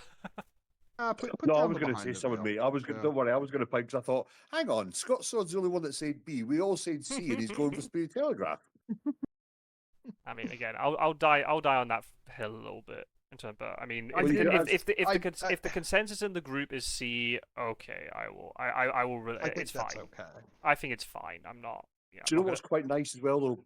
But the way this goes is like poetic. Like the way it works is quite nice that all of us have got a card in the C that we thought should be higher. You got Vampire Lair for Pizza, Wax for me, Surprising Return for Gyro, and now Behind the Veil for you. So that's a nice little. Okay, I'm gonna say it You're now right. again for the 1000th time. I'm not. I am more upset that Lucy's Revenge is in D tier than Behind the Veil's in C tier. I'm glad that's not moved anywhere. I mean, I knew it couldn't because the order. I'm really gutted that the first recording failed because I got Lucy's Revenge and we put it in A tier, and the cliffhangers we had already had 6 cards in A tier at the end of the first part, and that would have been epic. Yeah. Sitting on that and waiting how that's going to. Never mind. So the way that this tier list sort of built itself, it actually built in quite an even manner. So it's maybe not as exciting in terms of, but then the conclusion was kind of interesting in terms of trying to work out where. So I'm just going to quickly bump Rufus Smith up a little bit just to sort of. I think it's interesting. We've all got a card that is being rated quite lowly. That in the end is which we would rate much higher. Yeah. So yeah, I guess none of us are going to walk away extremely happy. Not completely content, but I mean, is there anything? But I mean, I think we'll keep the cards in the tiers. I think with gyros, moving around and stuff, we'll keep them as there are. But I mean, I know you don't believe in this too much, Rossco. But are there any cards that you think should deserve a little bit more love and should get pushed up towards the top of the tier that they are in? Anything in particular that you want to shout out or? I would say Heroic Leap, I think, is being down the bottom of A almost next to Excellent Weather. Because I was like you, Scott, so I had that in S tier as well. I would have had that above Lucky, Great Strength. But I'd probably have that it was certainly, second, and remove like Great Strength down, Heroic Leap up or something. But Heroic Leap, I think, Second, should third. Yeah. There's so many good cards Yeah. because you got Mystic Research, Rufus Smith, Heroic Leap, Great Strength, and Excellent Weather. I mean, Lucky Find's probably the weakest, I would say, out of those. Yeah. I mean, based on I my wouldn't, tier I list, wouldn't disagree. I put Lucky Find in B, so obviously I would naturally say that. But out of the other 5, I don't know how the hell I'd rank them. I mean, if Heroic Leap was S tier for me, so I guess I would put Heroic Leap higher up. But then Mystic Research is great, Rufus is great. So let's look at S tier then. So the cards we have there now, I think that would move as well. I mean, Money Trail, you're going to have that top. I mean, surely it'd be CG, or would it be Renewed Vigor, CG, but you can swap them appropriately. What would you then do? Forewarned, Aggie, Money Well, Trail, Hypnosis, or Well, the problem I had Forewarned and Agatha in A tier, so for me they shouldn't even be there. So the fact that they're sitting towards the bottom of the S tier, I'm happy with. But I'm also not happy because Heroic Leap and Great Strength aren't there. But that's just meh. That's just the way it goes. I guess that's I had Hypnosis. Yeah, I had Hypnosis and Forewarned out of those ones. So I mean, I'm really happy that Aggie. I'm really pleasant. I didn't think you guys would be the way you were talking about the other allies and Rufus's argument. I thought, all right, okay. I didn't think Aggie was going to be that important, but to see 3, and I was like, oh, right, this is because everyone knows she is top tier. Whenever she comes up, you get TT in the comments from me. So that's I'm happy with that. I'm happy with that. I'm glad you're happy. That's good. Yeah, it's just interesting the way it all fell, right? That it got put. I mean, I think. I mean, compared to 2 years ago, I would have defended Aggie a lot more strongly. I mean, I would have it in A tier, no doubt. There's not even a question of it being lower than that.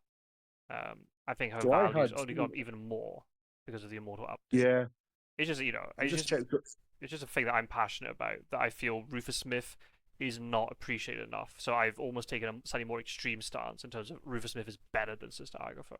Maybe well, it's interesting. maybe she's not. Maybe they're just both the same, and that's probably the more sensible answer.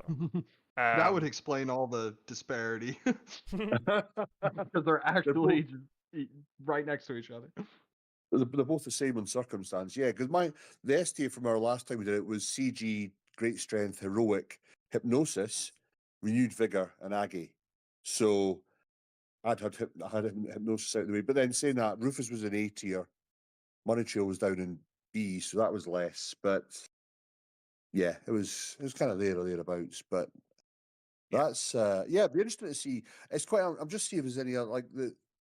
It's quite interesting how it's kind of tied up. Like with Gyro, you said there, all your movement cards are kind of in the same tier, which you've sort of got here. You got your Mm. charted and your sense of emergency next to it.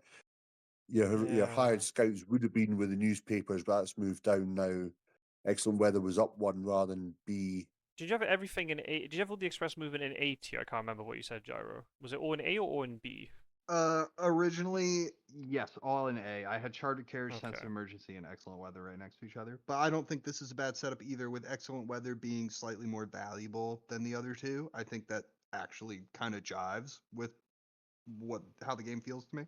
I Yeah. think apart from Especially with the hunters and their fast horse economy in this meta now, 3 out of the 4 are Right. going to have 2 movement every time anyway, and one hunter is going to have your charted or whatever they need it. I think before, where we didn't see as much horse economy being a thing, and it was more about if you get fast horses, great. Let's try and see what we can get. They were used, but typically you would probably, yeah, I'd probably say 3 or 4 years ago, before everyone that's there now is in here, you probably would have it where 2 hunters would hold on to chartered carriage and go, I'll have that, and I'll have a handful of weapons because I can get somewhere in 4, and then I can move, one at a time or another rail to Mhm. get there. You can go, you get to Sofia and then move from there to any other location effectively. So I think it's only been since the meta of fast horse and the economy that those ones have probably dropped down slightly as well. But then I had CC and B last year as well, last time. So Yeah, if you're doing something like that, you might only catch Dracula in a one-on-one, but a one-on-one with Hunter has 3 combat items because they're not carrying around a horse. So they've yeah. got all the more chance to pull a fast one on old Dracula and catch him with some surprise damage. Yeah, and I think when Drac knows the 3 hunters have got the fast horses, he's then obviously playing around, knowing that okay, I can have 3 hunters on me in in 2 days if they get good rolls every time. Whereas when they don't have that, again, especially with the new update of Dracula not seeing what combat hands they have when they go into cards rather in combat, is Mhm. another thing that could be the view of okay, charter carriage, and they've got 3 items, and I've got no idea what they are because it doesn't show me anymore that okay, you've got 2 combats, brilliant, I can work around that. So yeah, it's just how the game evolves by player participation in the strategy. It's brilliant. It just allows itself to be malleable that way. Mhm. I'd say Well said. the change in the combat information screen, I feel, is more important with fast horses better. The difference between Dracula knowing if a hunter has 1 or 2 combat items is like in the old version of the game, is far greater than knowing if a hunter has 2 or 3 combat items. I think the scale, like the information gain is far greater. If Dracula only knows they've only got 1 playable combat card instead of 2, that's huge information. Mhm. Between 2 and 3, Yeah, he doesn't get that anymore. it's Yeah, not as great. So I actually say that actually because of fast horses meta, it makes the change better. The fact that there's the combat information screen is now more hidden. I think it's more important. That's just me personally. So, but it's just how the fast horses meta, and also the whole fact we just stay still in supply for most of the first week really dictates, something like the tier list. I'm just looking at, apart from our own sort of personal pocket picks of, Pizzawizard with Vampire Lair, Rossco with Wax Cylinders, Gyro with Spice Return, me with Lucy's Revenge. Apart from them, which we're not happy with, there's nothing very controversial about this tier list. There are a couple of things that we might move, Percy might just move up a little bit and down a little bit. But I don't think anybody would look at this and go, oh, that's really wacky. yeah. In general, I think it seems fairly sensible, which is kind of interesting given I think it was going to end up that way anyway. It was just more the process of how we got to this tier list, the order that the cards came out, who drew the cards, and who ended up with their passionate pick and who didn't, and so on. So I think the B and C is where the controversy could be because your S is pretty much going to be what it is or there or thereabouts. A is again a very strong, substitute to the S, and that's it. But then your B and C is kind of where personal, which as it's transpired.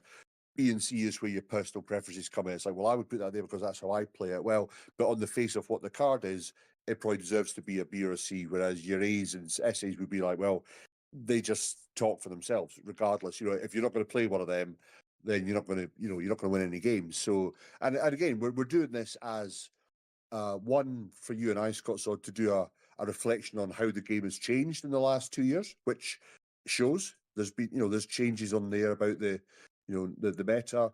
There's the cards have moved around as well, so that shows that it has improved and the game has evolved. But yeah, also on top of that, it's just how individual, and it's quite interesting. It's about playing the cards where you're not thinking about what games have I won with these or what games did I lose with that, because it's just based on the card is all based on what happenstance it gets played in, which invariably is probably what 50% at least of these cards comes down to. Like we've said, it'll go there, but it depends on this, and it could go to that. So it's just another reason about the game is just so well thought out. And it's not until you do something like this you realize, oh, hang on, there is a link between that and that. And if you do it that way, and it allows you various combinations, it's a very well thought out game, which is why it's so popular and why our communities building day by day. And the more that we can get involved and interested in the game, the better it's going to be for everyone. So Agreed. Well put. Well put. I'll expound on that same thought by also echoing those sentiments. It's terrific how so much of this game, every facet affects every other facet of it. We can't even talk about a single card like Chartered Carriage without mentioning things like fast horses and ticket economy and what items the hunter is carrying, and it's a very holistic game. And we've talked about cards like Blood Transfusion and Long Night maybe being a bit of a swing and a miss, but they're the exceptions that prove the rule. That the designers of this game, all credit to Stephen Hand and Games Workshop and Nomad for implementing it in the digital edition. People who made this game did a phenomenal job. It's really well thought out, and the cards all infect each other. And if you don't have the right card for the right situation at a given time, and you're going, curse the randomness of this game. Well, what you have to keep in mind is that you got a different card instead. So maybe you can pivot the strategy to where you can bring out the power of that card now. You don't have Money Trail. Maybe you can get something out of Hypnosis, that kind of thing. I said in the video I recorded earlier today about the whole newspaper thing or hard scouts or whatever. If you're not drawing events to help you find Dracula, well, you're going to be drawing Renewed Vigors and Forewarns and Sister Agatha's and Rufus Smiths, right? You're going to be drawing other stuff, which will hopefully help you later in the game or in a different blood portion of the game. transfusions and good lucks. Well, you've got that too. But I think it's important that you've got. I guess I mean, this is a completely different topic, but I guess if you're a reader somehow making this 5th edition, right, of the game, what would you want to do? Would you want to bring the S tier cards closer to B, but then to compensate, bring the D cards up closer to B? Or would you rather have this spread? I prefer the spread, personally. I think the supply action has to have more, it has more weight. And it's more suspense. You could supply a Consecrated Ground, or you could supply a Blood Transfusion. I feel that it makes it have more impact rather than just getting a B-esque, strength card every single time. I think you need that strength and sort of variety. I would love to speak to that point. I'm sorry, I didn't mean to interrupt. No, where do you go? I would love to speak to that point, though. I think you're right to a point. I think the game is better off with like a couple of almost joke cards, if you will, like Blood Transfusion. I think the game kind of almost needs that. The possibility that the hunters can supply a hunter card and go, oh, this one's a dud.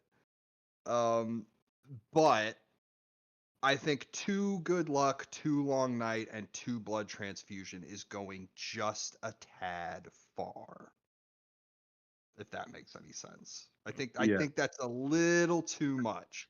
But I am fine with the idea that some of them are just going to be not the ones you want, and some games you're going to lose because of that. It's true, but that I don't know exactly how to put into words why I think that's healthy for the game, but I think it has to do with how powerful the other event cards are, because I mean, when you look at A, B, and C tier, yeah, the better ones are at the top and the worst ones are at the bottom, but they are all pretty useful.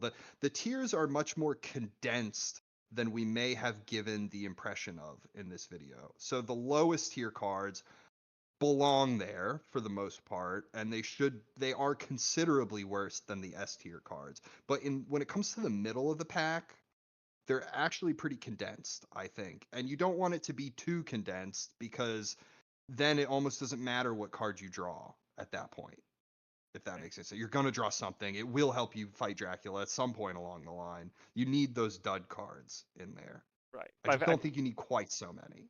I think, you know, a lot of the cards in that sort of middle portion, or maybe towards the C tier, they are good. They're contextually good, right? We talk about Surprising Return. It could be almost S tier in a certain situation, but in other situations it's a dud, right?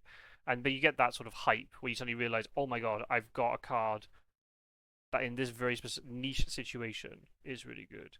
I was going to say something. Oh yeah, I was going to say, going back on that, it's a really good game design that there are 30 unique hunter events, and the vast majority of them have significant use and impact on the game. That is also incredible, especially the fact that I don't know how much playtesting, and I know it's a game that has gone through multiple editions. I don't know what the hunter events were like in the first and second edition, but there is no way that they were able to do as much playtesting as we have done with the digital edition. The sheer number of games we've been able to play, and also the fact that we play in a way that isn't really how the game should be played, right? We're not playing as groups around the table. We're playing mostly 1v1 because it's easier to facilitate a 1v1 game. And still, even though we've developed this meta with horses and all that stuff, which maybe the developers intended, maybe they didn't, and in fact we're playing it in such a different way to how the game is intended to be played, a lot of those cards still work, and the game design still works. We haven't broken the game, right? The win rate is still close to 50-50. A lot of the cards do what they should still do. Maybe some are better, some are worse because we're playing a different way, but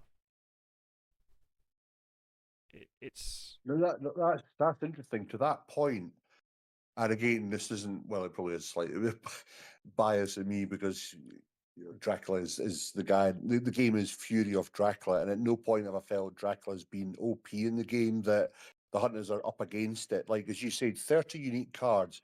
I think if we said about that 5th edition, I think there should be more, or at least some sort of sacrifice for the hunters when they want to play these cards, because the only really card they have any sacrifice is if they play Sense of Emergency with regards to 2 off their health. You might get a couple of delays, but as we've said, it doesn't really matter because you can work around that and they can get delayed at night, which is by the by. But it's things like if you draw, I don't know, renewed vigor, and then it's almost like, right, oh great, we've got that. We'll just play this. There should be some sort of right where you can play it, but it's going to cost you this. Because at the moment, anything Dracula wants to do, he gets hit with it. If he wants to wolf, he gets damaged. If he wants to dark call, he gets damaged. When he goes to sea, he gets damaged. So every move he's doing, it's almost like Celebration of Hunters instead of Fury of Dracula, because he should be OP, that the hunters have got to try and break down whatever it might be, where that you look at and say Dracula's HP goes to 20.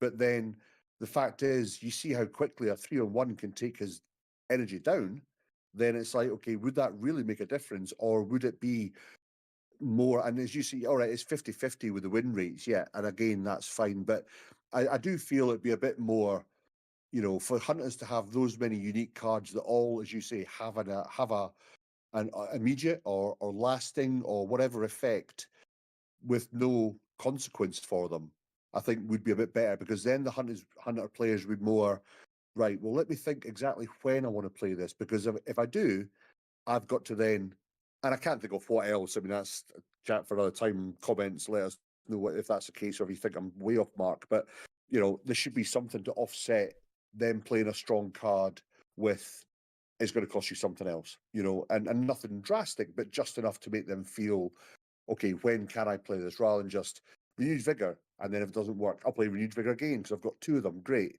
And it's like, oh, right, okay, what's Dracula doing? He's just basically standing there getting smacked about by 3 or 4 hunters. Maybe renewed vigor could do something like everybody loses their night action or something like that, because you use Yeah, I think 2 it just day needs, actions, you maybe yeah, lose your night action. Now that's just off the top of my head. Right. But I yeah, think I we get need. your I think we perspective. need something. I think we need, because otherwise, what you would do is, and I know this changed now with the house rules. You can amend it to make Drac maybe more OP or whatever you want to do. But that was before the update. So if you're looking at it, I think having that 30 cards for hunters to just go through and get, there's got to be some sort of offset for that. Or Dracula doesn't take damage. Dark Call, he takes Dark Call. Or, as you said as well, things like your 2 good lucks, you could change it, and okay, well, instead of like that, let's incorporate. I mean, we spoke about that before, Scott, sort of thing about having new allies. So it's like bringing in a Quincy Morris or bringing in Hilda or whatever it might be. But then you could get rid of a good luck or a blood transfusion and bring in a Carfax Abbey, or bring in a Purfleet Street, which is Seward's Asylum, which could be, if a hunter, if somebody goes there, then they've got to bear in mind what it might be. Bring in, so there's loads of other ways they could do it. Where, and again, taking nothing away from the game, because it's in its fourth rendition of it, and it's obviously successful because it's been going around since the 80s. But yeah, that's only my. I don't know, maybe more so for you, Scott. Sorry, but as players that typically play more as hunters, looking at it from impartially, do you feel that's more, there should be some sort of consequence for the hunters to use these powerful cards? Or are you quite happy that it's just great, that's the way the game goes, take the cards and just take Drac out? Okay. I'm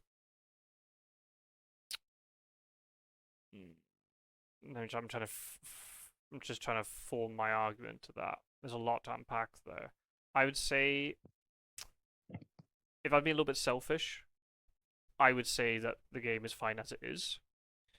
The reason I'm saying that is because, for me personally, I can make, as a hunter player, I can make a lot of these cards work.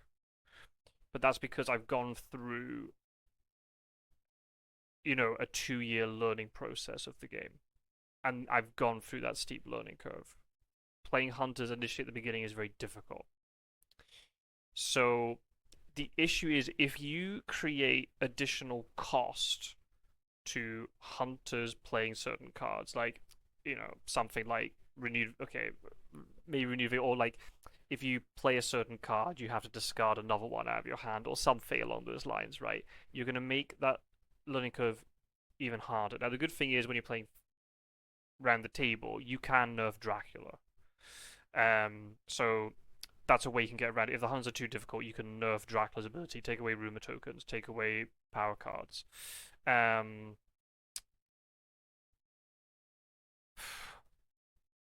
are lots of different. The problem is, there are lots of different ways you could do it.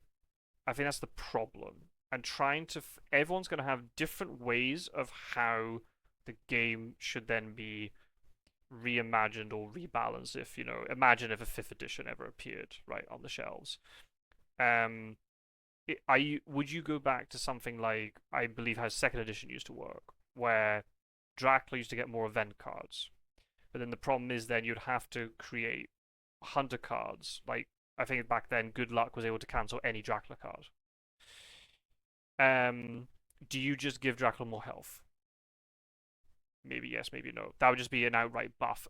That would not be a. I think also, again, this is now thinking about game balance and stuff. If you just give Dracula 5 more health, that affects Dracula across all skill levels.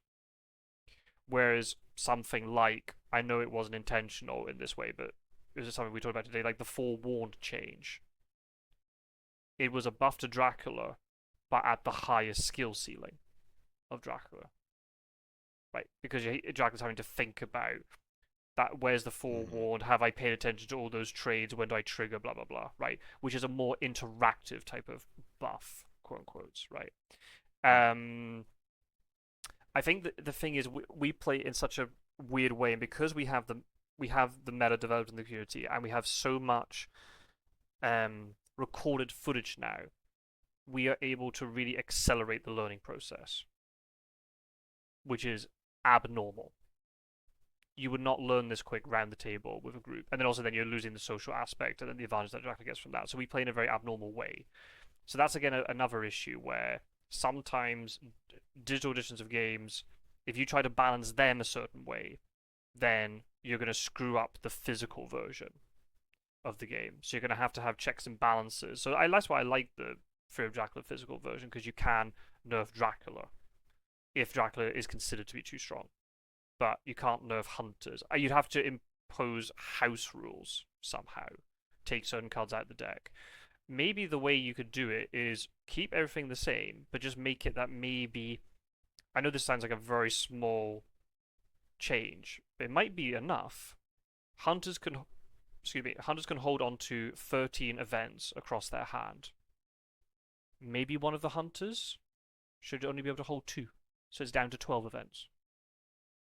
That might just be enough. Or it's something that I've generally believe in. I think Seward's healing ability is a little bit too strong. I don't like it that he heals double and then anybody on his space also heals double.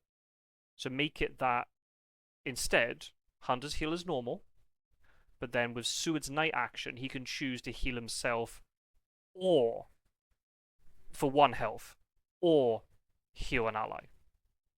So that damage sticks a little bit more onto the Hunters. So they still have the events, but then they're going to go into a combat with just a little bit less health they would normally, and that might be enough for Dracula. Or, again, we've talked about it loads of times before, do you maybe buff... You keep everything else the same, but then you maybe buff Dracula's combat. That's then a completely different topic, right? What do you change? And the problem is, as we talked about it, everything's so intertwined. If you just modify one tiny little thing, it's going to have this huge ripple effect across the entirety of the game. So it's going to be, it must be a headache, not just for Fury of Dracula, but any type of game, when you're going through certain editions, and the point of the next edition is to build upon, not just purely replicate, but build upon the last one and make tweaks. Because when everything's so intertwined, it must be a headache to try to balance and play test and trying to work out what is strong, what's not. And really, I don't know how, maybe if somebody knows anything about board game design, I don't know how often these games get play tested, but there is no way they would reach the number that we have across even just the how many tournaments, like 6 or 7 tournaments we've done at this point, let alone all the friendly games that have ever been played on the digital edition. And you might suddenly discover something being really broken after a physical version's been printed and whatever. It's a very tricky question. There's just so much. For me personally, I think the game's in a really healthy spot.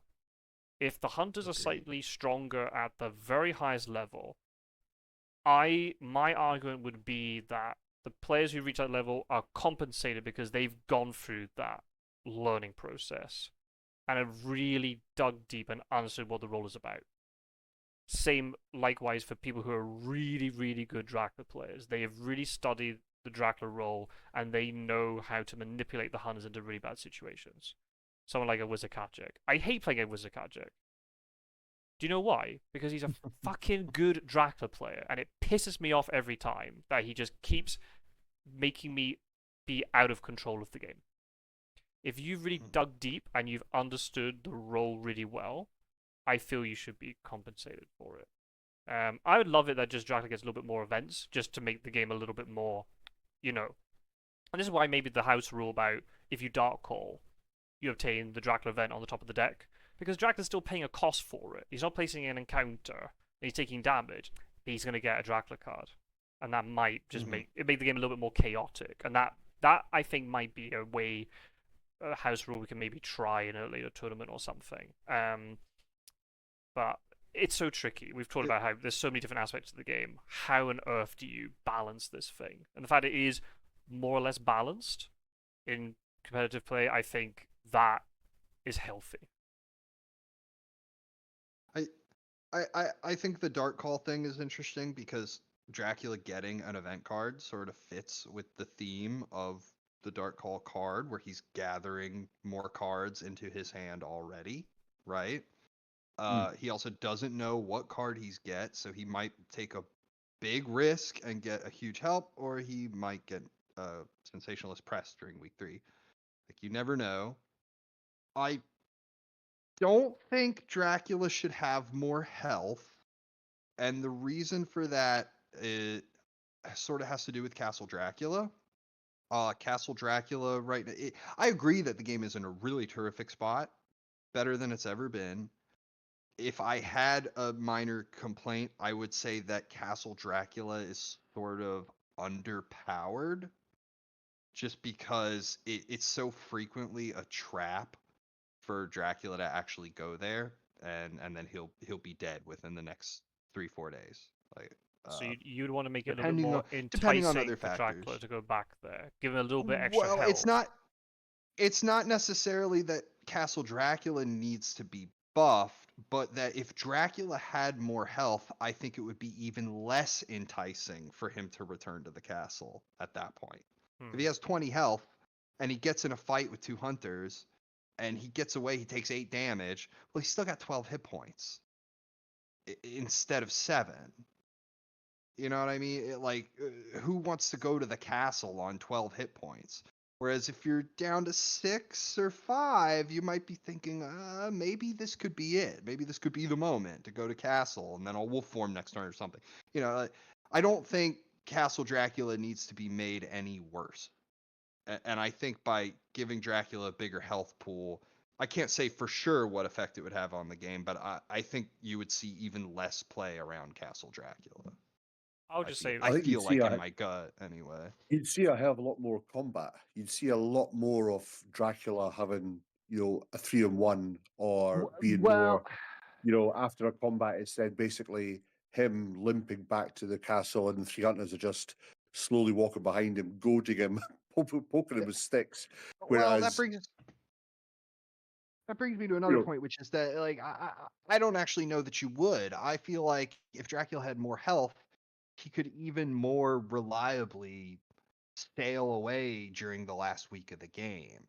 You've just made Rufus Smith a far worse card at that point, if that makes any sense. Because now Dracula goes around the whole. How many games have you played as Dracula where you're like, I have just barely enough health to take this one particular route? I could move one C zone and wolf form such and such.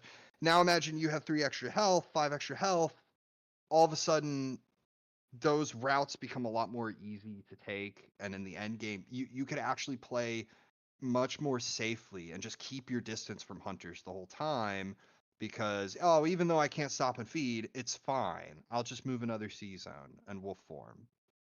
If that makes sense. to be fair, He could afford to just keep his distance. Right. I'm just gonna say it. If you're gonna do something like that, where the way you buff Dracula is just to give him more health, that's just a really boring way to change something. I think I agree that giving him more events is better. Yeah, it increases the skill of the player to use that. Any player could just use 5 extra health, whereas if you actually give them something they can interact with and use, that just for me is just 10 times better in terms of skill ceiling and interactivity and all this stuff. It's just boring. Oh, it's just such a. I don't want to be. It's a lazy way to do it. I'll just give him extra health. Mm-hmm. Heck, maybe he just starts the game with a Dracula card. Maybe. Maybe. The health buff was just someone I threw into the mix. The started off the conversation was about the hunter cards and what consequences should the hunters have, as opposed to, and the buff was just something to throw. It's not talking about, because you're right. At the moment, there's some games you play and you kind of go, which is why joking aside, you kind of go, right, I'm tapping out of this game, because you know what's going to happen. And is there fun where the hunters are just chasing them down like an injured animal, and they've got CG and they've got renewed vigor, and you're like, where is it? And again, I think Dracula having more event cards, which in the board game you do get more cards, because sitting around the table with mates, you're kind of going, go on, I dare you, try, and they're in there for a reason. Otherwise, just don't give Dracula any event cards at all and just let him go around with the 5 sort of power cards that he gets, and he can use them. So I think, yeah, if there was more Dracula cards in hand, then obviously that would help the hunters think, right, well, actually, I've got to be careful what I'm playing here because I don't know what he's got. I just feel it's a bit kind of, as you say, they The get, Dracula cards the are so 4 and 1 important. get 30 cards. There should be something they get anyway. Yeah, but the Dracula cards are still important because obviously any time that a hunter is supplying a Dracula card from the top of the deck, they're not getting a hunter card.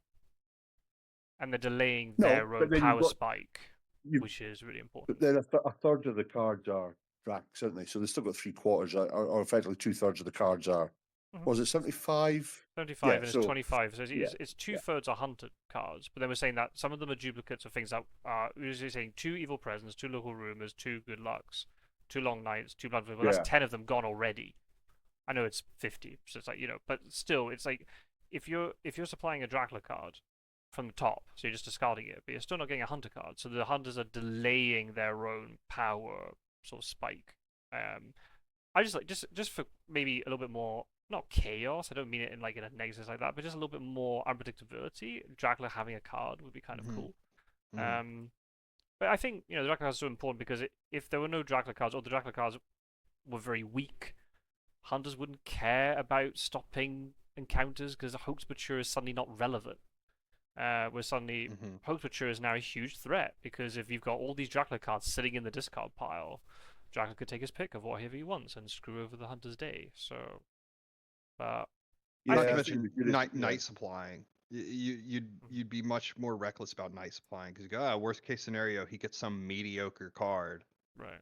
The Dracula cards need to be really powerful for that reason to enforce the main gameplay loop of if you're gonna night supply, it's a risk.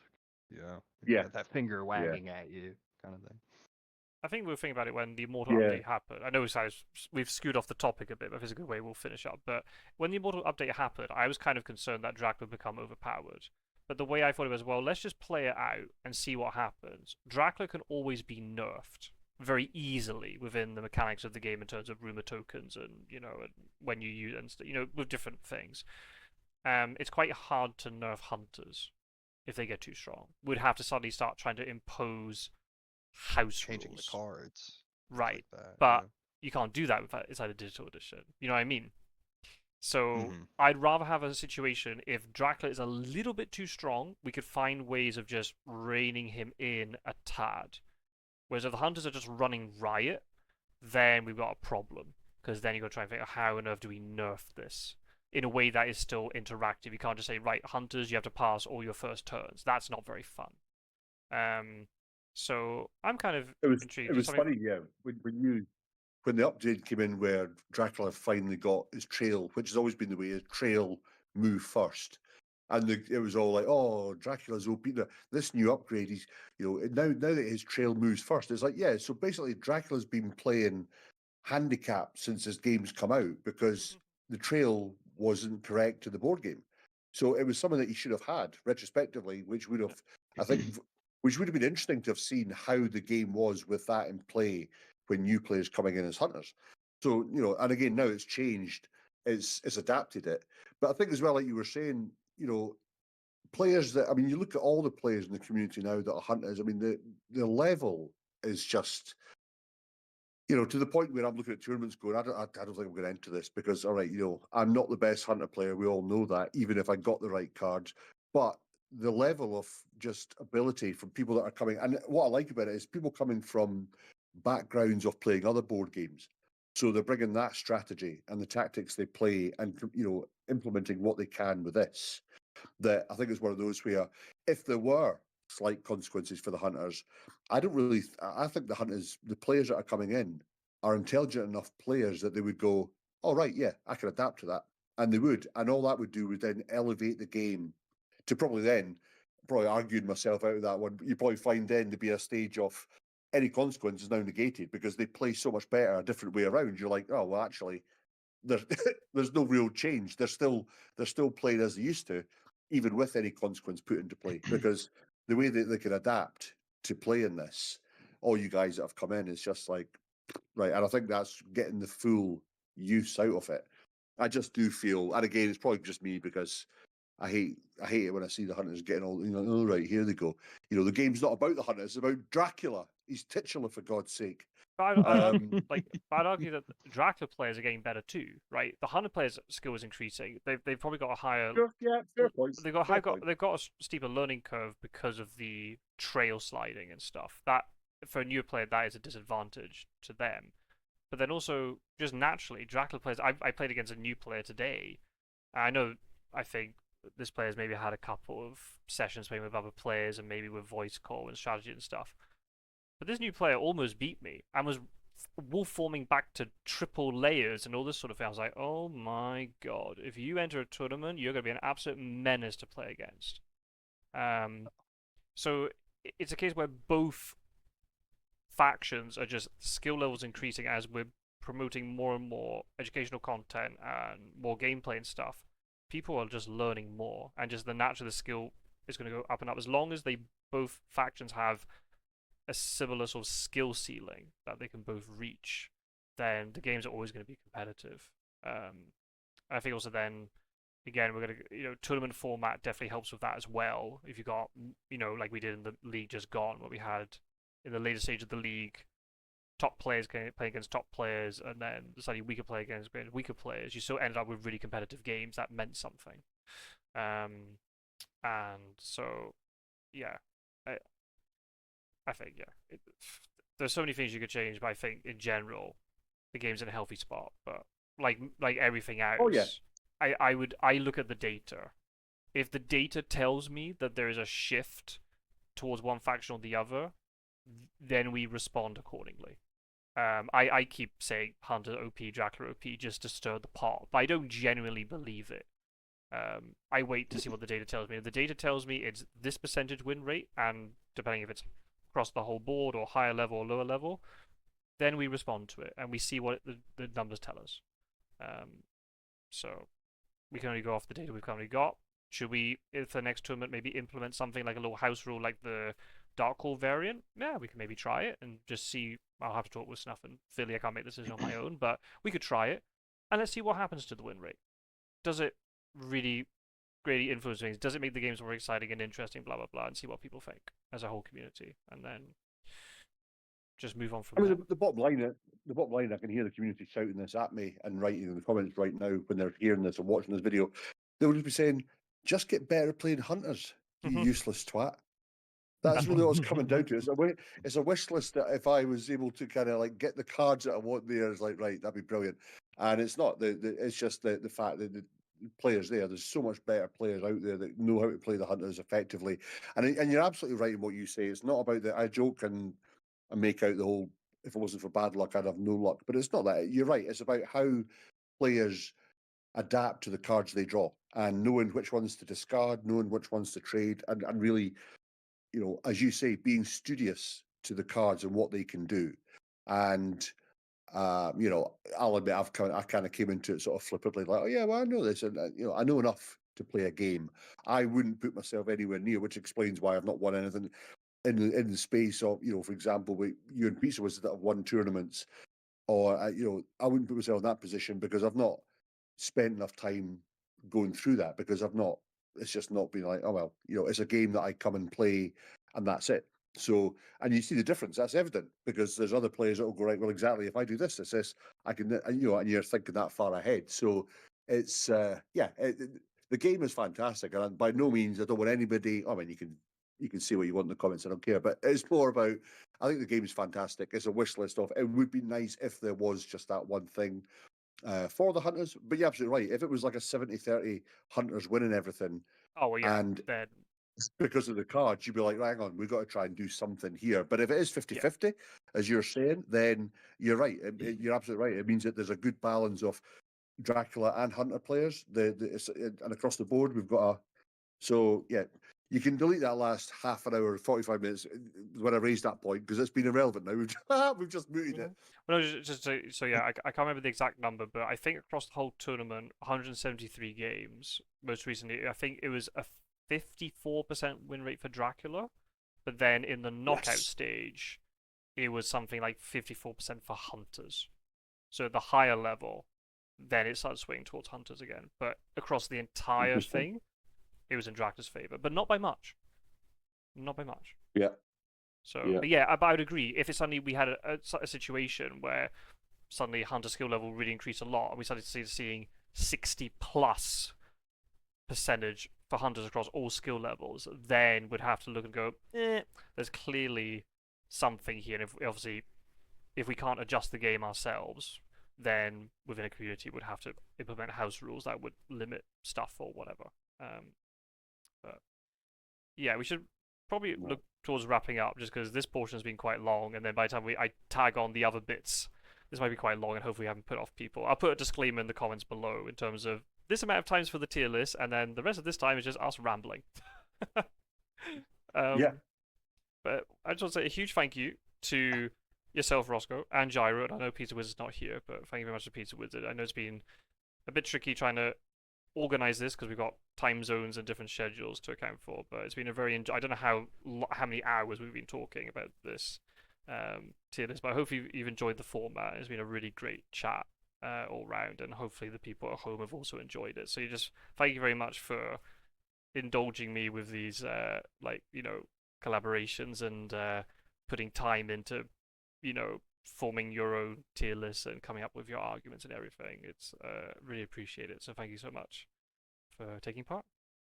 It's absolutely been my pleasure. Great discussion, gang. I mean, behind the veil on rats, surprising return in S tier. What else am I missing? Hypnosis while Dracula's at sea. Good times.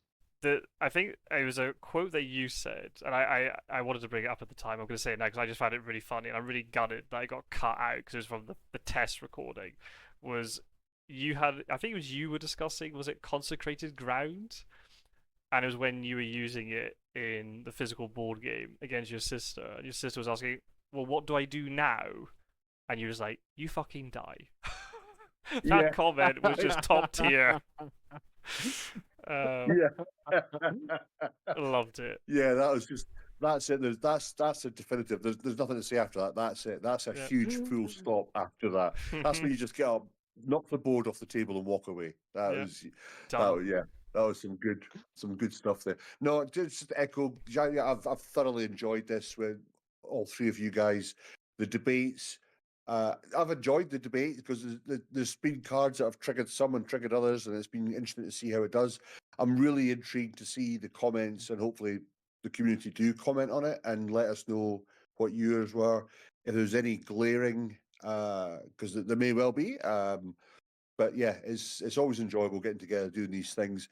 It's interesting to see that there was a few changes from when we first did this a couple of years ago, Scott Sword. So it's good to see that now, and including yourself and Pizzawizard Gyro is great because the newer members play differently as well, and that that's given me an insight into cards that I never thought of before. That actually that does make sense. I might try that. The problem is now going forward in tournaments, any players are going to watch this and say, right, so I know which cards these guys have now.